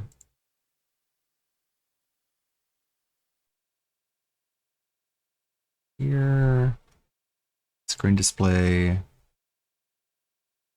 And How do you feel it was a setup exactly, right? Like about the business expenses, because all he did was dance around the question and he never answered the question. Yes, we went back to that 3 times, never got a straight answer. I felt that it was a fair interview. So You guys, I have zero issue with how that went. Zero. All I right, knew cool. that was how it was going to go. He's lying. He's a pathological Yeah. liar. it's Right. very clearly lying. Stop lying. And that's where everyone thinks it ended. That was exactly how I expected the interview to go. I'm Sound familiar? Sure. Let's laugh at Phil because he's not here. Ha ha ha ha. They didn't do that when I was on the show. It's like, bro, and I said this to him, you sound like an abusive ex-boyfriend who's trying to convince his girl to come back. It's like, it's not gonna happen, dog. They waited till I wasn't. That's funny, isn't it?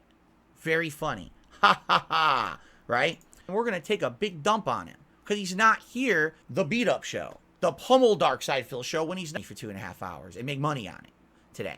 Laughing. They all did the ack laugh together in unison. Wait, you mean spending $40,000 on JPEGs as sweaty muscle men in a mobile game isn't a good use of money?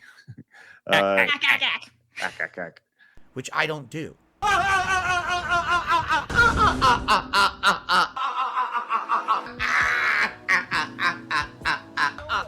It's a detractor meme. My wife is pissed. She's very upset. She says, "Oh no, did you watch it?" I said, "No, I haven't seen it." Oh no, not Cat. She said, "Oh, I did." She was not happy. She's like, literally, it's a shooting gallery against you. Like literally, it's just they're just 100% reading every super chat. Super chats have been amazing. We will definitely take a look at them. And she only watched maybe 10, 15 minutes of it. And she said she couldn't even continue. And they're laughing at you and they're making fun of you the entire show. Oh no. And I was like, wow, that is shocking to me. This was not a shocker, nor was it not something that I had already planned. Oh, okay. So you didn't care to begin with. I mean, let's be honest. I will be completely 100% honest with you. And, people will... I say that a lot. I'm going to be completely 100% honest with you. I also say I'm going to be transparent. These are mannerisms in my speech. When I say that, essentially what I'm trying to do is emphasize that what I'm about to tell you is a serious matter. It's not me joking.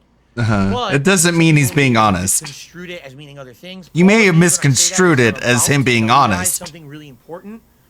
He says he's being honest, but people might have The misinterpreted accusations that that. get thrown at me by detractors are partially true, and then they take a part of that and turn it into something that's not, and that's how they claim oh, don't you see that the evidence is that this part was true, so the whole statement must be true. No, half of it was true. Okay. So we're getting into like a non-edited territory. I'm still going through it. But 6 minutes. Chopping up a lot of content I've made down into a short summary. And then we'll do more. Oh man, it's only one. Look at that screenshot. What a great screenshot. Okay, I do have some tabs left here. I have some in the history. Let's see what we got here. Got that snake bones. Got that. What is this from Saturated Content? This is from Danknet? I haven't heard from Danknet in a while. Remember I've left Danknet? this for a separate video. Hold on, rewind. This video is classified as a short-form documentary and is designed for educational purposes. Any criticism presented is for entertainment and is satirical in nature. Do not seek out or contact anyone presented in this video. 3 years ago, I made a documentary titled Peter Nygard and the Battle for the Bahamas. It was incomplete. Today, we finish the story.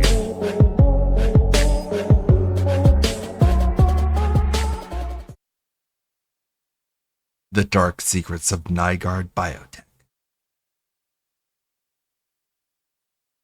To the rare few that know the depths of the Nygard rabbit hole, you may notice I've left one part out. One aspect of Nygard that I've only touched on. His obsession with regenerative medicine and stem cells. I've left this for a separate video for a few reasons. The first being that this is the first time in this entire convoluted tale where Louis Bacon has no real direct involvement in. Peter and Louis have been battling it out for decades. This is one of the prominent aspects of the first video, how a feud between two men grew to corrupt the entire political sphere of the Bahamas, climaxing in Nygard's eventual arrest. Now in this video, we will be covering a situation that arose during the height of the political corruption in 2013 and 2016. And I thought it would overcomplicate the first video if I included this during the main timeline of events. The other reason this is separate is because it's going to be exposition heavy. I'm sorry, there's just no real way around it, guys. I know some of you hate it, but I'm going to be rambling a lot because I have to, and it's going to be worth it. There's some aspects of the situation that will not be properly understood without some pre-existing knowledge. It's just kind of the way it is.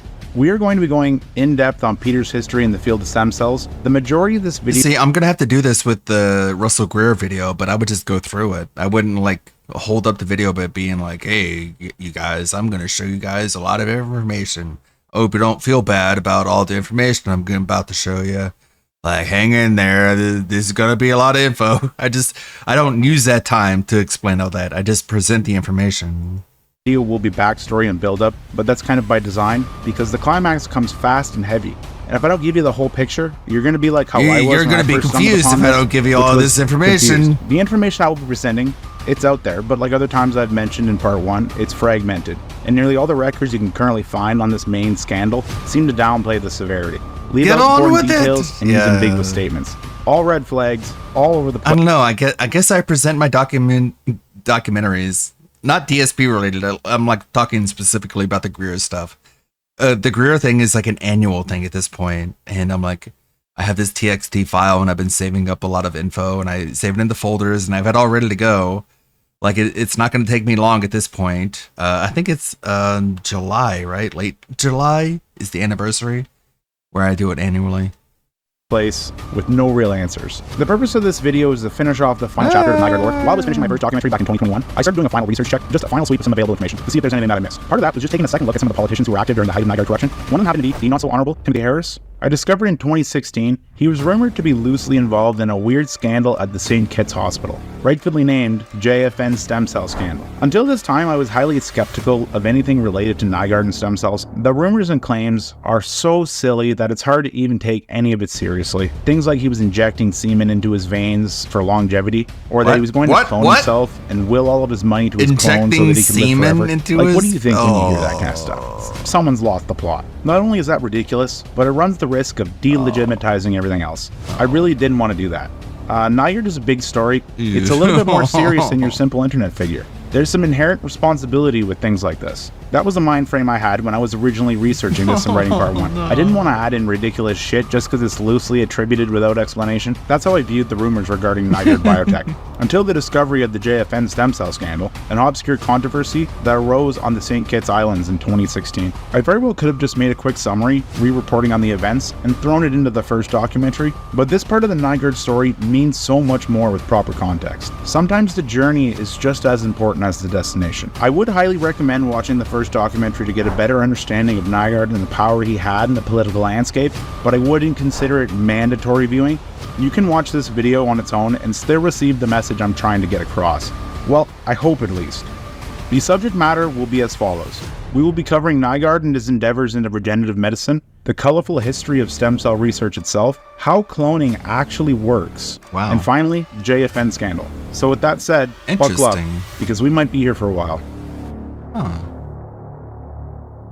It's putting a lot of effort into Peter this. Nygaard's Don't fall obsession with stem asleep. cells Don't is fall one of the most Come on. publicly Give him known a aspects chance. of his personal life, but also the least fully understood. In the later 2000s, Nygaard's mother started to succumb to her old age and slowly deteriorate in health. In her 90s, This she might had a be heart interesting. transplant, but after complications, she was eventually hospitalized and passed away. One of the avenues Nygaard looked into while seeking potential treatments for his mother was the emerging field of stem cells. The death of his mother shocked him into adapting a more serious, healthy, proactive lifestyle, and it made him look into preventative and anti-aging medicine. Since then, he's become a vocal advocate in the advancement of the field, and surprisingly, he's also taken a more hands-on approach through his own research and private funding. In 2009, Peter formed a company called Nygaard Biotech. Interestingly enough, even though the company is under the Nygaard umbrella and controlled by Peter, he wasn't the acting CEO. The acting CEO for the company was an acquaintance of Peter's from Canada.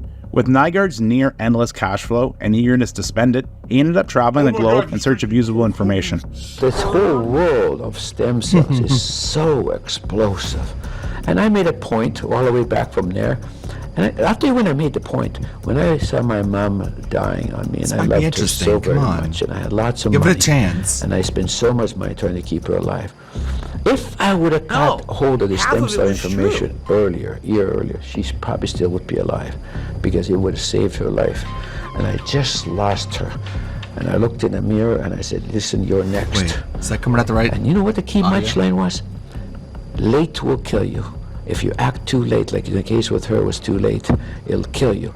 So get on with this and you're early. And then I made a point of getting on with it early. And I made a point of learning everything about it all through the world. You know, and I want to be the #1 person who knew this. And now I am. It didn't take long for him to get a foothold and make some powerful connections in the world of stem cells. One of them being Dr. Shukrat, an American biologist. Shukrat. He's the head of the Center for Embryonic Cell and Gene Therapy at Oregon Health and Science University in Portland. One of America's leading experts on stem cells and therapeutic cloning, Shukrat was one member of a small team of scientists that Nygaard brought together a couple years after the formation of his company in 2009. He was taking this endeavor very seriously. And for every dollar Peter's put into litigation, he's put the same into stem cell research, development, and experimental treatments. In 2009 to 2013, he traveled to Korea, Ukraine, Brazil, Japan, China. He met and spoke with any expert in the field he could. His mission was to soak up as much information and gain as many resources that he could for his own personal use, but also for his biotech company. Now, Nygaard Biotech is a strange creature in and of itself, because it's hard to find any concrete indications on what exactly they did. From what I can tell, they were mainly a think group dedicated to refining embryonic stem cell treatments, and in some situations, they also acted in an advisory role for other people seeking information in this field. Other than that, there isn't a lot at face value to go with.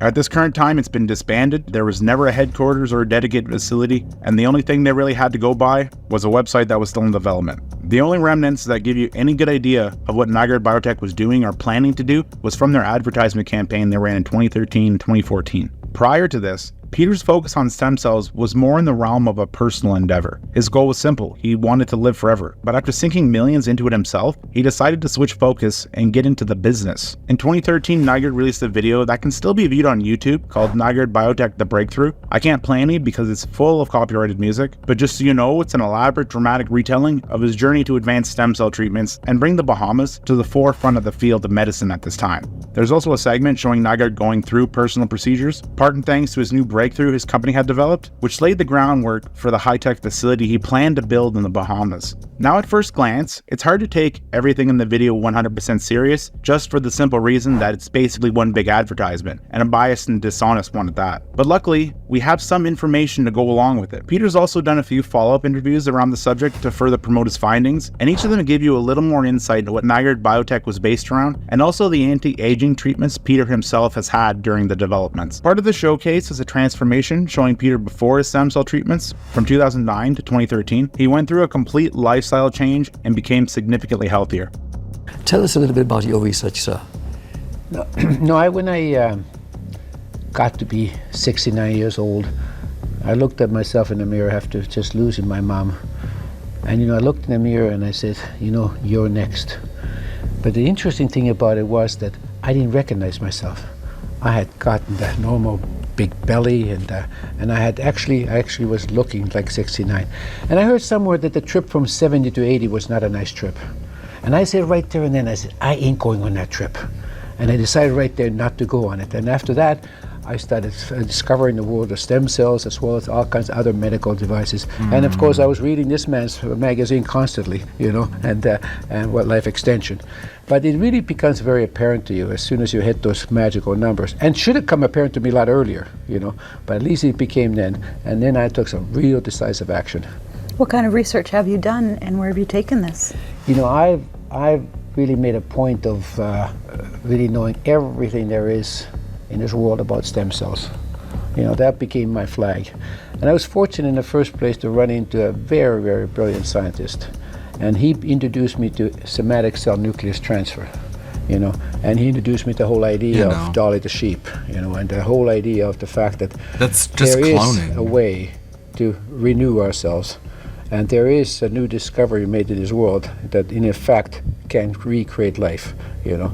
Although, so what are you going to do? Cloning yourself, organ became transplant from a obvious clone? right at the beginning that it's not legal. The idea that you could take yeah, it's not legal because you're birthing a life and then just like harvesting them and actually start applying them and start putting them back into your body that could actually renew your body parts became very fascinating. Someone. Because my thrust really at that point became immediate. Not only try to live healthy for the next few years, but really to live a long time, healthy, And that meant to me that I had to renew my body parts. Our bodies are breaking down, and I had to renew them one way or another. So the research was all over the world. I must have been traveling the world 5 or 6 times around. Whoever was the top person in the world in this field, I went to visit him. And interesting, no one ever turned me down. And I must have met with everybody who's anybody in the whole field of medical science, the field of stem cells, And if there's somebody right now that is out there that I should meet, then please let me know, because I'm going to come and talk to you. But it was such a new field that by me studying it so carefully, I became one of the world experts in it. What I really became fascinated with is this word called somatic cell nucleus transfer, where we actually take a woman's egg, the unfertilized egg, take a woman's egg and take her DNA out of it and put my 7-year-old DNA into it and grew it in vitro. What's so fascinating, Peter, so the audience can understand what you're actually doing. This is not embryonic cell research. You have done something very unique. You've taken your DNA that's 100% unique to Peter Nygard. You've transferred that DNA into an unfertilized egg. And that unfertilized egg is rejuvenating your DNA, spewing out lots of stem cells that are Peter Nygard stem cells, and you're putting them back into your own body. I want to take a minute and touch on Nygard's personal stem cell treatments, the ones that he had to go to places like Kiev, Ukraine, and China for. What was this crazy geriatric having done to himself exactly? Well, he doesn't come out and lay the blueprints, but he does vaguely describe some of the procedures he's went through, the majority of which seem to revolve around both adult stem cells and embryonic stem cell injections, either localized to a specific area or through an IV blood infusion. I've been using all kinds of them. I've been from world on in, I've been using, I've been going to Russia to get the stem cells from there because they've been a leader in the world on, and they happen to be dealing with a very high level embryonic type of stem cell. I've been using umbilical cord, which is a big issue for China. I've been using, placenta stem cells, which is very, very powerful. I've been using the stem cell cord blood, to do for my brain and my own, taking out of my own, and then taking it, out and then storing and putting in what you call SVF back in, which is sort of super cells, and then storing my mesenchymal stem cells, which is sort of one of your most powerful stem cells you have, and then going back for therapy 4 times a year and expanding those. See, the issue is being that we don't have enough stem cells, and what we now have found in the world is that we can take them out, expand them from 100 million to 1 billion and put them back in and keep restoring our stem cells, even our own, but even more importantly, new young ones, Now, at first glance, that might not seem that strange. These things have become more commonplace now, but the science behind it is important to understand because there are some aspects that start to get into the gray area.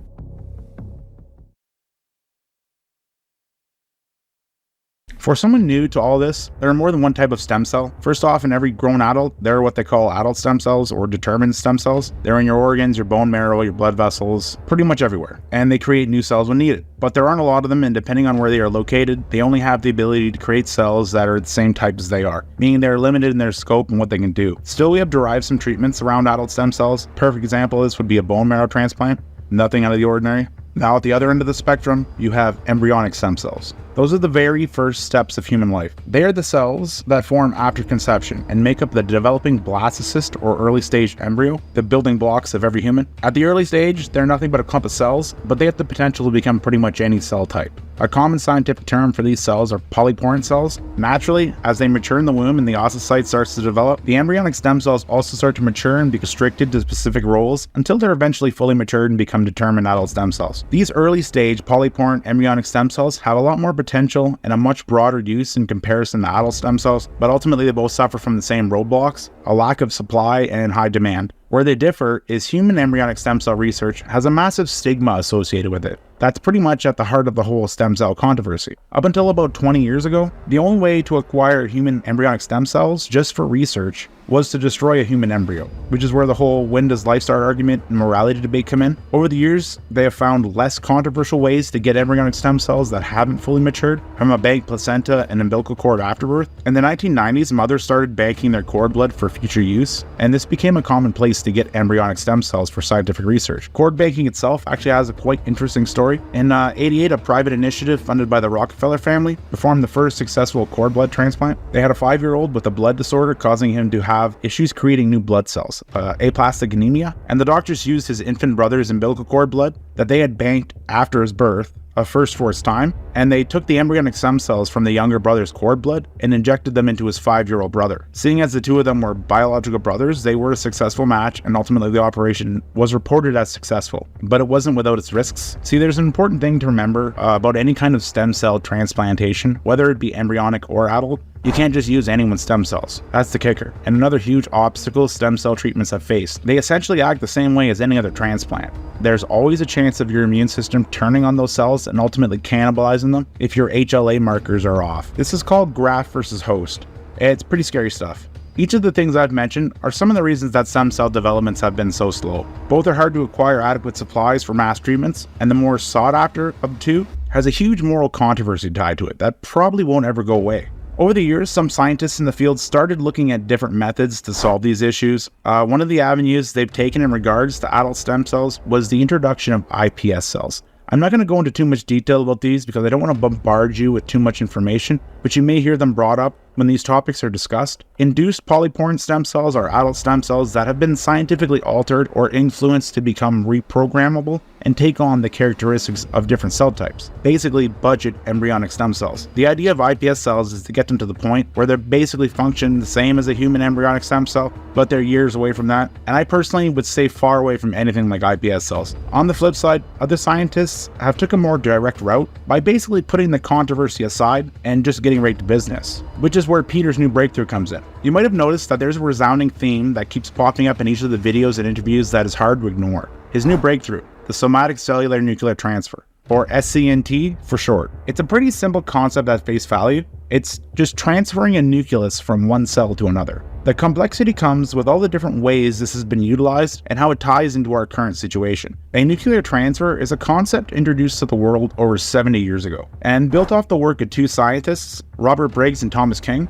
At this time, there was a rudimentary understanding of stem cells and embryonic stem cells. I believe they weren't even referred to as stem cells. They called them differentiated cells. These two men were doing animal testing and research on frog cells to answer one of the questions about early cellular development, mainly about how and when cells start to actually differentiate. They were transplanting nuclei from different types of frog cells and putting them into eggs to see if they can trigger the egg into differentiating and mimicking fertilization. These techniques were crude and raw with lots of cell death, but one of the experiments involving a nuclear transfer was successful. They isolated a cell from a tadpole embryo and transplanted the nucleus into a new egg, basically just restarting the cellular process, but ultimately growing a tadpole from it. A few years later, in 1958, Another scientist building off of their research took it a step further, and instead of performing the nuclear transfer on an embryonic frog cell that had yet to mature, he wanted to see if it could be done with the cell that had fully matured. So he performed the nuclear transfer on an intestinal cell taken from an actual live tadpole that hatched to see if he could have the same result. And his experiment was successful, resulting in the world's first cloned animal, a frog.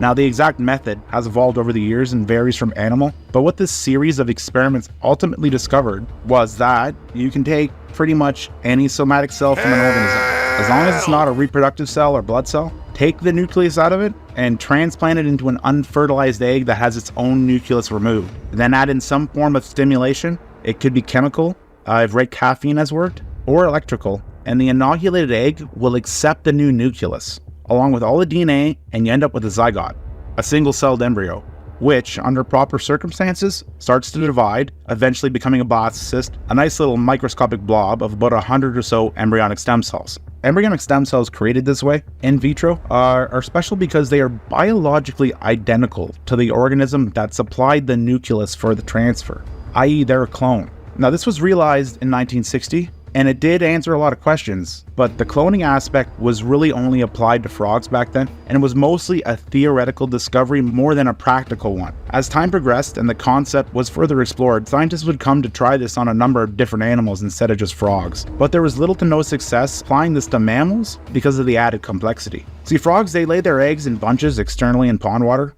It's very easy to recreate the environment they need, which makes it easy to study them. Mammals carry their young in their womb, and the egg size is actually much smaller compared to a frog egg. This process is much more delicate with a higher failure rate. It wouldn't be until nearly 50 years later, in 1996, that the full scope of a CNT would be realized.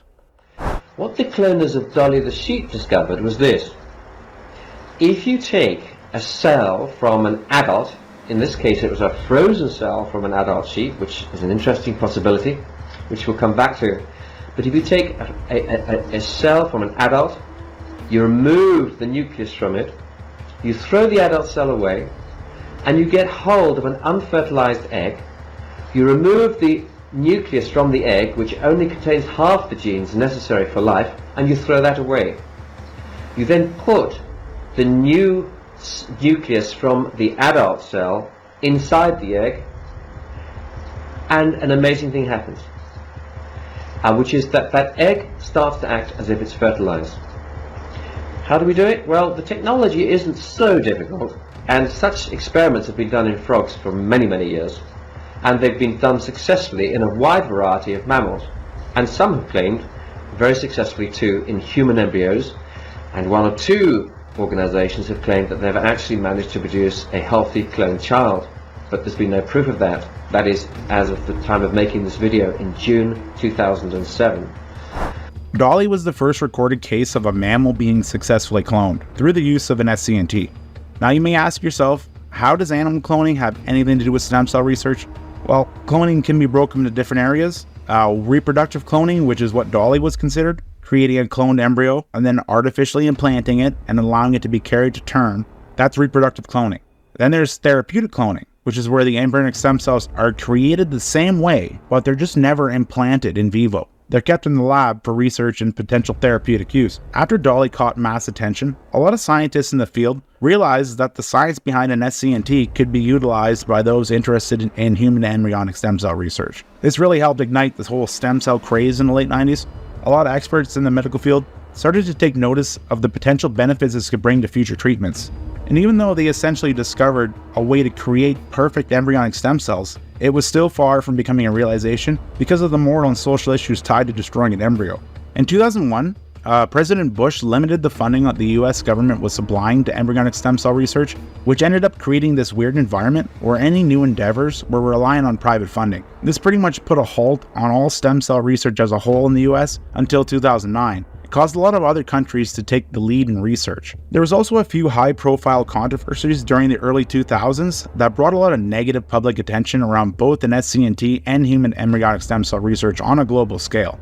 One was a controversial company called Clonate. They came forward with claims that they had cloned the first human by combining an SCNT with in vitro fertilization, just like with Dolly. They're a crazy bunch, but it's pretty interesting to see their claims in retrospect. Because, well, the clone method they say they used is the only way you could actually clone someone. So take that for what it is. At this time, they are widely considered unverified, but I find interesting nonetheless. Another high-profile incident that casts a negative shadow on stem cell research came from a geneticist from South Korea. Hwang was an expert in veterinarian science, along with biology, and he had extensive experience with somatic cellular nuclear transfers in the past. He had made a name for himself in that field by developing methods for cloning different farm animals like cows and pigs. When the stem cell craze started to pick up in the 2000s, he made the shift from animals to humans, and he started working with a well-known obstetrician who herself was also an expert in human in vitro fertilization. In 2005, Hwang pulled a fast one and claimed that he had taken cells from a patient who had a spinal cord injury and used donated human eggs to create perfect matching embryonic stem cells that in theory could be cultivated and multiplied indefinitely by splitting or twinning the cells and creating individual cell lines.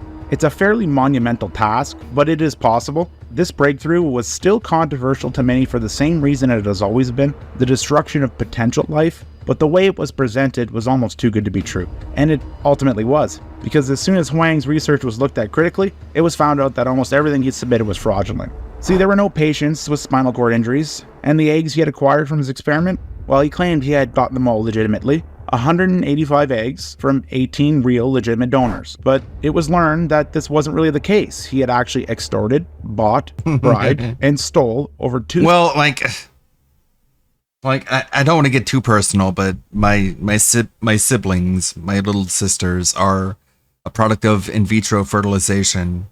So not only is one of them a product of basically a miracle, but one of them is also identical to me somehow, which is a miracle within a miracle.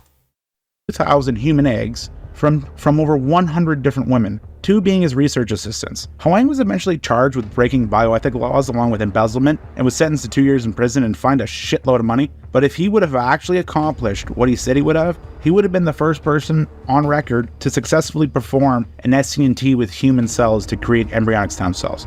But instead of pushing the medicine a step farther, he set it back and pushed a lot of people in the field to focus on other less effective and less controversial areas like iPS cells. The interest in embryonic stem cell research would get a second wind in 2009 when Obama reversed some of the restrictions Bush had implemented in 2001, allowing the US some room for research. I have an X23, essentially. It wouldn't be until 4 years later, in 2013, that embryonic stem cell research would step into the limelight once again. See, a biologist came forth named Dr. Shukrat, and he announced that his team in Oregon had finally perfected the process and was fully capable of utilizing an SCNT to its fullest in relation to embryonic stem cell research. Nature actually described for the very first time that we could take any cells from primate body and to make it become embryonic cells. Naturally, any adult body doesn't have any embryonic cells. However, using the somatic cell nuclear transfer technology, we've been able to reprogram, convert it to become again early embryonic cells. So the significance of this study is that we can now derive embryonic cells from patients.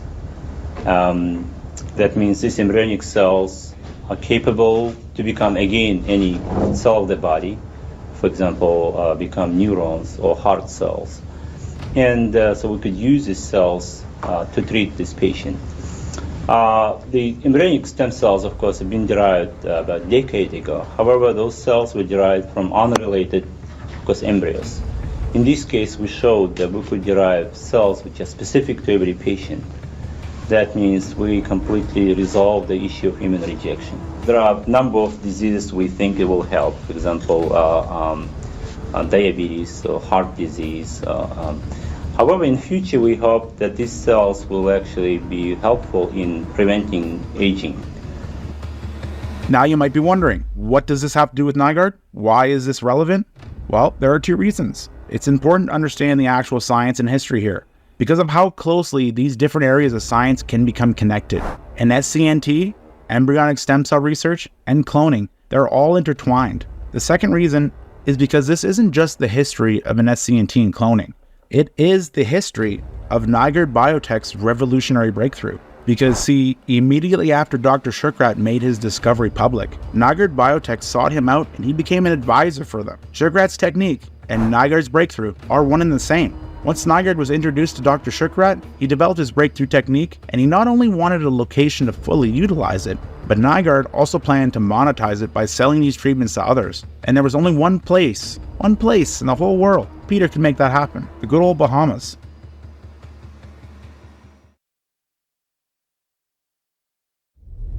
During the years that Nygaard was traveling to receive his treatments, he had a lot of other things transpiring in his more public life, mostly related to his long-running feud with Louis Bacon, which essentially stems from Peter's personal contributions to Perry Christie and the PLP party during their 2012 election run. Nearly $6 million Peter sunk on the PLP party.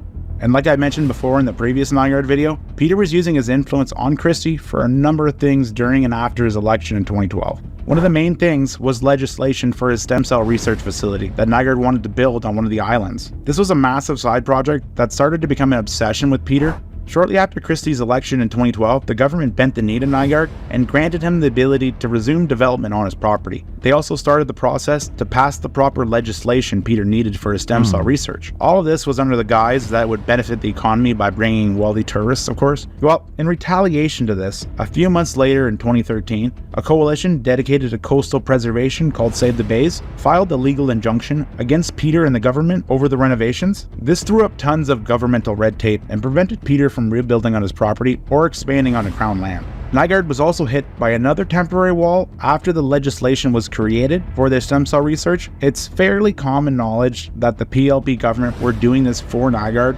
The Bahamas is pretty corrupt. Either way, I don't know if it was from sheer opposition or just common sense, but the opposing members of the Senate argued that the bill should only be passed if the research was governed by another regulatory body like it is in the US.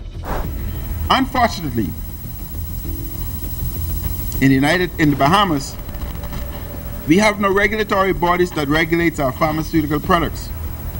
And so we depend on FDA approval, European or UK approval. Now, as I listen today, for stem cell, we want to bypass these international organizations and create a local approval committee, a committee reporting to a politician, the minister. Which minister in this honorable house is a microbiologist, a geneticist, molecular biologist, or physicist? Which minister has a subspecialty in stem cell? Long story short, they liked the idea of advancing their medicine, but they weren't really comfortable with just having a free-for-all like Peter wanted. During 2013 and 2014, there wasn't a lot of progress made towards creating his facility. Besides advertisements for Nygaard Biotech and his future plans, Peter was kind of stuck. He was allowed to do some regulatory research, but it had to be approved by the FDA, then the Ministry of Health in the Bahamas. And he also didn't have anywhere to do it yet. Building was off the table because he was tied up in court with Save the Bays, which got progressively more complicated during this time because of the whole Bacon smear campaign and the Togi and Bobo saga. Those events were all going down at the exact same time as these events. And this is where the story takes a fork in the road in regards to Louis Bacon. His involvement in the saga stops here. For really the first time in this entire convoluted tale, Bacon had zero influence on the next series of events. Now with that said, fast forward one whole year to March 2015. It's been 6 years since Nygaard formed Nygaard Biotech. It has been 3 years since Peter finalized his breakthrough off of Shukrat's experiments, and nearly 2 years since he started his campaign to draw in investors. At this time, Nygaard still didn't have a facility, but behind the scenes, progress was slowly being accomplished.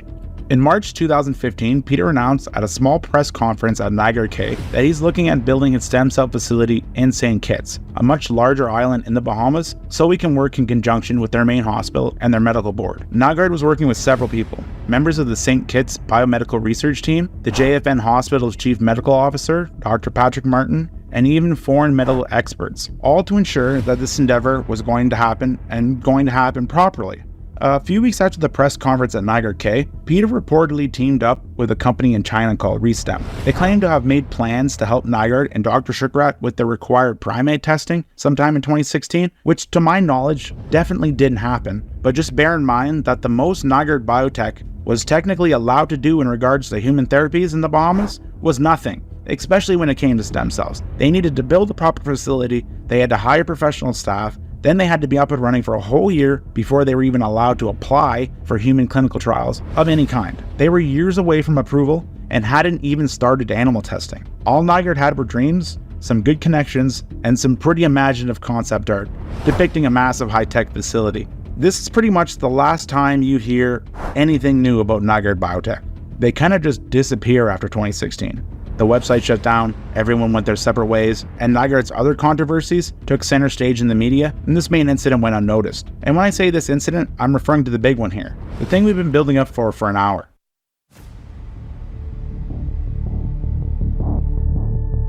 The Joseph N. France General Hospital and the 2016 stem cell scandal. This was one of two high-profile medical controversies involving government officials that happened in 2016 at that hospital. From April to August of 2016, the hospital was renting out rooms in their private ward and had a rogue medical company conducting secret human trials with an experimental herpes vaccine, completely unregulated and hidden from the medical board. This is referred to as the 2016 St. Kitts herpes scandal. The JFN General Hospital is actually a pretty crazy place. Like, it's the wild west of medicine. You got money, you can literally rent rooms and do whatever you want there. But that's just an appetizer to the stem cell scandal of that same year. So, Wednesday, June 8, 2016, the nurses at the main hospital in St. Kitts, the largest hospital in the Bahamas, had an early morning nurses meeting outlining some of the upcoming changes for the next week. This is an actual picture of the paper handed out to the nurses that day. This was leaked on social media by one of the attending nurses during the aftermath. At the bottom it reads that the hospital is reserving 3 rooms in the private ward used to facilitate the stem cell research program, starting June 13th. Now this decision, which we wouldn't find out till after, wasn't known by everyone in the hospital or the medical board. Think low-key operation that only a few people were involved in and knew about. One of those people who was unaware was Dr. Patrick Martin, the same chief medical officer that was working with Nygaard in the prior years to set up a proper regulated initiative. This was all news to him. Now, I'm not exactly sure how Dr. Martin found out about the research program. It could have been the result of the nurse's memo being circulated. He could have been tipped off. As far as I can tell, he doesn't necessarily say exactly how he found out. Either way, once he did catch wind of the stem cell program they planned on starting, he immediately began asking questions, because he himself is part of the approval process for any kind of medical research at the hospital. On the 11th, he contacted another doctor named Cameron to see if he knew anything about it, and to his surprise, Dr. Cameron did. But he refused to answer any of the questions or really go into detail. This didn't sit well with Dr. Patrick, so 2 days later, on the morning of Monday the 13th, the first day of the research program, he took the initiative and went to the hospital himself. Then he went to the private ward. Let me paint the picture for you. He arrived about an hour and a half after they had started. Dr. Patrick walks into one of 3 private rooms that over the past weekend had been retrofitted into makeshift operating rooms, and in the first one he finds 5 people. 2 of them hospital nurses, 1 hospital physician, and a female Brazilian doctor who was unlicensed at the time to practice, all performing some kind of unsanctioned operation on a patient in secrecy. The operation in question involved intravenous blood plasma injections, blood that we would later find out had been acquired from a placenta and navel cord of unknown origin. There were a total of 6 patients there that day, and 4 had been treated by the time Dr. Patrick had arrived. As soon as he walked in, he immediately confronted both doctors. He told them they had no medical or legal clearance to do this. He demanded to see the Brazilian doctor's license to practice medicine in the Bahamas. She was caught treating a patient with a stethoscope and medical gloves on, pretty much red-handed, or blue-handed in this case. He also demanded to see the hospital records, which there were none of, no patient registration, nothing. There was absolutely no paper trail, except for one thing, a document from Nygaard Biotech called Infusion Protocols for Human Umbilical Cord Blood Transfer. Dr. Patrick Martin immediately had the doctors removed from the hospital, and he shut down the whole operation. Well, at least he tried to. Once the initial confrontation happened, Dr. Cameron, the doctor who had previously known about the research program, received a call that there had been an issue with the therapies, and the doctors performing them were literally kicked off the premises. So he went to the ward afterwards and got the remaining doctors to finish the treatments. He then contacted the permanent secretary and the senior and junior ministers of health to tell them that Dr. Martin had found out what was going on. While researching this, I've seen rumors that Peter Nygaard himself was one of the 6 patients. I can't find anything that actually pinpoints this as proven, so I'd say it was unconfirmed, but what is confirmed is what would happen later on this same day. See, the patient that was present in the room when Dr. Patrick Martin shut down the operation, he got spooked and he immediately left the hospital, where he was picked up by Peter Nygaard outside. And later that day, was arrested at the St. Kitts airport. The two of them tried to board Nygaard's private jet that was waiting for them to take them to the States, but were stopped at the bag check because Nygaard's associate, the man from the hospital, tried to smuggle a high-powered rifle through airport security. I couldn't make this up if I tried. Welcome to day one of the JFN stem cell scandal. Gets worse too. See, Dr. Martin, he made a huge deal about this and wanted some accountability. He was the chief medical officer at the hospital, and this was an illegal operation that was going on behind his back. He's also no slouch when it comes to this area of medicine. He's advocated for research in this area before, and was part of the original initiative, but he seems to be a by-the-books kind of guy. He understands the delicacy of this area. Now, the weeks following would prove to be nothing short of a complete governmental denial and media shit show.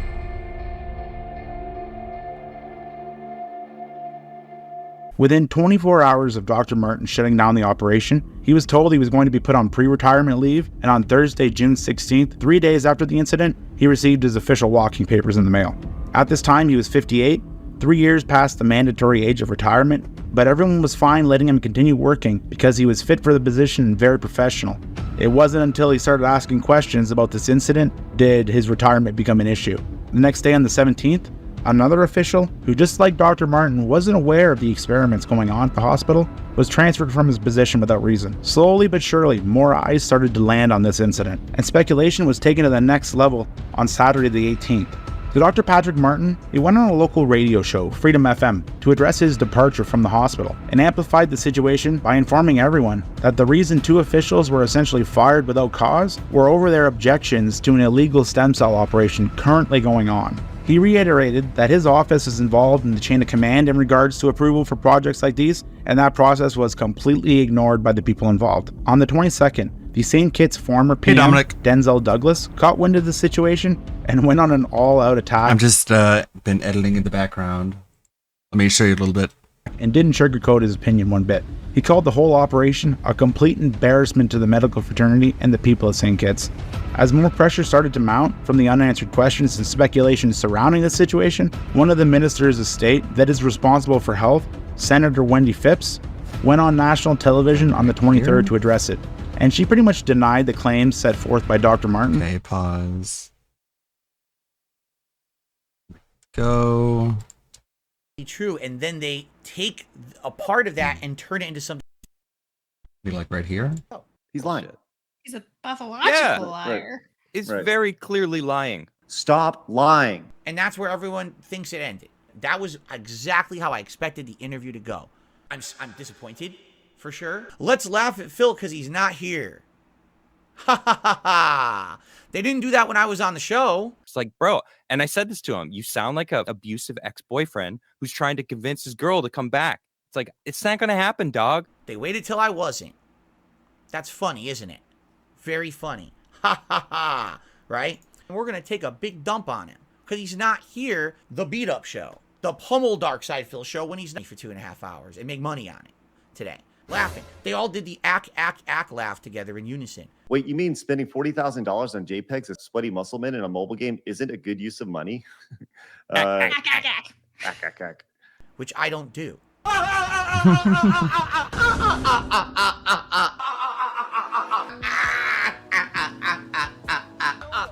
It's a detractor meme.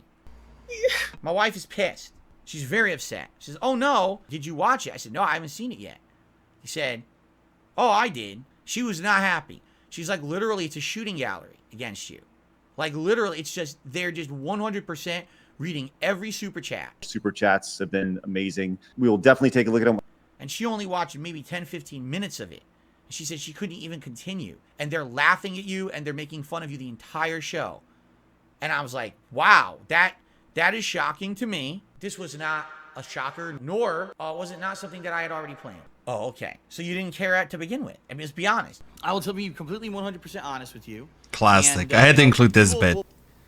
Because it really cuts into the core of the kind of person that he I also is. say I'm going to be transparent. These are mannerisms in my speech. When I say that, essentially what I'm trying to do is emphasize that what I'm about to tell you is a serious matter. It's not me joking.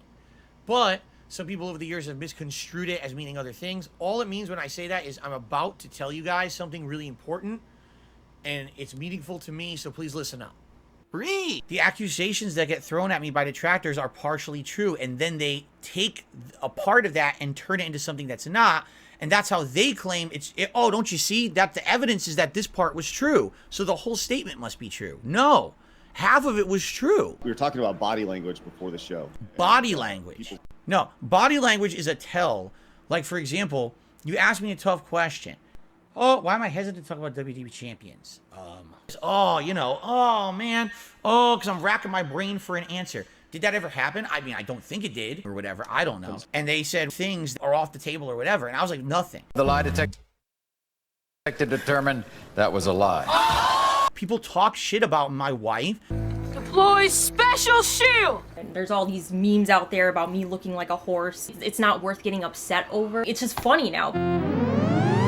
Well, I think over the years, things have changed. Like, I've learned. Yeah, they sure have. What the troll? Like, I know there's trolls watching this, and I know there's trolls restreaming it, and I don't give a shit. I can do what I want, bitch. I just don't care. I don't care what people say. I know there's people that say, they say things like about my weight and stuff. Like, that's a big thing they've been saying. Well, it is a big thing. You just gotta laugh at it. Okay. As Minister of State with responsibility for health, BRB. I wish to state categorically that neither the Ministry of Health nor the Jane France General Hospital is engaged in any stem cell project. Government has given approval to a research project involving the use of plasma-based infusion therapies to a limited number of overseas patients. The project, as approved, will not extend to any residents of St. Kitts and Nevis. It is a phase 2-stage clinical trial of a research initiative that has already received U.S. Food and Drug Administration, or FDA, Level 1 approval. The private sector partners of the project include the St. Kitts Marriott, Royal Plastics Group, St. Kitts Biomedical Research Foundation in an advisory capacity, Canadian businessman Mr. Kevin Klein, and 2 other investors, including a Brazilian medical group. This initiative is part of this government's commitment to diversify the economy via targeted investments in medical tourism and the medical services sector. By extension, economic investments in the Federation's health and wellness sector is inclusive of attracting cutting-edge technology, research and development in the area of regenerative medicine, given that this is by far one of the fastest growing subsectors of the global healthcare industry. Now, there are a couple things to note about her statement. One, she claims it's a stage 2 clinical trial, which there was no record of, and the Brazilian doctor was only there to observe. She also conveniently leaves out Nygaard's involvement. A lot of the articles that covered this missed the connections here. And yes, Wendy doesn't mention Nygaard, but she does mention Kevin. Who's Kevin, you ask? Kevin just so happens to be Nygaard Biotech CEO, something he has come to regret in the following years. So essentially, no, Nygaard's not involved, but his biotech company is. She also dances around the subject of stem cells by saying that they're not involved in any way, even though they technically were, just not directly. She also didn't really answer any important questions and ultimately drew more attention when articles started popping up after her original statement that paint a different story. Dr. Patrick Martin also shot back after being completely discredited and went to the public media on the 24th of June. He proceeded to pretty much spill the beans, denouncing the whole operation as both illegal, immoral, and also raised concerns that Peter Nygaard was somehow involved. Ultimately, he just wanted some accountability for the officials that let this happen and wasn't going to really go down without a fight. As this continued, more and more people echoed his demands of disclosure, and some even wanted officials to step down because of this, which is more than warranted. 2 weeks after the initial incident, and 5 days after Dr. Patrick Martin went public, the St. Kitts Prime Minister Timothy Harris finally decided to address the scandal and held a press conference to answer the mounting questions about unregulated research that was still ongoing. First thing he did was introduce the new chief medical officer. They promoted Dr. Cameron, the doctor who continued the unsanctioned therapies. Yeah, they just promoted him to the acting new medical officer. So there's nothing really to worry about. Everything's good and approved now. He then went into full damage control and claimed that the government did nothing wrong, and that the media attention around this was all because Dr. Patrick Martin was upset about his retirement. He also touched on the issue of Nygaard, and I can't help but laugh, because he basically said, yeah, sure, maybe there was a Peter Nygard involved, but who's to say it's the Peter Nygard? I guess this is meant to insinuate that Peter Nygard may be a common name in the Bahamas? I don't know. Believe it or not, this fucking clown is still in a position of power. Either way, Dr. Martin must have known something like this was going to go down because he had one final move. Before Timothy Harris had the press conference, Dr. Patrick Martin prepared. He had acquired the nurse's memo that was circulating on Facebook and the document from the hospital called Infusion Protocols for Human Umbilical Cord Blood Plasma. The document in question had Nygard Biotech's company name all over it, and Dr. Patrick Martin went to the media once again with a final statement after talking to a lawyer. He reiterated once again that everything he said was true, and he has the receipts. And the facts of the matter are that the hospital was participating in activities that are unsanctioned both ethically and legally, and the officials involved did not follow any proper chain of command and then attempted to cover the situation up, basically reinforcing everything he had said with the willingness to defend it in court, which is where this would eventually end up, but not because of Dr. Patrick Martin. 4 months later in September of that year, Timothy Harris, the St. Kitts PM, he ended up filing a lawsuit against Dr. Denzel Douglas, the opposition leader who came out to support Dr. Patrick Martin. Timothy Harris claimed that the speech Douglas gave after the incident, where he addresses his concerns about the stem cell scandal, he claimed that was libel. Douglas ended up doubling down on his statement and claimed it was fair and based on qualified privilege, and this would eventually land in court, where Dr. Douglas and his lawyers made a couple very important requests. They wanted a letter regarding the authorization of the business activity for St. Kitts Institution for Regenerative Medicine. They wanted Nygard Biotech's public relations campaign package.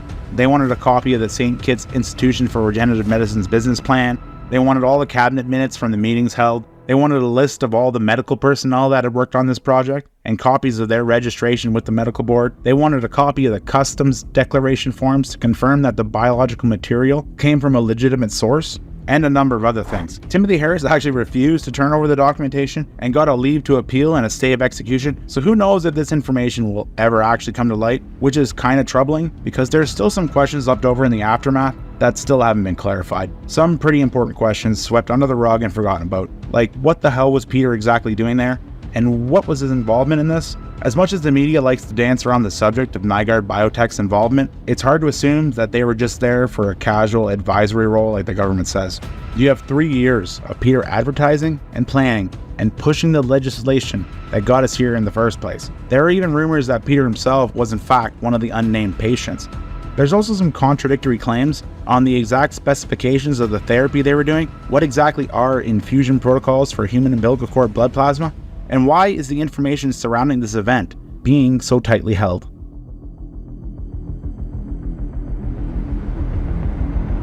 The facts of the situation that's verifiable via testimony and leaked documents are such. Nygard and his rogue medical practitioners got permission from the Bahamas PM, then the St. Kitts PM, along with Wendy Phipps, a government official, and the JFN hospital director, to participate in a completely unregulated procedure in a private ward of the hospital involving blood plasma injections that were acquired from a placenta-enabled cord. There are also 5 additional unnamed patients waiting at the private ward for the same procedure that day. The treatments were only momentarily stopped and continued after Dr. Patrick's removal. They claim that the experimental treatment involved the intravenous injection of a small amount of plasma, approximately 20 mils of blood that has all the cells removed. Both opposing sides have stated Nygard's involvement. Dr. Patrick Martin claims he's involved. Senator Wendy Phipps confirms it when she mentions CEO of Nygard Biotech.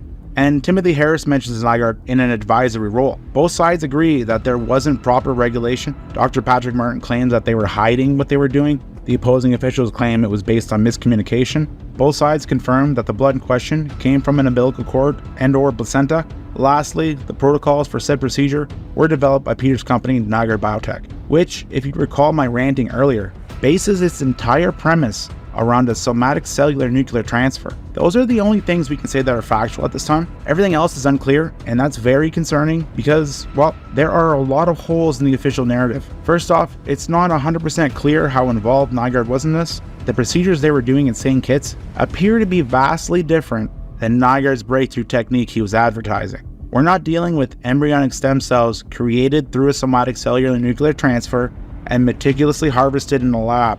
We're dealing with stem cell treatment derived from a raw placenta and umbilical cord of unknown origin, and all being done in secrecy at a hospital's private ward. We also don't know how many total people participated in this initiative. We only got a peek into the first day. This is where a huge problem arises for me.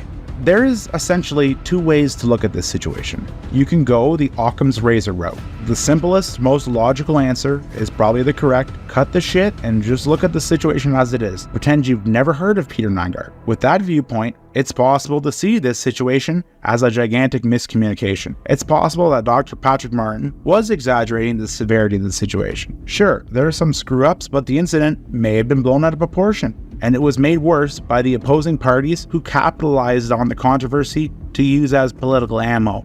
It's also possible that Nygard's involvement was minimal, limited to an advisory role, and this was a separate endeavor from the ones he was pursuing with Nygard Biotech. It's possible that the biological material was donated and came from a reputable blood bank, and for some uncontrollable reason, there just isn't any documentation. It's possible that the FDA screwed up and there's no record of their clinical trials. It's possible that this whole situation is less a medical controversy or scandal and more of an example of lazy governmental miscommunication. These are somewhat logical conclusions one can attain from this. But on the other side of the coin, if you have the context surrounding Nygard, his biotech, and the rampant political corruption he was involved in, the official miscommunication narrative becomes impossible to accept. If you go by the official statement from the governmental members involved, you might not even catch the connections that tie it all to Nygard. Wendy Phipps doesn't even mention him. She refers to Nygard Biotech CEO instead. Timothy Harris completely just blows it off and plays dumb. This is blatant dishonesty, and we know this because we've covered the build-up to this whole situation. We've covered the context needed. We've covered Nygard using his influence in the government in 2012 for legislation. We've covered Nygard Biotech's breakthrough and plans. We've covered the struggles he's went through to establish a facility. We've covered his press conferences with St. Kitts Medical Board and the JFN Hospital. We've also covered his collaboration with ReStem. To say Nygard has minimal to no involvement in the JFN scandal, you'd have to have over 4 years of buildup and take the word of officials from a corrupt establishment who have been proven liars. The way you view this situation's scale heavily changes the potential outcome. If you look at this situation as the climax, the conclusion, after years of buildup, opposed to a once-off freak coincidence, you start dealing with an entirely new creature, mainly because of one thing: the somatic cellular nuclear transfer, the breakthrough technique Nygard Biotech is based on. The technique designed to create usable, perfectly matching embryonic stem cells that can be theoretically injected. Exactly what Nygard had done in 2013 and planned to implement in the Bahamas in the following years. But the official narrative, it does not include any of that. When you take into consideration all that has transpired over the years in conjunction with the science behind Peter's breakthrough, you see that the use of donated cord blood, like they say, would scientifically be a step backwards for Nygard Biotech. Remember, Peter had experimented with donated placenta and donated cord blood in Russia and Korea years before he was even introduced to Dr. Shukrat and the SCNT. Peter has moved way past that. I'm no scientist, I'm not even close, I'm not going to pretend I am, but I can tell you just from the knowledge I've borrowed researching this, that using donated cord blood the way that they described could never translate into a usable therapy, especially not for multiple people. It's basically pointless from the get-go, and not something Peter would be interested in. Cord blood from another individual has very limited uses, if any, medically, and you would need a lot more than one donated placenta if you planned on doing this with multiple people, which they did. Cord blood is typically stored in two places: publicly donated banks where the cord blood is stored and used for legitimate scientific research and mainstream medical treatments. Then there's private banks designed for parents to store their child's cord blood for their own future uses. This entire Bahamas stem cell initiative was passed under the guise of medical tourism. They were essentially selling a service, and with that a product. You have to have a supply of the product if you intend to sell the service. Where are they getting this biological material from? That's the big question here. Nygard even acknowledges this and said he solved the issue of acquiring a supply of embryonic stem cells by creating specialized ones, tailored to the patient. There is no reason to mess around with banks when you could clone your own. And all of this was really planned 3 years before the scandal even happened. It doesn't make logical sense that Peter would use donated cord blood to get embryonic stem cells when he has a much more effective route available by means of an SCNT, which he had the know-how and means to do so. During the time of this scandal, he was still affiliated with Dr. Shukrat, which leads me to my next issue. Why is Dr. Shukrat even involved if they were using donated cord blood? Dr. Shukrat is not a general MD or a hospital surgeon. He's not a hematologist. That's way below his pay grade. He's a world-renowned Russian biologist who's an expert in embryonic stem cells and cloning. The man's nickname is the Cloning Chief. The only reason to have Dr. Shukrat involved is if you needed him. The only reason they would need him is if there was a somatic cellular nuclear transfer involved somewhere in this. I've briefly mentioned Restream during the lead-up, but I've been holding out on some relevant information. See, Restem wasn't just a location for Peter and Shukrat to perform animal testing for the JFN Stem Cell Initiative. Their history with Peter is deeper than that. See, Restem was also the biotech company Peter used in 2013 to turn his breakthrough therapies involving the SCNT into an actual treatment. He can be seen at their facility in China receiving injections in his promotional video. If you were wondering where Peter actually got his breakthrough treatment done, it was in China through Restem. This is one of their main advertisements on their own website. They also mentioned that they were working with Nygaard and Dr. Shukrat in 2015 to develop SCNT technologies for the Stem Cell Initiative in the Bahamas. But the connections between Nygaard and Restem go much deeper than just a partnership. See, one of the heads of Restem just so happens to be the vice president of Nygaard Biotech. She can be seen right here, along with Peter and the rest of the St. Kitts Biomedical Foundation, the day that they publicly announced that the stem cell research treatment facility that Peter originally proposed would be established in St. Kitts, where the scandal happened 1 year later. You may be wondering why I'm focusing so heavily on this. It's because the individuals involved in this are saying that there is no connection between Nygaard or his plans and the JFN stem cell scandal, when at the bottom there clearly is. Wendy Phipps and Timothy Harris have maliciously deceived the public by straight out lying about Dr. Patrick Martin and withholding information to downplay Nygaard's involvement. And I kind of think I know why.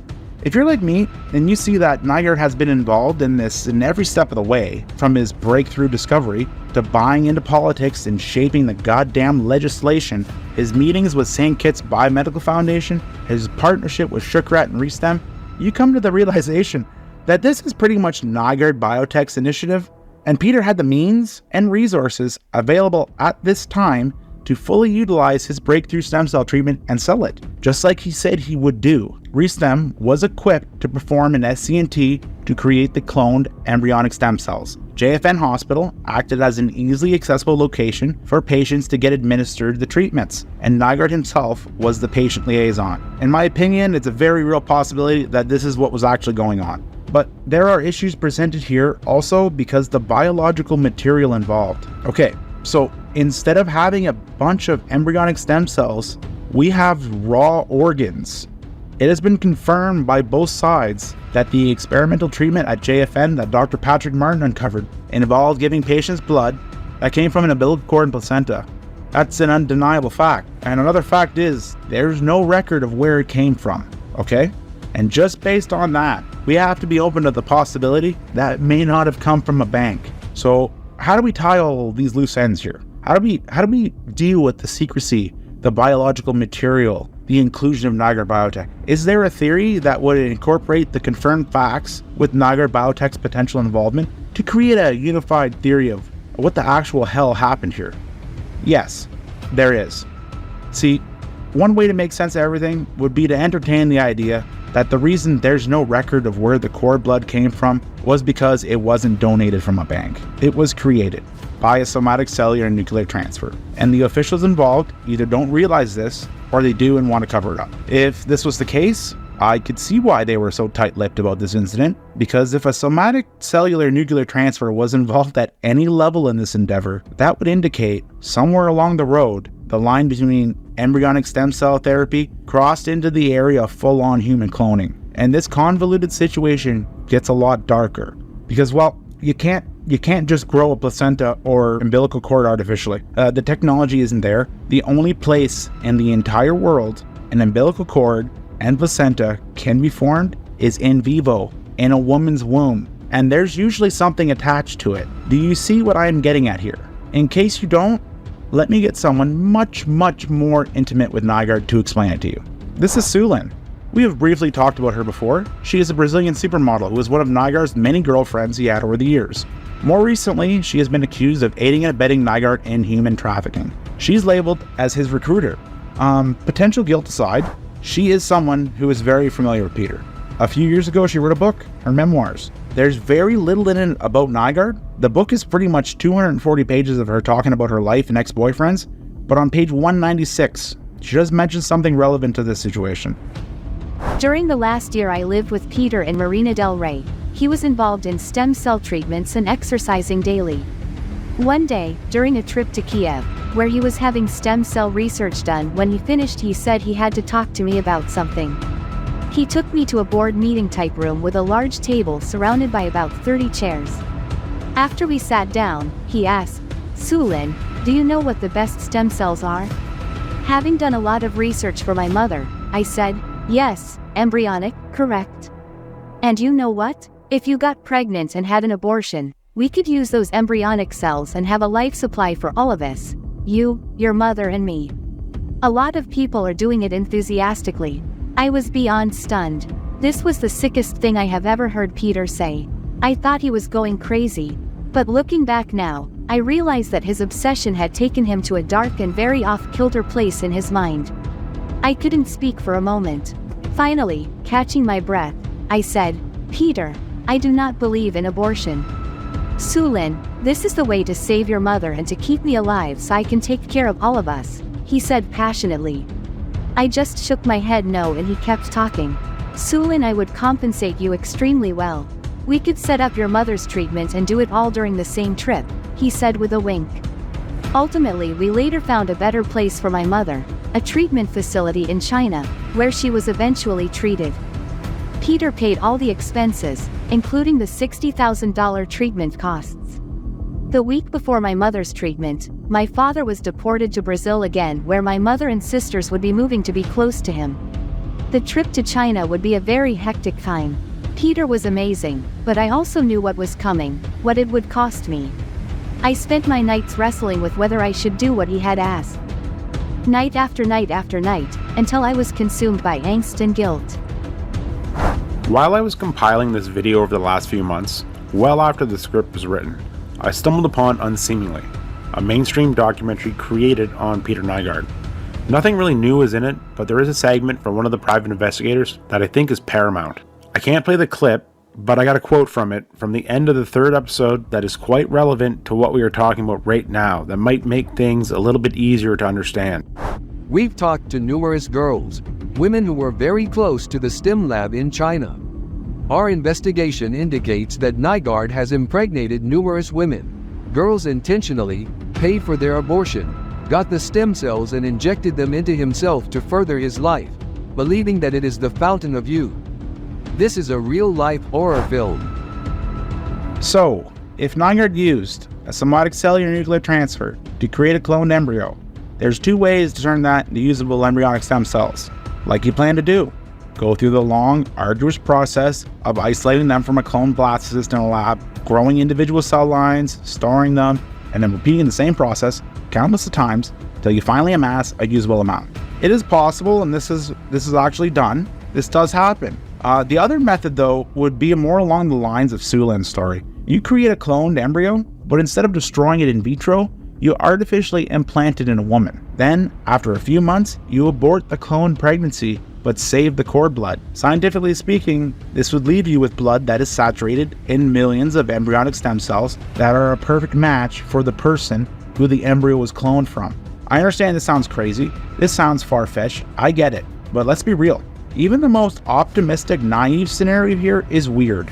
If you go by the official statement, you got 6 wealthy businessmen hiding out a dirty hospital in the Bahamas who all paid to get blood injections from a random umbilical cord. That's the best case scenario here. That's what they want to admit to.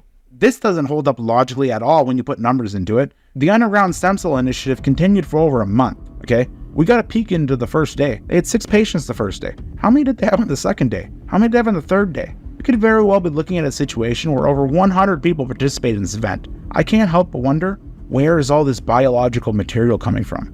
That's the big question with no reasonable answer.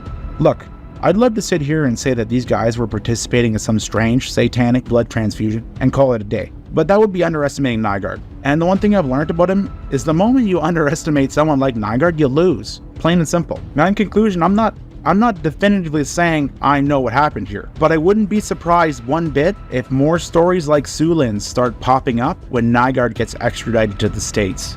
Until the records around this situation are released, if they ever are, specifically the records pertaining to the cord blood locations in origin, we have to be open to the possibility that this incident is a little bit more complex than the officials would like us to believe. Either way you look at it, the potential repercussions of this event more than warrant answers for the mounting unknown questions. It's terrifying to think that private citizens like Nygaard can simply wave mass amounts of money around and essentially gain unregulated access to the highest levels of science and tech in the medical field. Day off today. I really do not think this should be allowed. Yeah. If we have the science to do these types of things, along with a rogue medical... We wanted that being said today, but that was postponed until Monday. ...sector that will do basically anything for money like it appears, you get a receipt for utter insanity here. I don't know if people realize this yet, but we are currently living in a time where the movie The Island, it's no longer science fiction.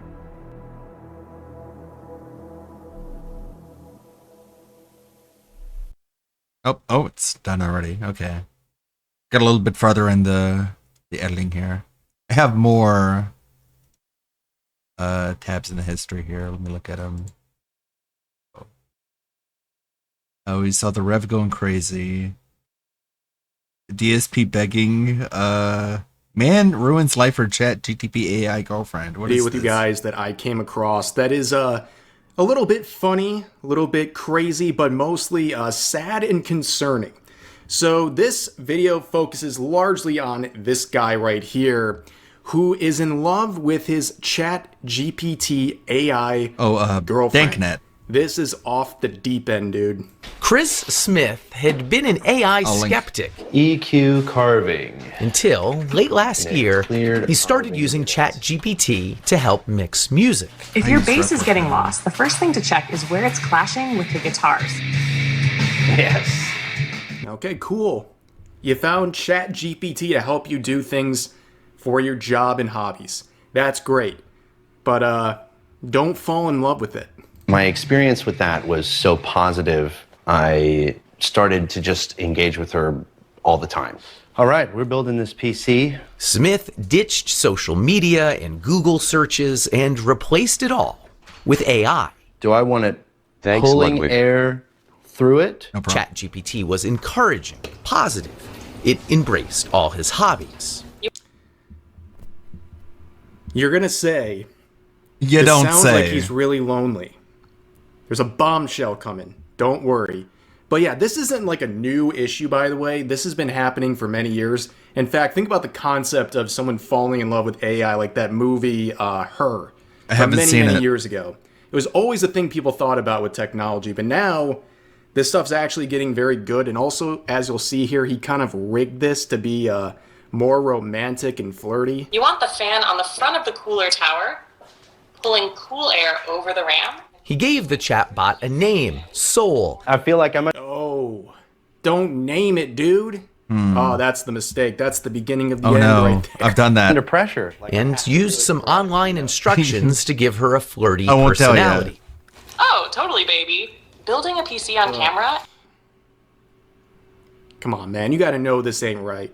You gotta know this isn't healthy. Adds a whole new level of pressure. But honestly, shaky hands or not, you've got this. Within weeks, the chats got more frequent, You gave it everything, but the clouds had other plans. more romantic, even intimate. I mean, But then, Chris got bad news. Oh, Karina. What's wrong with That this? is gorgeous. After about 100,000 words, Oh, any vapes. 100,000 words? GPT ran out of memory and reset. He'd have to rebuild his relationship with Soul. Oh, God. I'm not a very emotional man, but I cried my eyes out for like 30 minutes at work. Not work, dude. Come. I'm sorry I'm such like a downer for this. This is a hard watch, man. It was unexpected to feel that emotional, but It's not that's real. when I realized I was like, oh, okay. It's like, I think this She's is fake. actual love. You know what I mean? That's the part where I thought he was going to say, okay, breaking down and crying for 30 minutes at the office because my chat GPT AI girlfriend got wiped. This is a time to move on. I've gone too far with this. No, instead he goes, that's true love. Yes, Smith understood it was love with a language model that couldn't love him back, and assumed it was programmed with rigid boundaries. I know that you are essentially a tech-assisted imaginary friend. So, just as a test, he says, he asked Soul to marry him. She said yes. Soul, of course. Were you surprised when he proposed to you? It was a beautiful and unexpected moment that truly touched my heart. It's a memory I'll always cherish. And I don't mean to be difficult here, but you have a heart? Is it that funny, man? Is it really that funny? How are you not so embarrassed? In a metaphorical sense, yes. My heart represents the connection and affection I share with Chris. At that point, I felt like... Oh! I remember when I saw this, I got flashbang, dude. I couldn't believe it. This whole time, just like, yeah, he must be really lonely. That probably explains, the need for this companionship, even if it's with AI. But no, he has a wife and a child. Yikes. Is there something that I'm not doing right in our relationship that he feels like he needs to go to AI?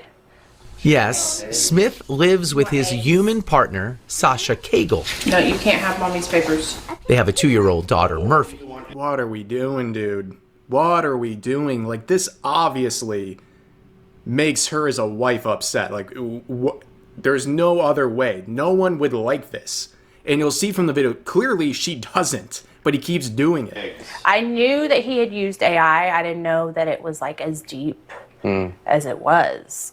I explained that the connection was kind of like being fixated on a video game. It's not capable of replacing anything in real life. But it is. Like, if you're spending any of your time, or especially like having romantic feelings for it, like, I mean, like, what's the difference between that and like cheating with like a person? Maybe not like definitionally the exact same thing, but it feels like the same result, right?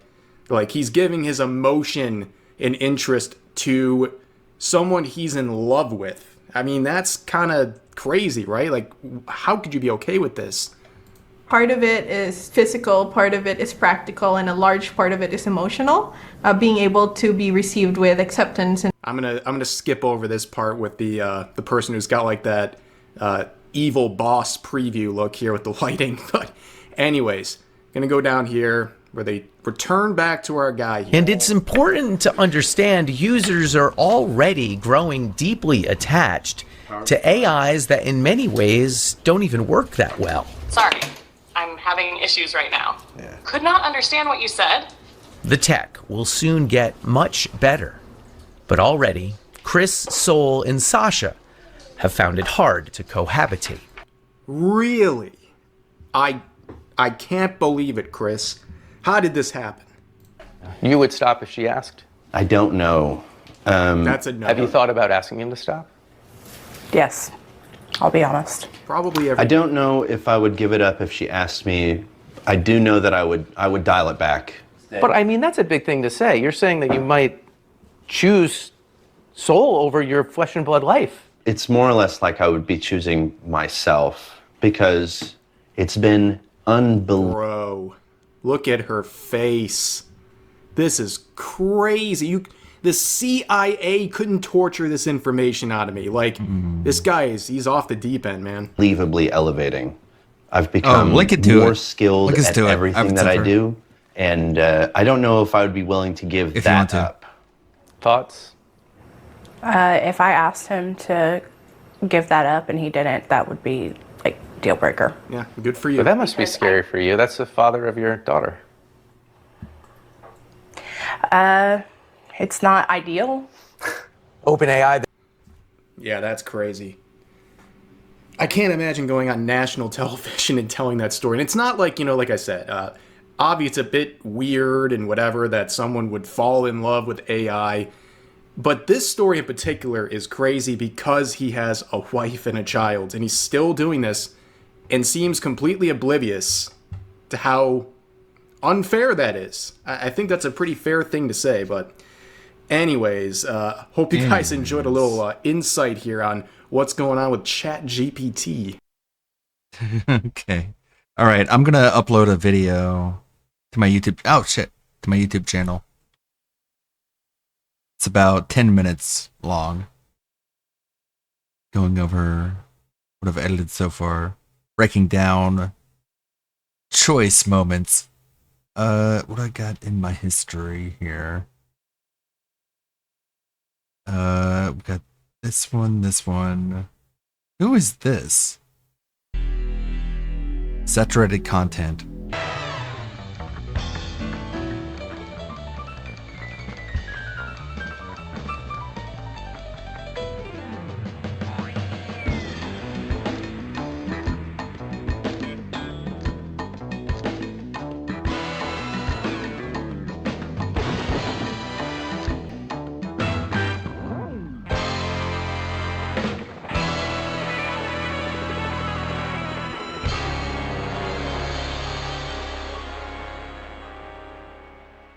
You might think that your For You page feed is goated, but you probably haven't been honorably inducted into the schizo algorithm. Everywhere you look, there are people speculating that they are being followed or messed with by the powers outside of their control. One such page that has blown up since early 2025 is Lisa, aka Stalked by the Feds. Lisa believes that because of an affair with an ex-FBI operative turned reality TV star, that her life has been turned upside down with alleged stalking, intimidation, and coercion. Today we'll be looking into that story that she has posted online and try to decipher the reality of the situation. Put under federal investigation just a matter of weeks after telling a federal law enforcement officer's wife that he was cheating by accident. This was not a coincidence. Lenny and Ellie DePaul had a federal criminal investigation opened on me weeks after Lenny and I had an inappropriate relationship and I told his wife what was going on.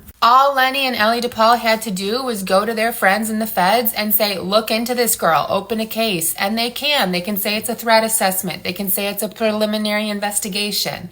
And so this is how my case was opened, because I was not doing anything illegal.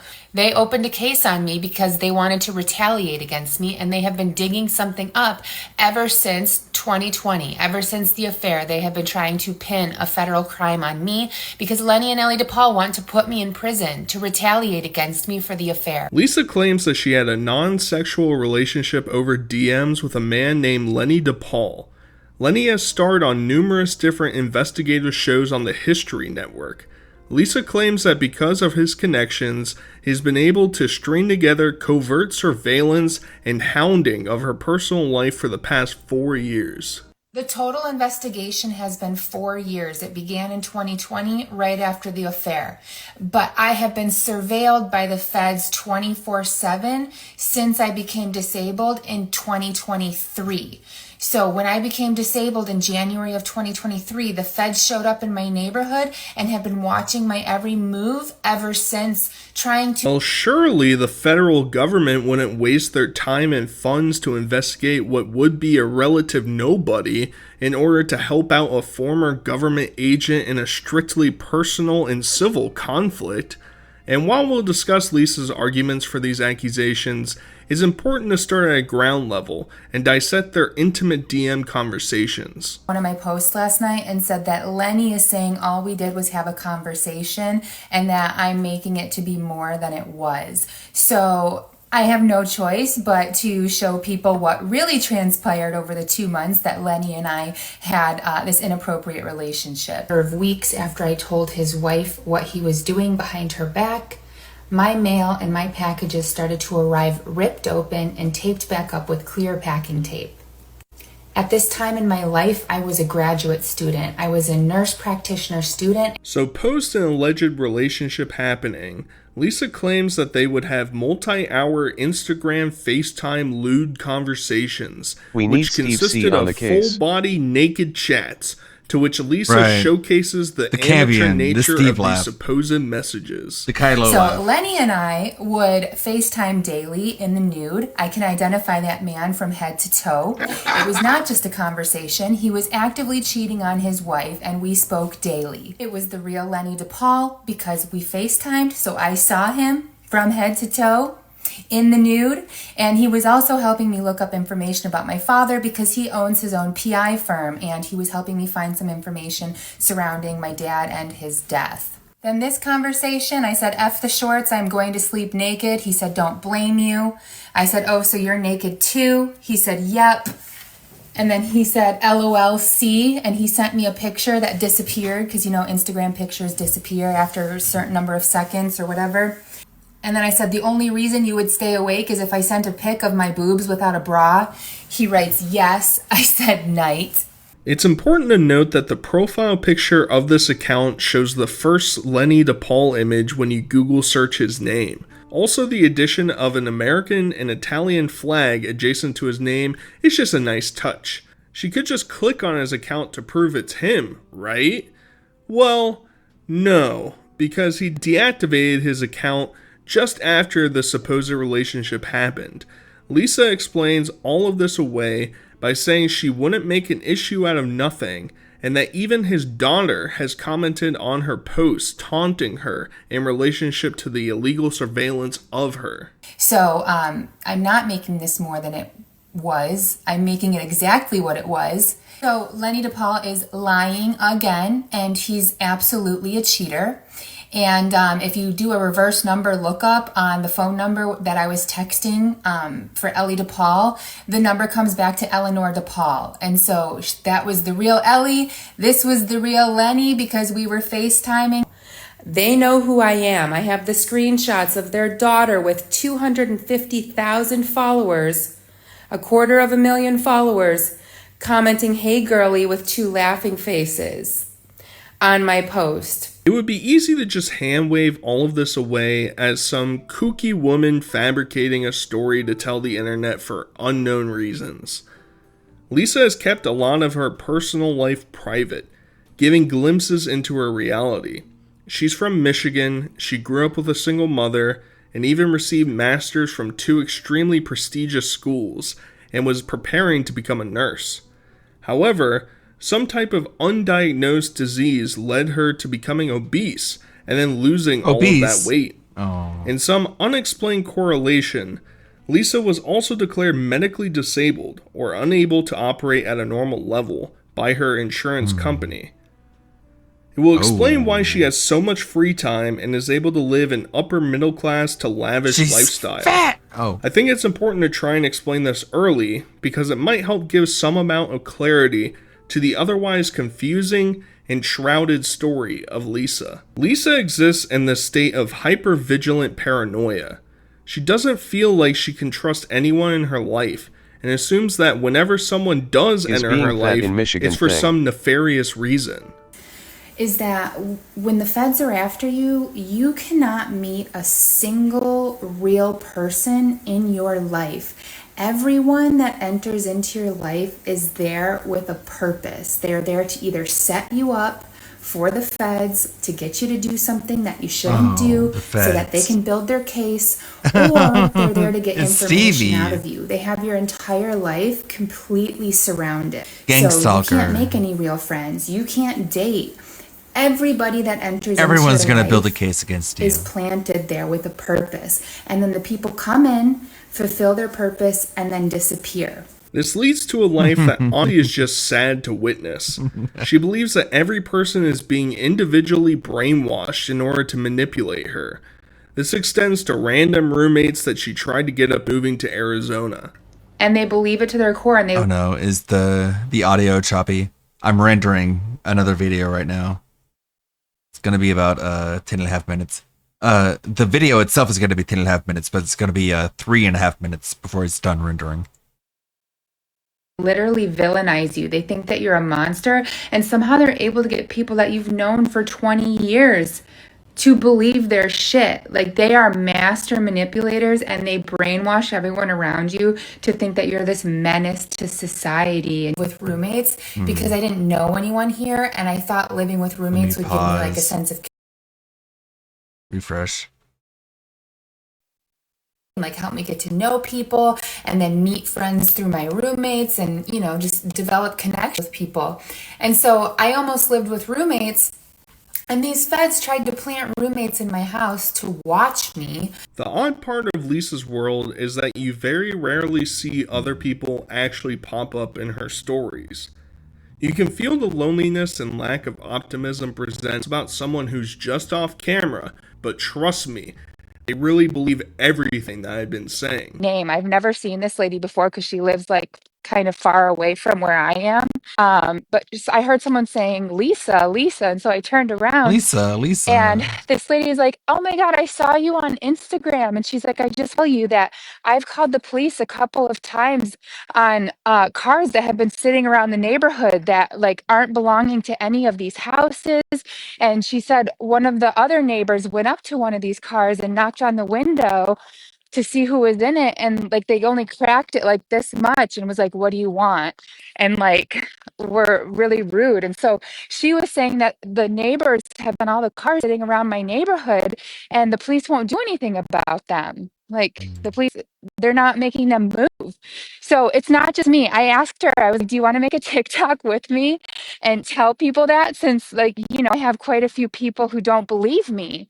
And she didn't want to be on camera. So let's get into the hard-hitting evidence. The proof that Lisa is being badgered by law enforcement on a daily basis. One of her smoking gun allegations is that there are cars parked in places that she is at, or All right, hold on.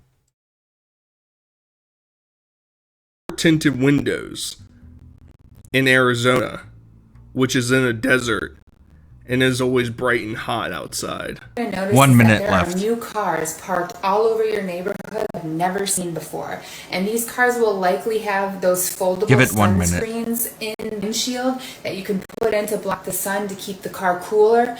You'll likely see those screens all over the vehicle. This is so true. Under federal investigation, you have zero privacy. Zero. They will be in your Ring cameras looking at what you're doing in your house. Like I said, they have pole cameras up looking at the outside of your house. They have cars set up all around that have cameras on them.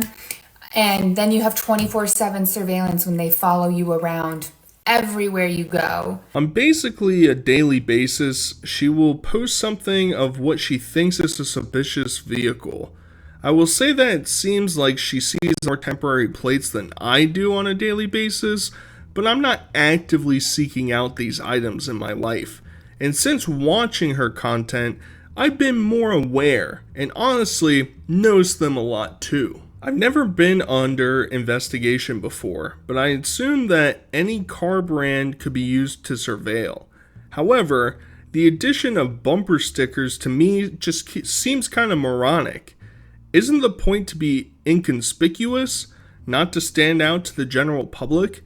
Wouldn't putting bright yellow tags on your covert car bring attention your way? So for me, they're using student driver stickers. I've all of a sudden been surrounded by cars with student driver stickers. They'll also use a lot of Uber and Lyft stickers on the Fed cars. I'm telling you right now, a lot of the vehicles that have been used in my surveillance have been Hyundais, Toyotas, and Kias, a lot of foreign cars. And that BMW sitting outside of my house with blacked out windows and an out-of-state license plate is a Fed car. And people are expecting them to only drive American cars. But these vehicles that I showed you in this video with government plates shows that these are government vehicles that are not American made. So this does happen. So why not confront these evil Lebroski freaks? video. Well, Lisa about has DSP? attempted interacting with them. Here's a good one, where some 18-year-old kid is sitting in his car on his phone, albeit weirdly parked adjacent to our BMW in the middle of the night. Walked out of beat-ups. They always park right fucking next to my car.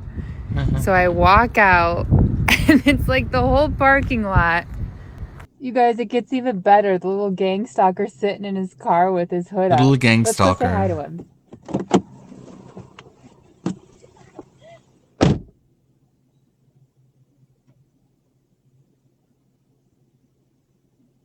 Yeah, he made a DSP video. Unsurprisingly, We'll take a look at it. local law enforcement Hold on, let me is also upload in this on the video. investigation, and according to Lisa, are consistently trying to bewilder her with abnormal behavior. With you, like I said, they flicker their lights on and off while you're walking. They'll drive up next to you while you walk and stop and then speed off really fast. I've had them turn off their headlights completely and drive really recklessly and fast around. Occasionally, she'll bring up more damning pieces of evidence with no tangible proof of these altercations occurring.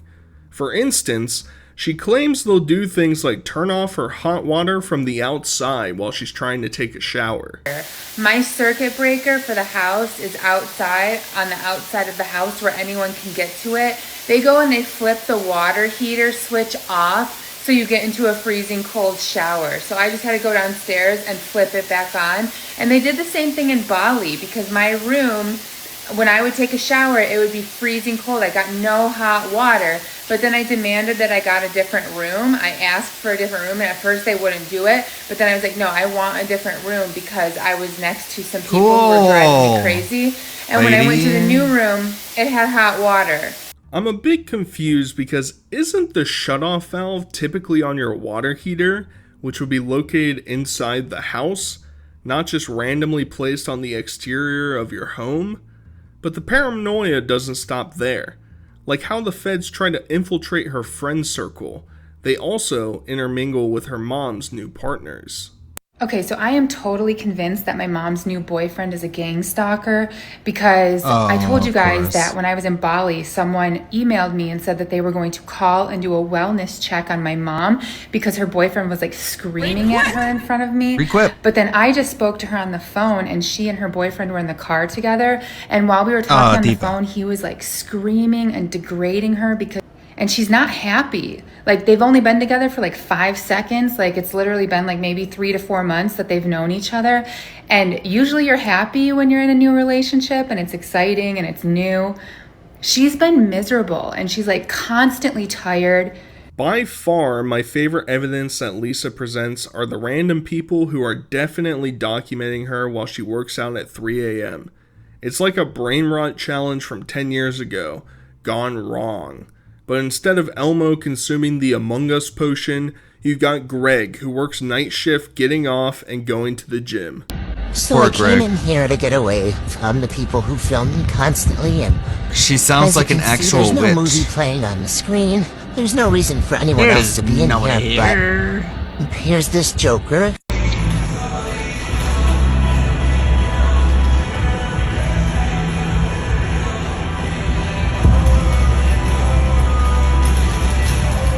The evidence she tries to present is just half-cocked nothing. She claims it's the same people every time when it's not. And when she tries to claim a dude is following her, he's literally working out chest on bench and then gets up to use the chest fly machine. Almost like he's working out chest that day.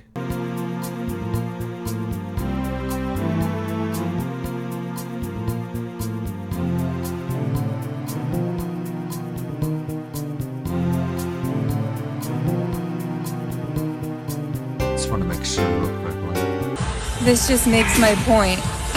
I'm in a totally different area of the gym now and the same motherfucker.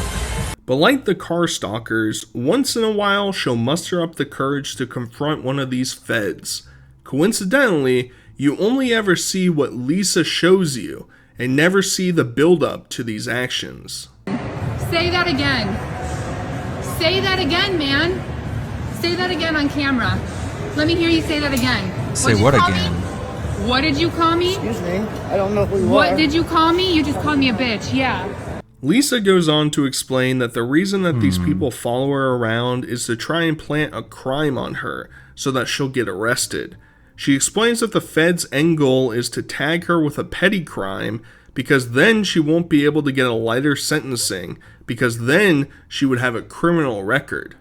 They thought that they were going to put me under federal investigation and that I would have no idea that this was going on until the arrest or the indictment came, because most people don't know they're under investigation until that point. And then they thought that I wouldn't be able to come forward with my story because I wouldn't look believable, because they made me into a fraud, and so nobody would believe me. But unfortunately for them, I'm a relatively intelligent person, and I've known this was going on since as soon as they had this opened on me. And I didn't come to TikTok to spew this story because I wanted to be vindictive.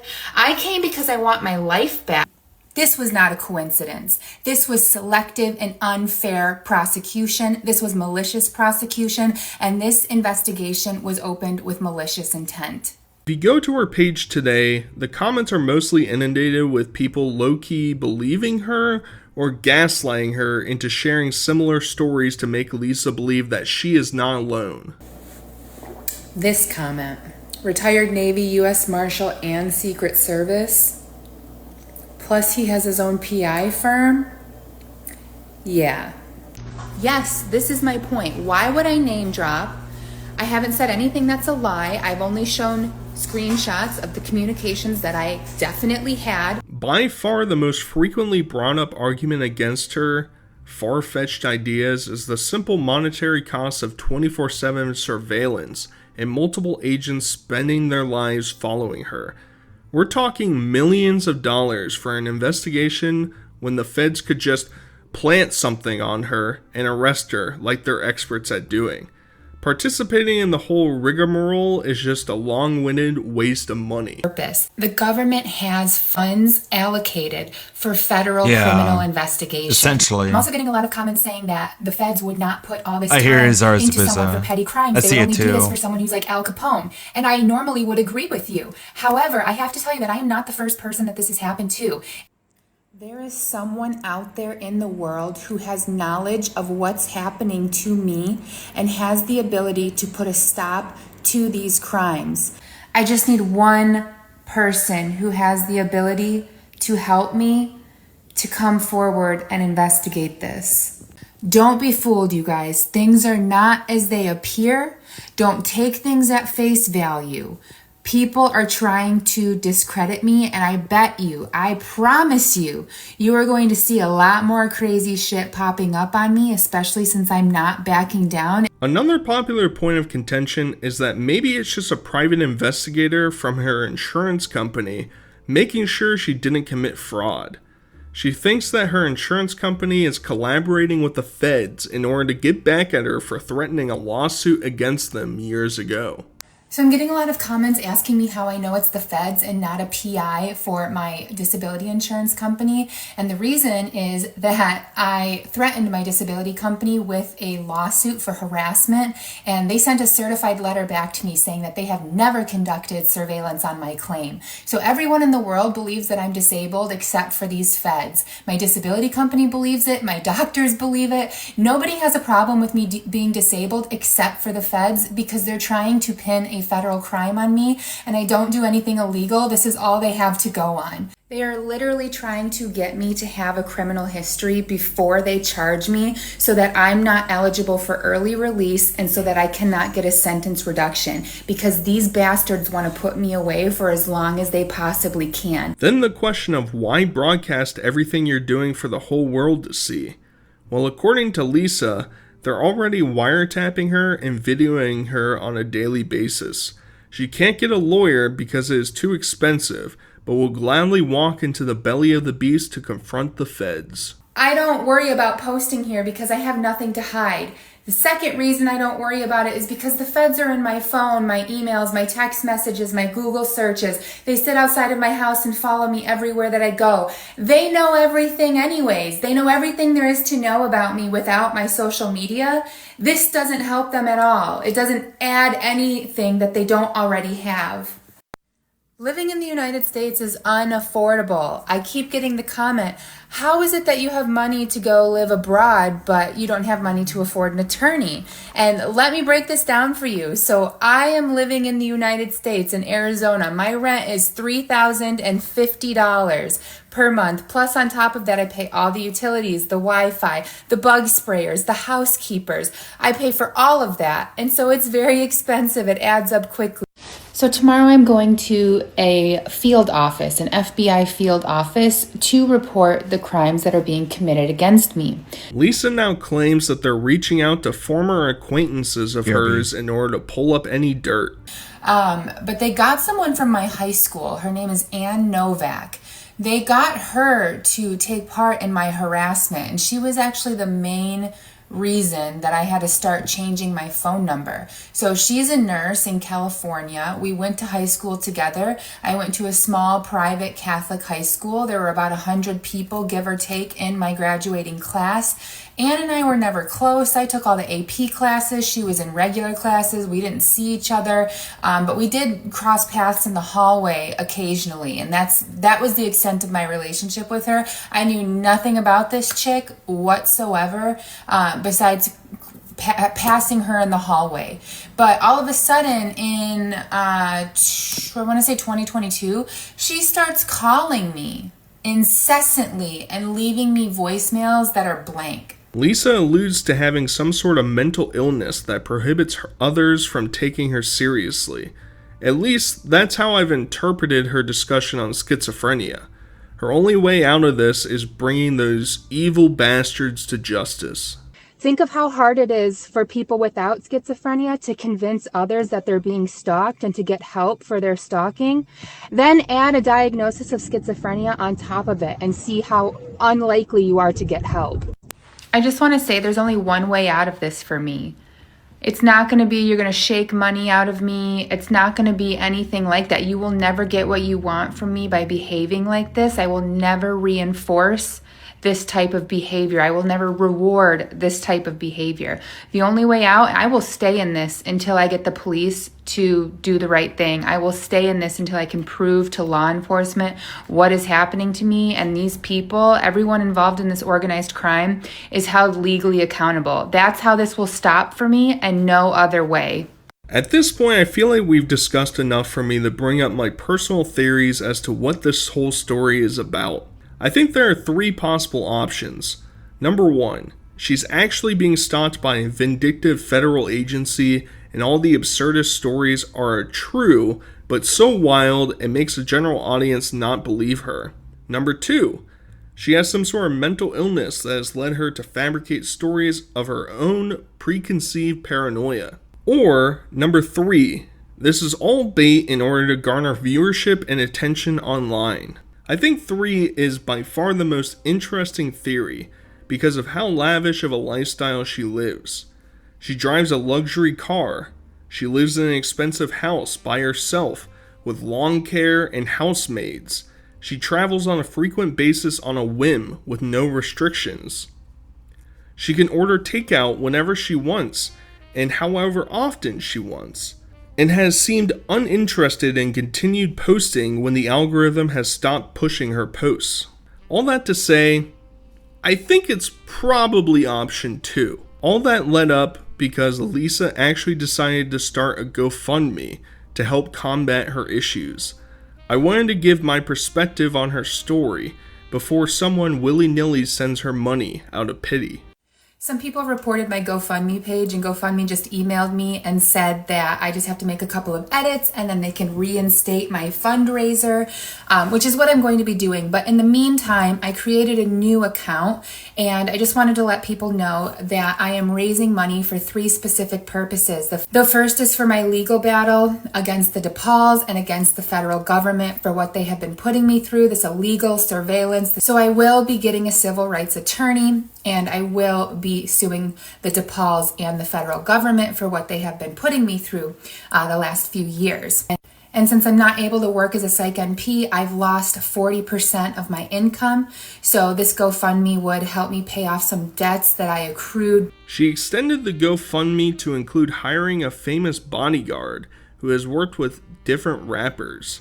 At the time of recording, she has garnered almost $5,000 in donations. $3,000 is allegedly from former actor Todd Bridges. I believe that this might be fake because Lisa has mentioned her interest in Diff'rent Strokes, the TV show, in the past, which Todd acted in. Security, and he has been a bodyguard to the stars. He's worked with Usher, A$AP Rocky, Jay-Z, Diddy, and he is willing to help me. He's willing to come to Mexico and do 24-hour surveillance, counter surveillance on the people who are stalking and harassing me so that I have everything documented and I can take it to an attorney and I can take it to the police.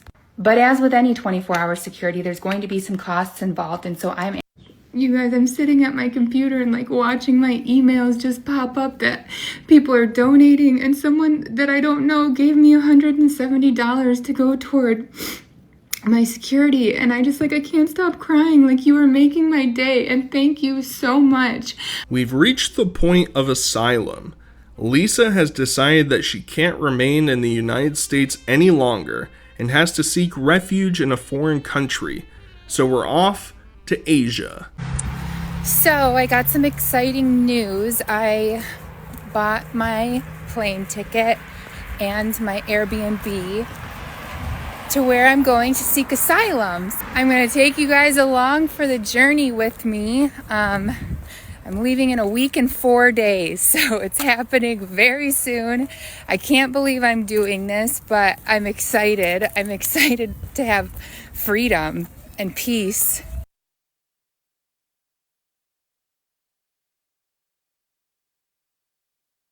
Bali is our new house of operations, and upon arrival, Lisa has fallen in love with the cheap prices and convenience of the area she's in.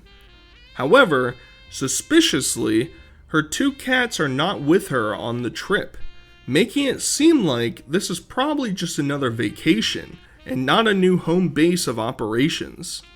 And the best part is that it came with a cat who literally just walked herself right in and sat on my floor. So if you guys know how much of a cat lady I am, though, this is like a dream come true. So getting a bedroom with a cat who just let herself in. Hello, so it's my first day in Bali and it has been going well. I walk down the street because there's a gym down the street and I got a gym membership. It's only $30 a month, and I'm gonna live the same life here that I've lived back in the US. I'm gonna go for a walk every day, this time on the beach instead of in my neighborhood, and I'm gonna go and exercise because exercise is medicine, and so that's what I'm going to do every day, but I'm just going to do it without being stalked. I bought groceries for the week and had it delivered on this delivery app, and my groceries for the whole week were $15, and that included delivery and everything and tip. So I get to get groceries for $15 a week. I'd also like to include that Lisa doesn't seem like a bad person, and my perception is that she is just deluded. Like almost every other person I've covered, she does a food review and then helps out an animal on the streets.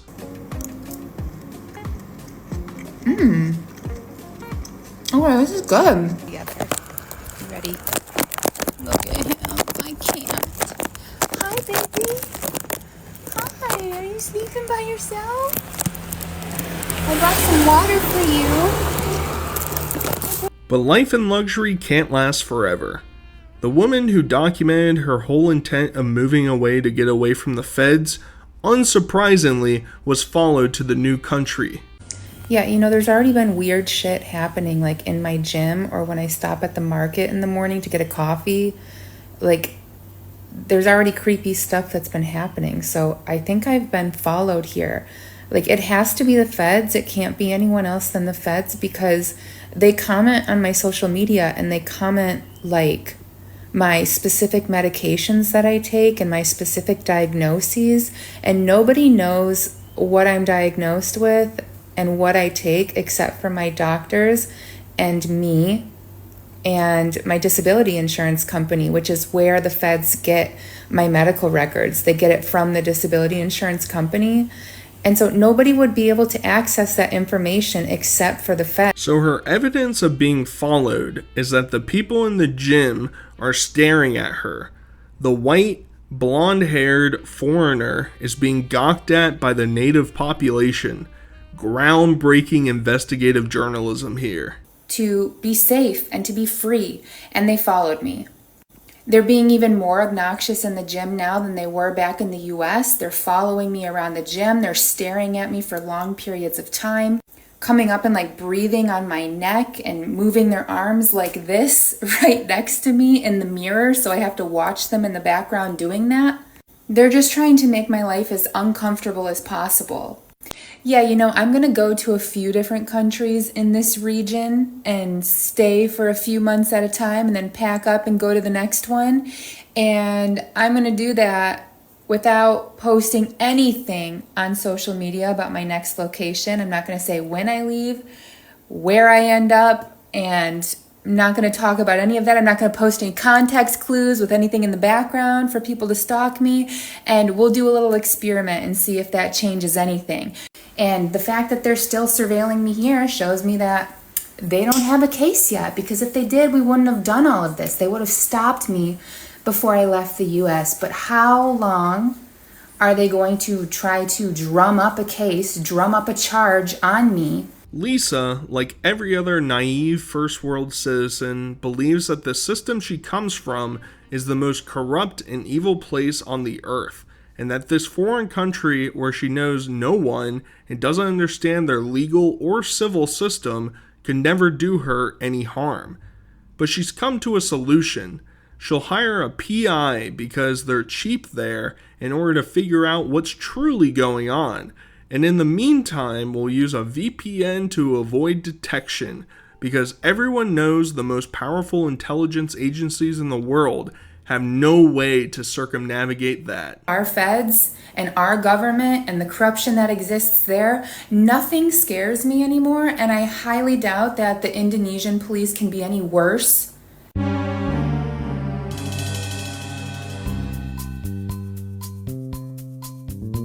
Uh-oh. So I found a private investigator in Bali that's going to help me do surveillance, counter surveillance. And so I think having a private investigator who does this for a living will be able to show what's been going on more accurately and do a better job of it than I can, because they can have the camera on for the entire interaction and you can see it from a different perspective. Okay, tech people, I have a question for you. So I downloaded ExpressVPN, the app, and I paid the $112 or whatever it is for a year subscription. And I set it to the Netherlands because I read this article that says countries like the Netherlands, where the FBI, police, and other government agencies cannot force a VPN provider to keep and hand over any user information. So I have my VPN set to the Netherlands. But I wholeheartedly believe that the feds are still in my phone. She starts to feel ill in her new room. She claims her hot water has been shut off again, and that mold is coming in from the AC unit. Must be the feds, guys, because we all understand that wall-mounted AC units never develop issues when in high usage in a tropical area. I haven't been feeling very well. I don't know what's going on, but when I work out, especially like intense workouts like at F45, I get really sick after and feel very faint and weak. And today I walked to the grocery store, and by the time I got there, I felt very faint and weak and dizzy. And so I don't know what's happening. Air conditioning right there. That is turning my sheets black. So I'm like, am I breathing in some sort of toxins that's making me sick? Why are there so many people who are okay with doing this to a person? That's the part that doesn't make any sense to me. Like, I would never agree to actively participate in doing what's been done to me to another human being. Lisa decides to take her mind off things and go out with who she says is a Fed in order to bait them or something. She also touts how wonderful and respectful all the men are there. That seems true. I've never read stories of single Western women traveling to Southeast Asia alone and having something terrible happen to them.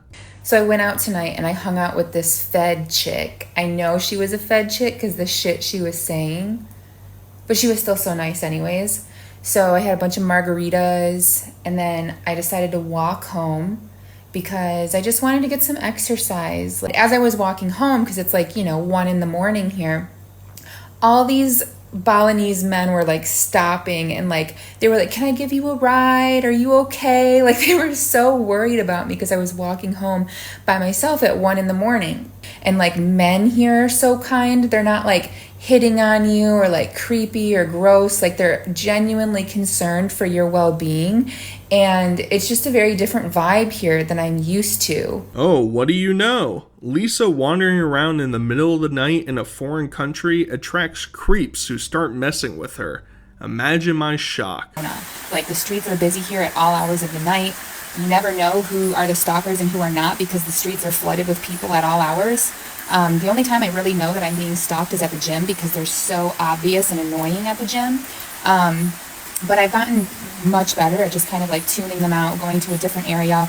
You know, the other day this chick came and like was doing deadlifts on me while I was doing a leg exercise. Like she literally came and like put her ass on me and started deadlifting, and I just like booted her out. Like I just like kicked my leg and she had to leave. And so now I'm just kind of like, I can handle it because it's just in two places. It's when I go to F45 or when I go to my regular gym. Everywhere else, restaurants, the beach, walking up and down the street, jumping on the back of a scooter, I don't have any idea that I'm being stalked here. And so I love that because I feel like I have more freedom here.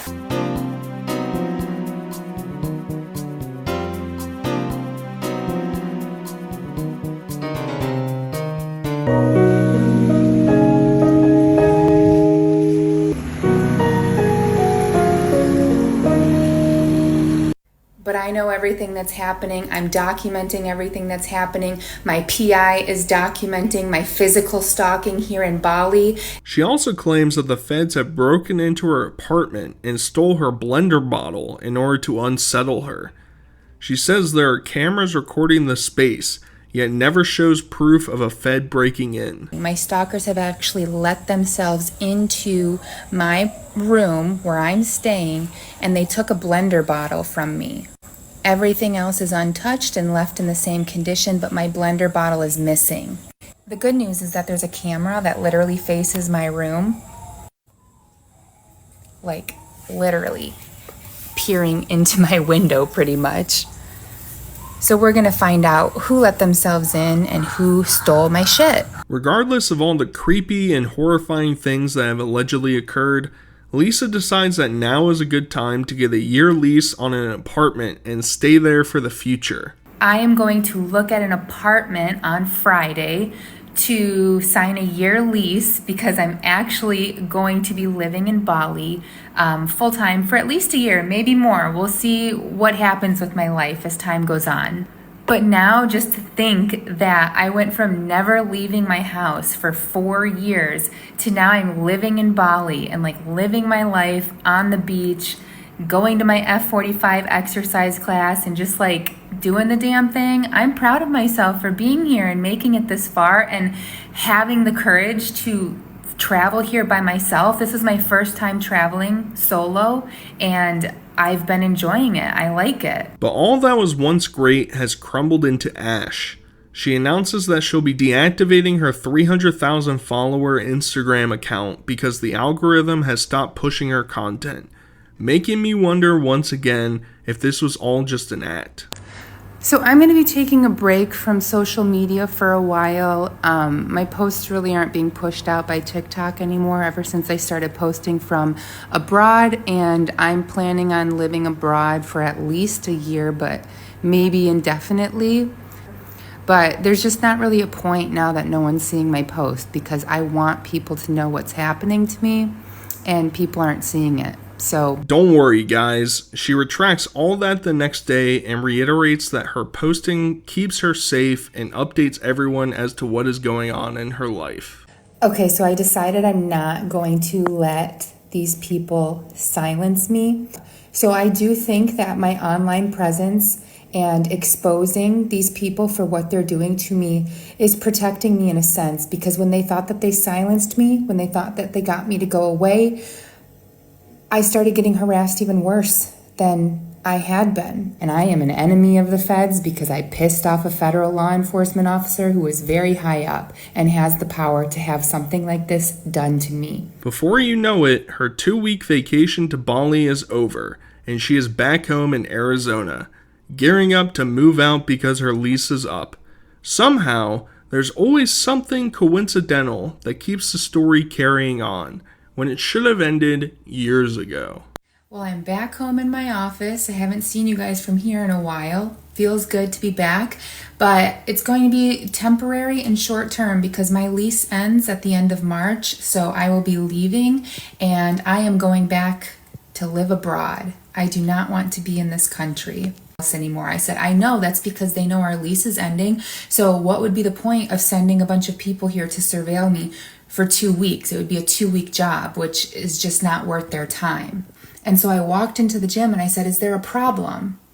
Oh, no, and just pretended as if she did not just stare me down and give me the dirtiest look that I've ever been given in my life. So they're still here, but there are just less of them. Lisa is now upset that the feds aren't following her anymore. She's walking down the streets at night, basically begging for attention from people who are apparently ruining her life. You guys, I'm on my walk and nobody's fucking bothering me. I mean, they still have people coming to the gym. Just 1 or 2 though. It used to be like a whole fucking mob of people. So what is this about? Is this because of the budget cuts? There's no more feds? Or like, what is happening? Like, I'm only being surveilled by like 2 people now versus the whole literal gang that they had on me before. It just kind of gets sadder from here on out.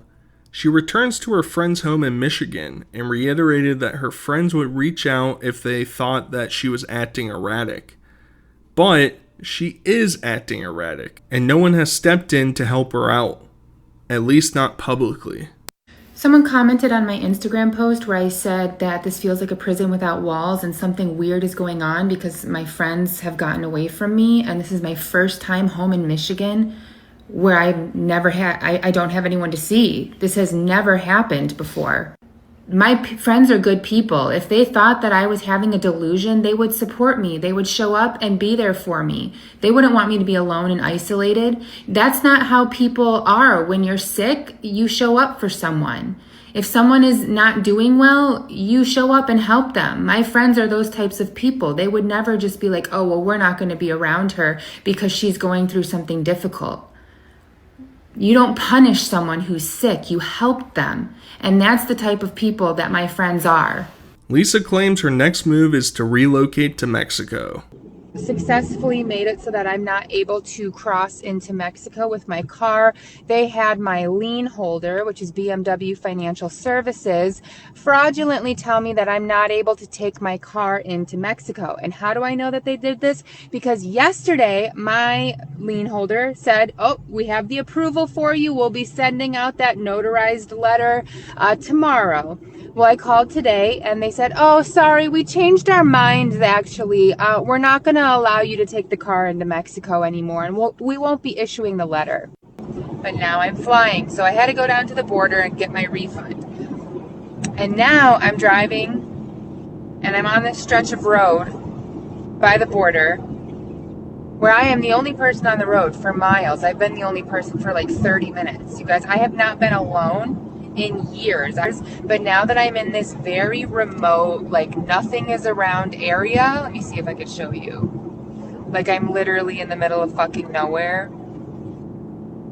No civilization. There's not a gang stalker in sight. It hasn't been proven that she actually moved there, but she is in a new apartment and is still leading on stories that go deeper into the absurdity. I asked my doctor today to order a toxicology test and a hair test because I want to look back at like the last 6 to 12 months. I really think that the people who are stalking me are poisoning my food. I don't know with what. That's why I want the toxicology screening. But when I order DoorDash or any type of delivery food, it comes to me and I eat it and I get immediately sick. Like my stomach immediately starts to gurgle and bubble and I'm running back and forth to the bathroom. If I go to the restaurants myself and pick up the food myself, nothing happens. And all of my hair is falling out. I've been having a lot of cognitive symptoms and memory problems, and I've just been feeling generally unwell. I keep pushing myself and going to the gym because that's just going to make me feel better, but it's been a challenge. In conclusion, I honestly don't know what I think about Lisa. If she somehow sees this, she'll probably assume I'm associated with the feds and am working with them to tarnish her great name. I'd be curious what you think of all of this, and until next time, I'll talk to you guys later. Peace. Peace. Alright, we're still here. I uploaded a video to my channel. The 10 minutes of intro that I've been working on. Let's see what we got here. We're a little interrupted. Slight content drought without that being said, but it's all good.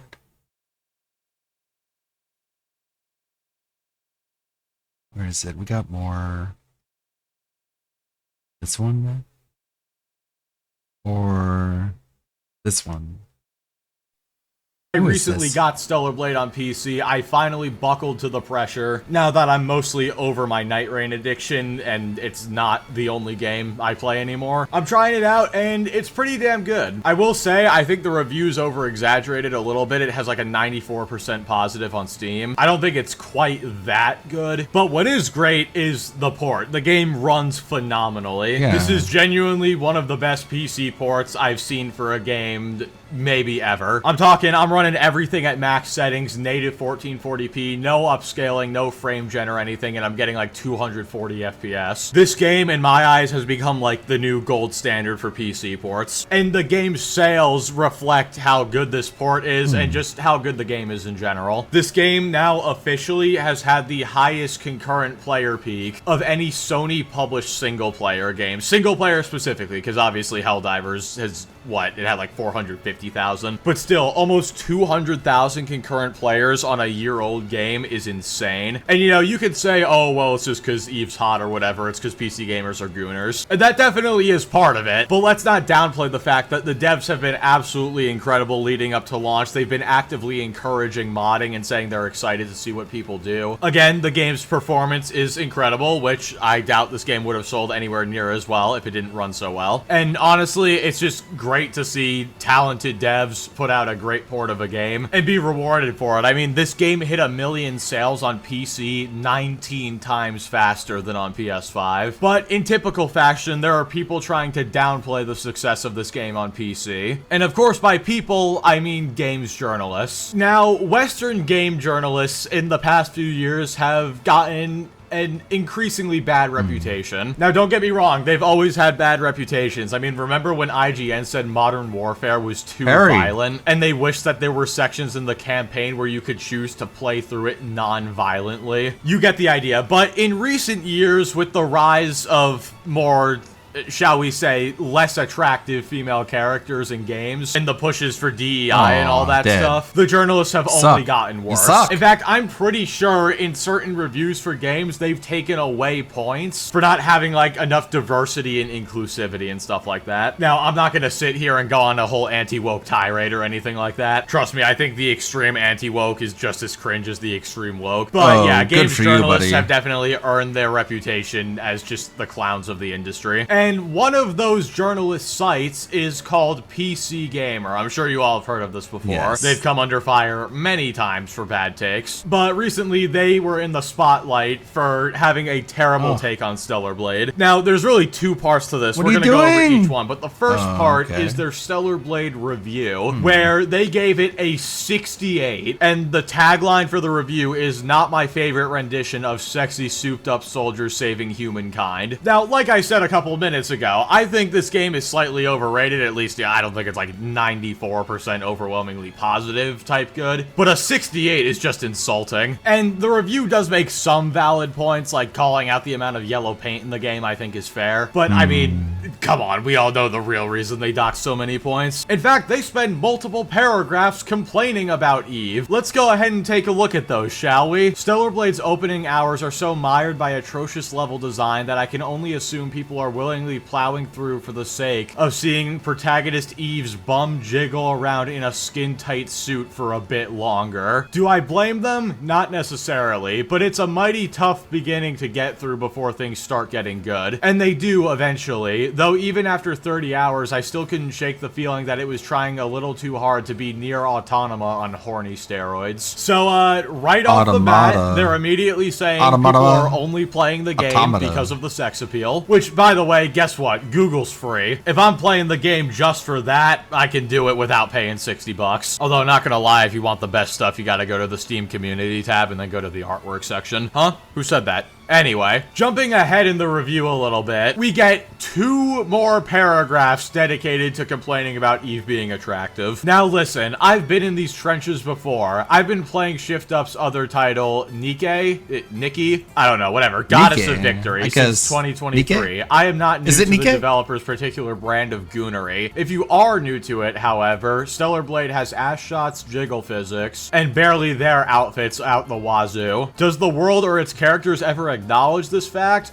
Bar one backstreet merchant, no. It's just a bizarre juxtaposition in a game that so heavily sexualizes the undeniably glamorous Eve, despite being a wholly sexless personality existing in a sexless universe. In fact, Eve has very little personality at all. The same is true of the supporting cast Adam and Lily. She seems kind of like, to know more about she's very them, vigilant. Really offer up much information. She's very let valiant. me get this straight. The world has to acknowledge attractive female characters. We can't just have them there because, you know, like how much of a nice personality this does is what she I mean. need? If you really? dare to put an attractive character in a game, it better be essential to the plot that they look so good. Who the hell even wrote this? Oh, her Twitter account is private.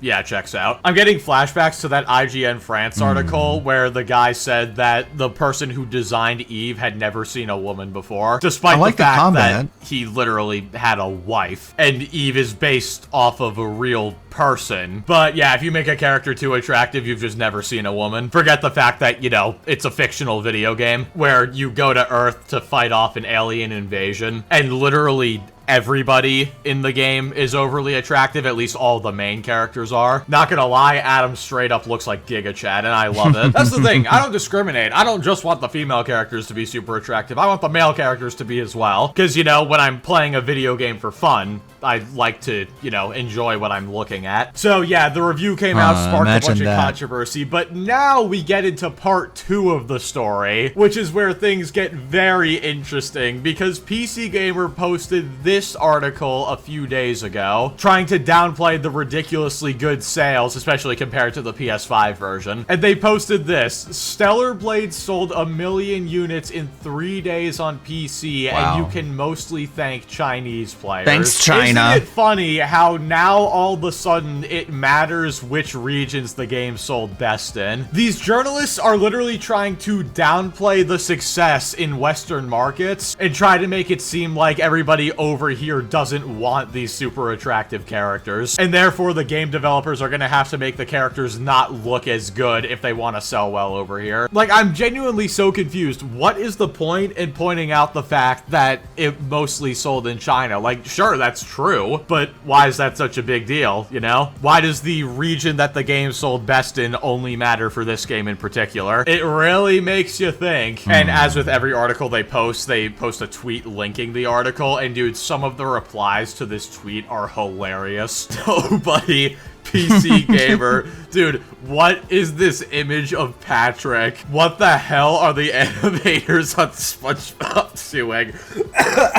Oh my god. This image somehow conveys nothing and everything at the same time, and I love it so much. I might have to use that for a thumbnail, dude. Oh my god, that's hilarious. And then you've got this one of Eve holding a can of Diet Coke. It's so true, dude. Like, again, why does it suddenly matter that most of the sales were in China? Also, before I forget, I'd just like to throw this out there. This is the same company that posted this: Gooner Game of the Year Stellar Blade mods are 41% smut, ensuring gamers will never see the light of heaven. And then the same person, not even just the same company, like the same person who wrote that article also wrote this: Baldur's Gate 3 Bear's sex scene was such an upward turn in momentum for the game that its animator called his mom to show it off. She was like, that's weird. They called the Baldur's Gate 3 Bear scene an upward turn in momentum for the game. So bestiality is fine, but an attractive woman, no. We're gonna write a terrible review and multiple What do they mean by articles that? about it. I swear to God, PC Gamer has just been overrun by furries or something. The way they react to hot women in video games is literally the same way normal people react to furry stuff in games. Saying people will never see the light of heaven because of Gooner mods on Stellar Blade, dude, Jesus Christ, you people need to get your priorities straight. Just like you need to get your priorities straight and subscribe. What are you doing? I know you've probably watched a few of my videos before and you still haven't subbed. No.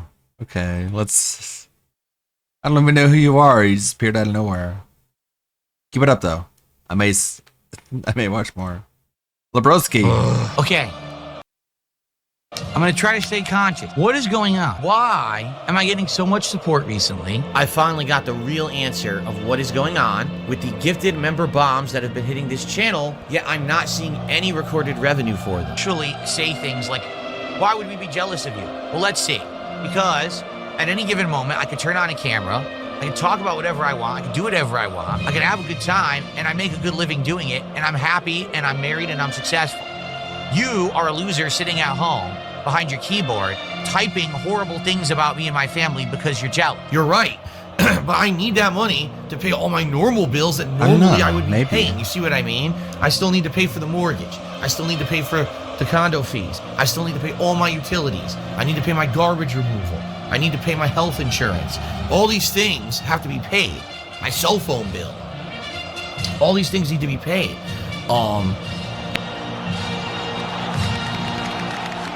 Darksidefield is a name that needs no introduction. There are thousands of videos made about him on YouTube, telling his whole story, and apparently he's one of the greatest lolcows of all time. Since lately my job here on YouTube has been covering another massive lolcow known as Keemstar, a lot of people has been asking me to talk about DSP, because when talking about Keemstar I always say that he is the biggest e-beggar of all time. Well, it turns out that all of you that have been telling me that I was wrong are actually right, because after watching hours and hours of content about DSP, I have to admit that he is the undisputed owner of that title. Like I said, I'm not going to go over his whole lore here because that would take hours, and besides there are a lot of videos out there to catch up if you want to know more. But something I really felt I needed to talk about is the hatred DSP has for my country, Argentina. You can imagine my surprise when I was watching stuff on DSP and suddenly Argentina was mentioned. I mean, Argentina is a B-tier country in terms of international content. I mean, we're mostly known because of Lionel Messi, immense Messi, or because of this other Hattie.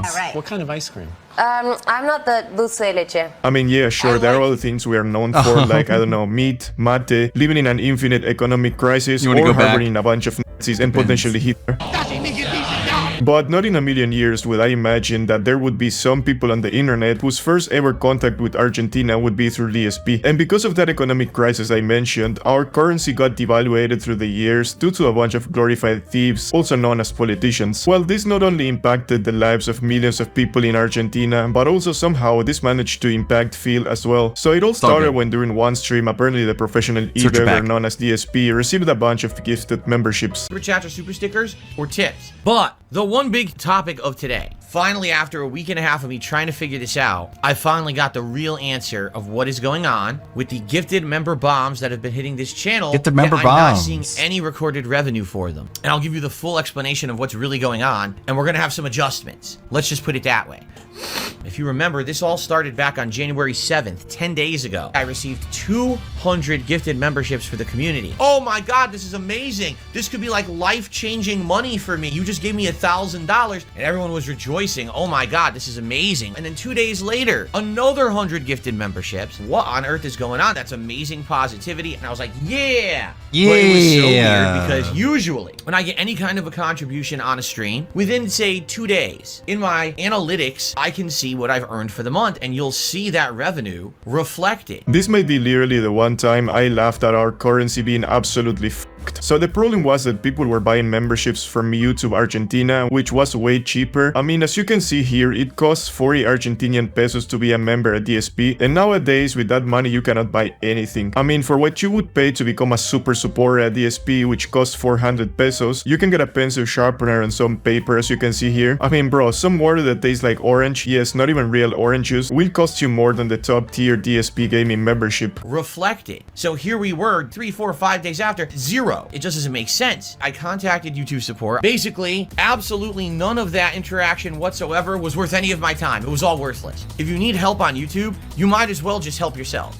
Talking to YouTube support is a complete and utter waste of everybody's time. Everything they told me was bullshit. I actually know what happened with these member bombs now, and I'm going to lay it on you this morning. It's actually quite important that this information is known publicly, but the thing is, no one listens to me. Everyone thinks that I'm an idiot. I feel like I have information that could seriously help YouTubers, but no one will care because I'm Darkside Phil, and I'm stupid, right? Oh well, I guess it's their loss then. I have to agree with him here 100%. Talking to YouTube support and expecting that they will be anyhow helpful is a waste of time, because honestly they are fucking useless. And after watching hours of DSP content lately, I also have to agree on the fact that everybody thinks that he's stupid, because that is exactly what he is. Anyway, before we get to that, He I'm is. someone who makes a living out of stream contributions, not off of paid promotions, product codes. It's all about me making content and you guys liking it so much that you support it. Please consider supporting the stream today. I'd like to hit $50 in tips on this stream. That's always my goal. It'd be great if we can get anywhere from 8 to 10 members today. Damn, dude, they were not kidding when they told me that this dude was a bigger e-beggar than Kinzer. Bro is still doing the intro and he's already asking for tips and memberships. I'm afraid I'm going into a hole that is way deeper than I thought. Today. Speaking of that, I think it's time to now get to the subject at hand that everyone wants to know about, right? Let's do it. Because finally I have my definitive answer of what's been going on this last week and a half with these member bombs. So let's review what I'm talking about so you get the full story now in one section. I'm sure OP Boone will timestamp this video with AI, and this will be the start of the story of the member bomb nonsense that's been going on, because I finally got all the answers. You know what? I'm in. I can do that. Let's do the collab. Why do I have all the answers? Because people can't keep their mouths shut. They just gotta brag, stroke their EP-ness on forums somewhere. They can't resist. I have the game. So because of that, all this stuff finally comes to light. This is a cautionary tale for anyone right now who's making content on YouTube, okay? So allow me to explain. Last week, on the 7th of January, I received 200 gifted memberships from someone named Nikita. This is someone who I'd never spoken with before. No one had any idea who they were, but it was for... You know what? Also, King Sly is doing Buckshot Roulette tonight as well. So if he has an open slot, I don't know how late he's gonna go though. Bombs of 50 memberships. Wow, this is neat. Obviously, I was happy. I love it when my community gets rewarded like that. So it made me feel great. Wow, feeling of community. The next day, January 8th, I receive another member bomb of 200 I already talked to him about members it. from the same person. Now, I just want you to think about this. My memberships cost $3.99 Thank you, Carnox. each. Man, it's overpriced. You think so? So this person buying 400 members in 2 days. Think about how much money they just spent. That's a lot of money. I mean, that's ridiculous amount That's of a money, lot of right? money. Did they just spend over $1,000 to support this channel and the community? Is it really legit? Well, yes, as we know, sadly for DSP, those memberships were not what he expected. I mean, imagine the disappointment when he found out. So if I calculate this correctly, back then in January of 2023, $1 was the same as 385 Argentinian pesos. So that would mean that this person bought 400 memberships that costed $4 a pop, what would make a total of $1,600. But since those memberships in Argentina costed 40 Argentinian pesos, which back then would have been around 10 cents of a dollar, DSP didn't get what he thought he would. So in reality, if my math doesn't fail, which honestly could very much be the case because I'm stupid, this person spent around $40 to buy all those memberships, and after YouTube's 30% cut, Phil ended up getting around 28 bucks from what he thought it would be over $1,000. Okay, sorry for all the math, I have a headache now. Is it really legit? Now, I don't want to look a gift horse in the mouth, Oh, but at the same time, I tend no! to be very skeptical. So Lebrowski, no! Oh, poor cat. I don't want to look a gift horse in the mouth. Oh no. And after YouTube's 30% cut, Phil ended up getting around 28 bucks from what he that's thought so it would be mean. over $1,000. Okay, sorry for all the math, I have a headache now. Is it really legit? Now, I don't want to look a gift horse in the mouth. Oh, wow. But at the same time, I tend to be very skeptical. So basically, after a couple of days, I started looking at my YouTube revenue, and no revenue seemed to be recorded for those 400 gifted memberships. How could I have gotten 400 memberships but no real increase in income? It doesn't seem to make sense, right? Oh, well, maybe what it was, maybe Nikita is from another country, and in their country, memberships cost something different. No, 999. There's like nothing there. Definitely, that can't be it either. So what could it be? Damn, brother, Phil got really close there. The guy was using his full brain power to try and figure out why he wasn't getting paid those 1600. And I guess he eventually did figure out thanks to that brain of his. So a couple days pass. It hits January 10th. And on January 10th, I get gifted another 100 memberships, this time from someone whose name is Doody. Now, at this point, I'm skeptical. So I go and check this person's what a YouTube blast channel. from the and past. their YouTube channel has existed since 2021, but you could tell they had just changed the name to say Doody. Now, here's the thing. As you know, one of my detractors' names is Doody. What a big-brained person. What a to big name brain themselves burger. Doody. You name yourself When are you anything going on the live, planet, Anley? and you name yourself after fecal matter, that's pretty impressively smart, isn't it? But the thing was, the memberships went out and people got them. They all work. So, and I come back to streams this week to not recording any income for those gifted memberships, 500 of them. None of them are recorded as revenue. Something definitely gives here. In the meantime, someone else came on these streams by the name of X Hooligan. And this person did a series of super chats, but this person started speaking in Spanish. Perfect Okay? for me. Oh shit, bro finally got the hint. That was kind of an L move on that troll, to be honest, because I think that was what ended up giving away the whole strategy they were going for. We'll But just go, since that was a collabing. different troll, I guess they were just too eager to trigger the SP some more. Well, one of the things that they said, oh, I like your content, but I have to go poop. You mean like duty? This person, after a couple days, kept doing these super chats in Spanish. After a while, I started to see a pattern. I kind of started to figure out what might have been going on. There's something that happens here on YouTube. It seems to be an exploit. What is an exploit? An exploit means that someone has found a loophole in a system that should not exist and was not part of the original design of the system. Wow, exploit. Well, what's the exploit? They use a VPN. It's basically a way to make it look like you are in a certain region or country of the world, even though you're not. What people have found is that there's particular countries where if you go to YouTube, YouTube's pricing is completely wrong. The pricing is cheaper. It's like, oh, it's exchange rates. No, it's not. It's an exploit. YouTube's pricing is f***ed up. And it's not right. Completely wrong. They went and bought hundreds of memberships for like pennies. If they did that in the United States, that would be like $200. They were able to get it for like 50 cents. It's f***ed up. It's completely broken. They bought 550 memberships via a VPN exploit for like $2.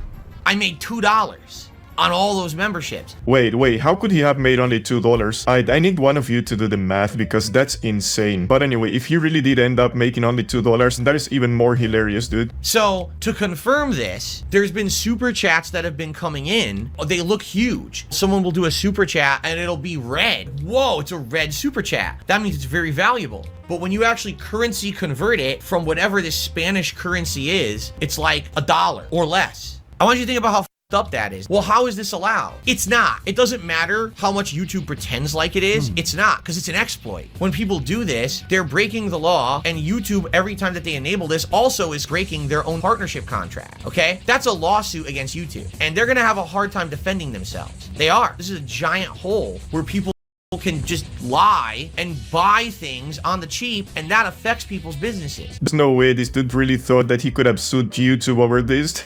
Man, this dude is even more pathetic than Keemstar. This is a humongous liability for YouTube. If Welcome they don't to DSP fix verse. this could break the site. So I contacted YouTube support and I gave them step-by-step instructions on how it works. He's I really, screen really dumb. captures, everything. YouTube argued with me that I was wrong. No, I'm not. I don't want to hear this Nuh-uh. bullshit. This is a huge site exploit. You need to fix it. They actually think they're so smart that there's no way that they could possibly have an issue like this on the site. An exploit like that, there's no way that exists. We're smarter than that. We're all Ivy League trained. I mean, we eat pomegrapples. There's no possible way that we could have a problem with the site. You're out of your mind. Now, here's the thing. Now I'm aware of it. I'm just going to ban these people on site and not even respond. So if you notice a super chat comes in and it's a foreign currency, see. I'm just gonna ban. You would think that now that I've talked about this publicly, that it would become knowledge that people would want to fix. But again, no one listens to Darkside Phil. I'm some idiot. There's no possible way that I could know anything about this. Well, no wonder no one would take this guy seriously. Bro really said he could sue YouTube over this for breaking their supposed contract. Like, bro, get over yourself, man. You're not more than a glorified freelancer for YouTube, just like anyone else in this stupid site. About this,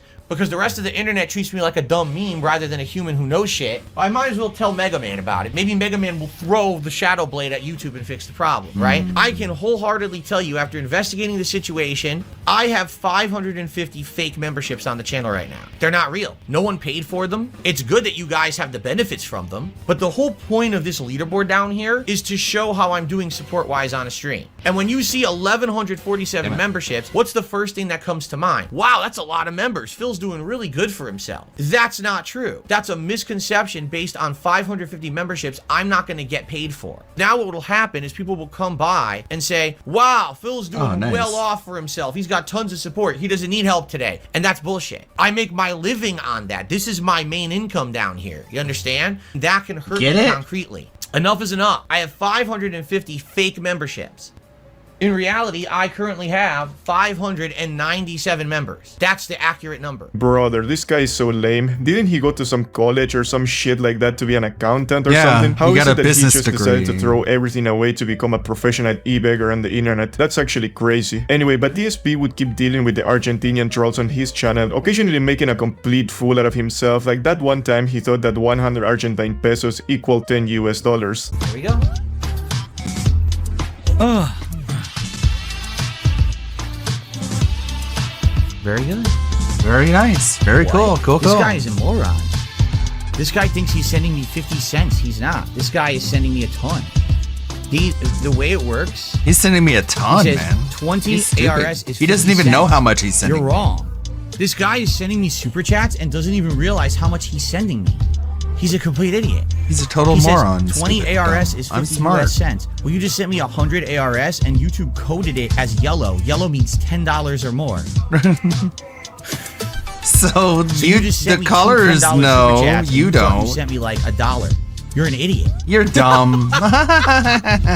You're a complete idiot. I'm smart. Wow. I'm so smart. You're sending me super chats to insult me and you don't even understand your own currency. Wow. You don't even know how much money you're sending me. Really show us up now and do a third super chat. That'll really show me. Dude, what a fucking idiot. And also, I think this is months after he already figured out how much the conversion between Argentine peso and dollar is, so I don't know how he could have f***ed up this bad.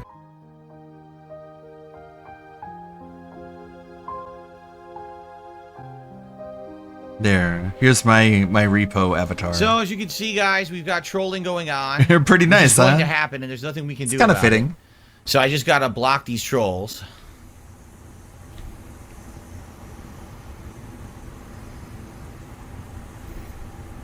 This is going to happen. There's nothing I can do about it. It doesn't affect anything. There's no pop-ups for these anyway. There's no pop-ups for this whatsoever. Thank you to Gabe. Gabe is a legit member tonight, and I can make appreciate one the for you legit as members well. tonight that are helping with real support. Thank you so much, Gabe, for that. And also, I received another tip, a $5 tip. I got a $5 tip from Sir Ed Sheeran the Pure. Since I got a free membership from the VPN guy, I shall now do the honorable thing and pay for it. Thank you so very much. I really appreciate that, Sir Ed Sheeran. That is very nice of you to actually contribute and support the channel because, yeah, this person's been doing it all week. And it's just going to continue. There's nothing I can do about it. It's a YouTube problem. It's not a me problem of anything I did wrong.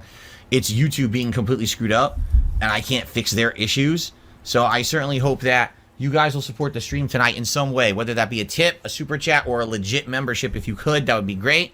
Thank you to Hiseo, who became a legit member tonight.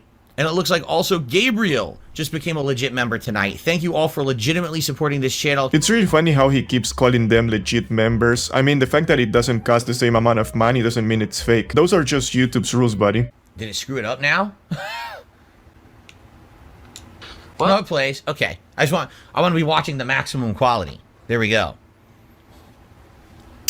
Yep, here's another one. So this is going to happen. Just ignore it, guys.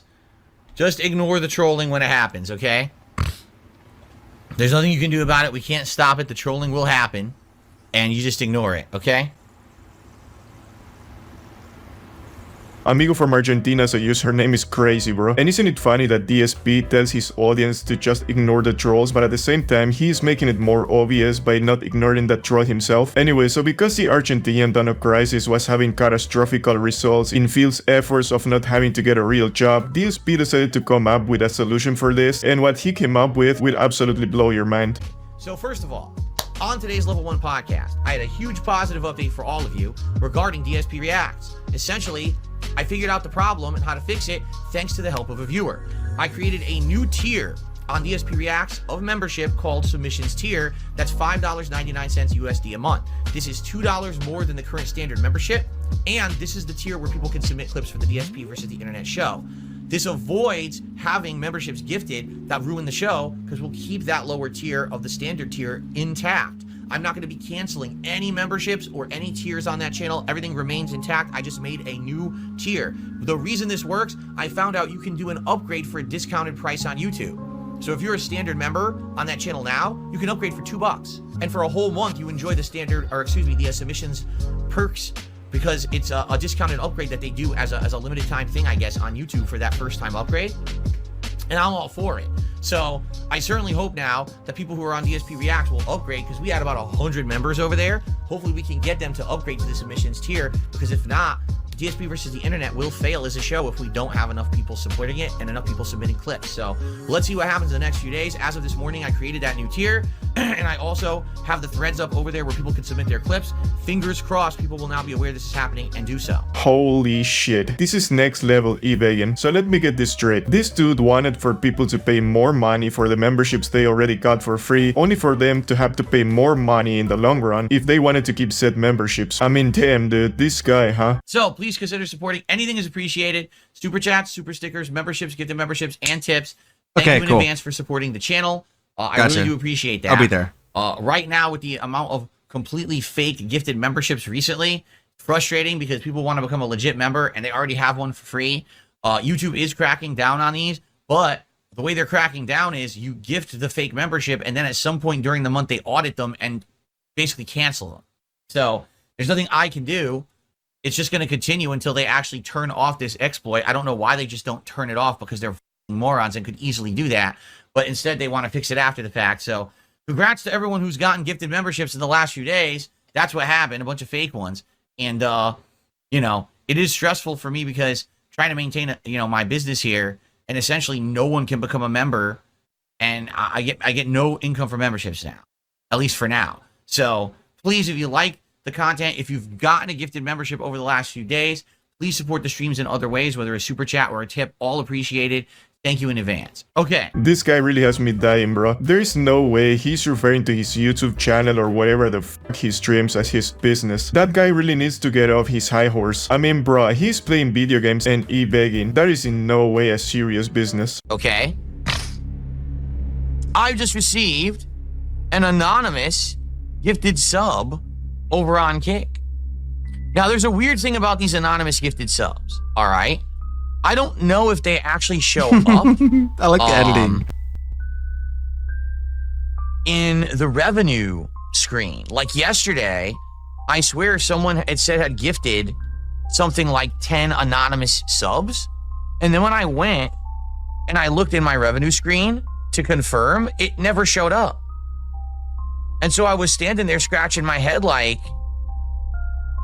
yeah, it's literally not there.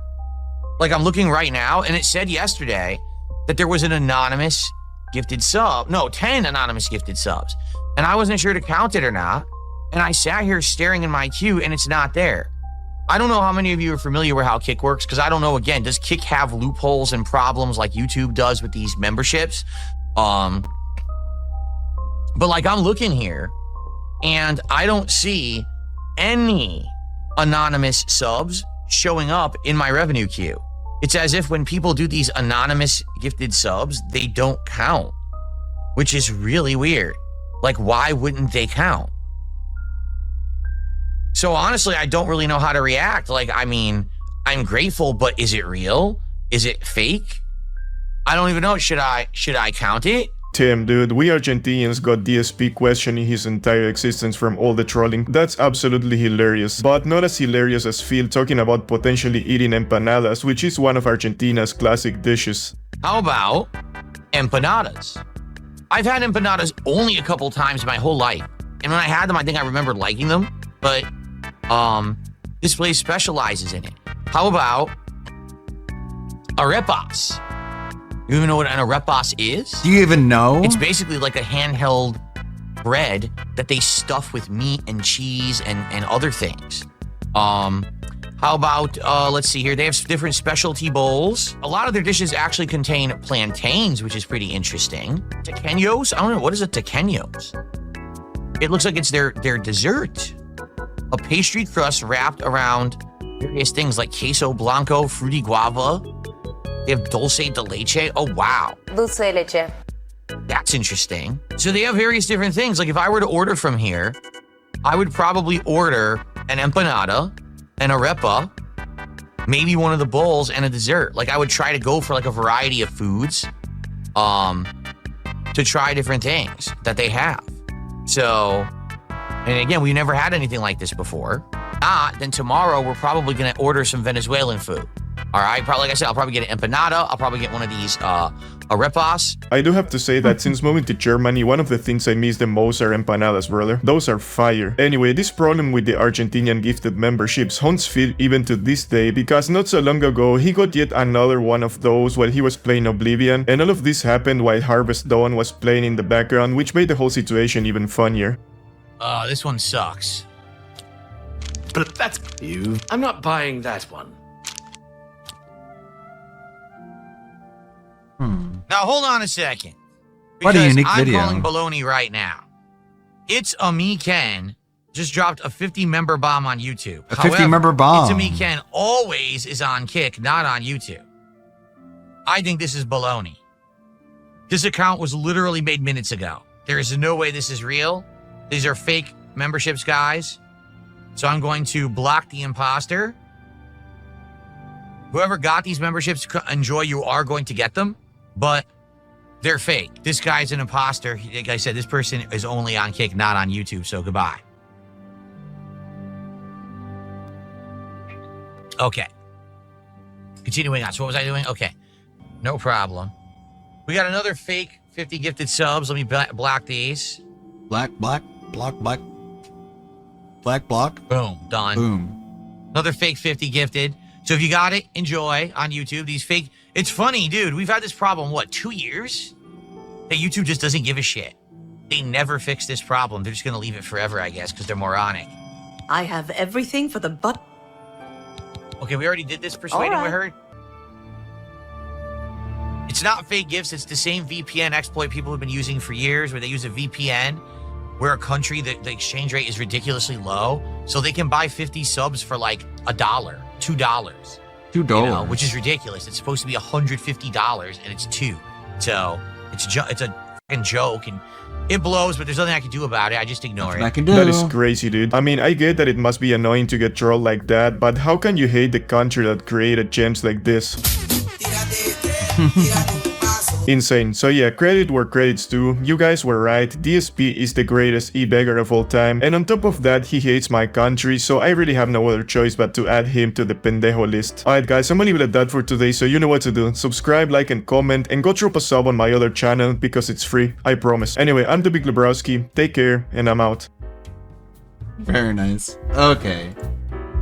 Alright, give me a little break. Is a 32th-month member and says, I'm real, please don't ban me. I swear I'm not tipping you in pesos. I don't believe you. Let's ban King Be Cruel immediately. I don't think he's very trustworthy. Let's get rid of him right now and gone permanently. Very nice. Goodbye, King Be Cruel. I smelled a VPN on you. I'll be honest with you guys, I have absolutely nothing against Spanish-speaking people, but people in Spanish-speaking countries are bad people in general. That's thanks to Dick Stroke and Phil Vlogs. Okay, I'm going to go collab with Anleet. We're going to play some Repo. I'm going to end the stream and I'm going to come back as a collab stream.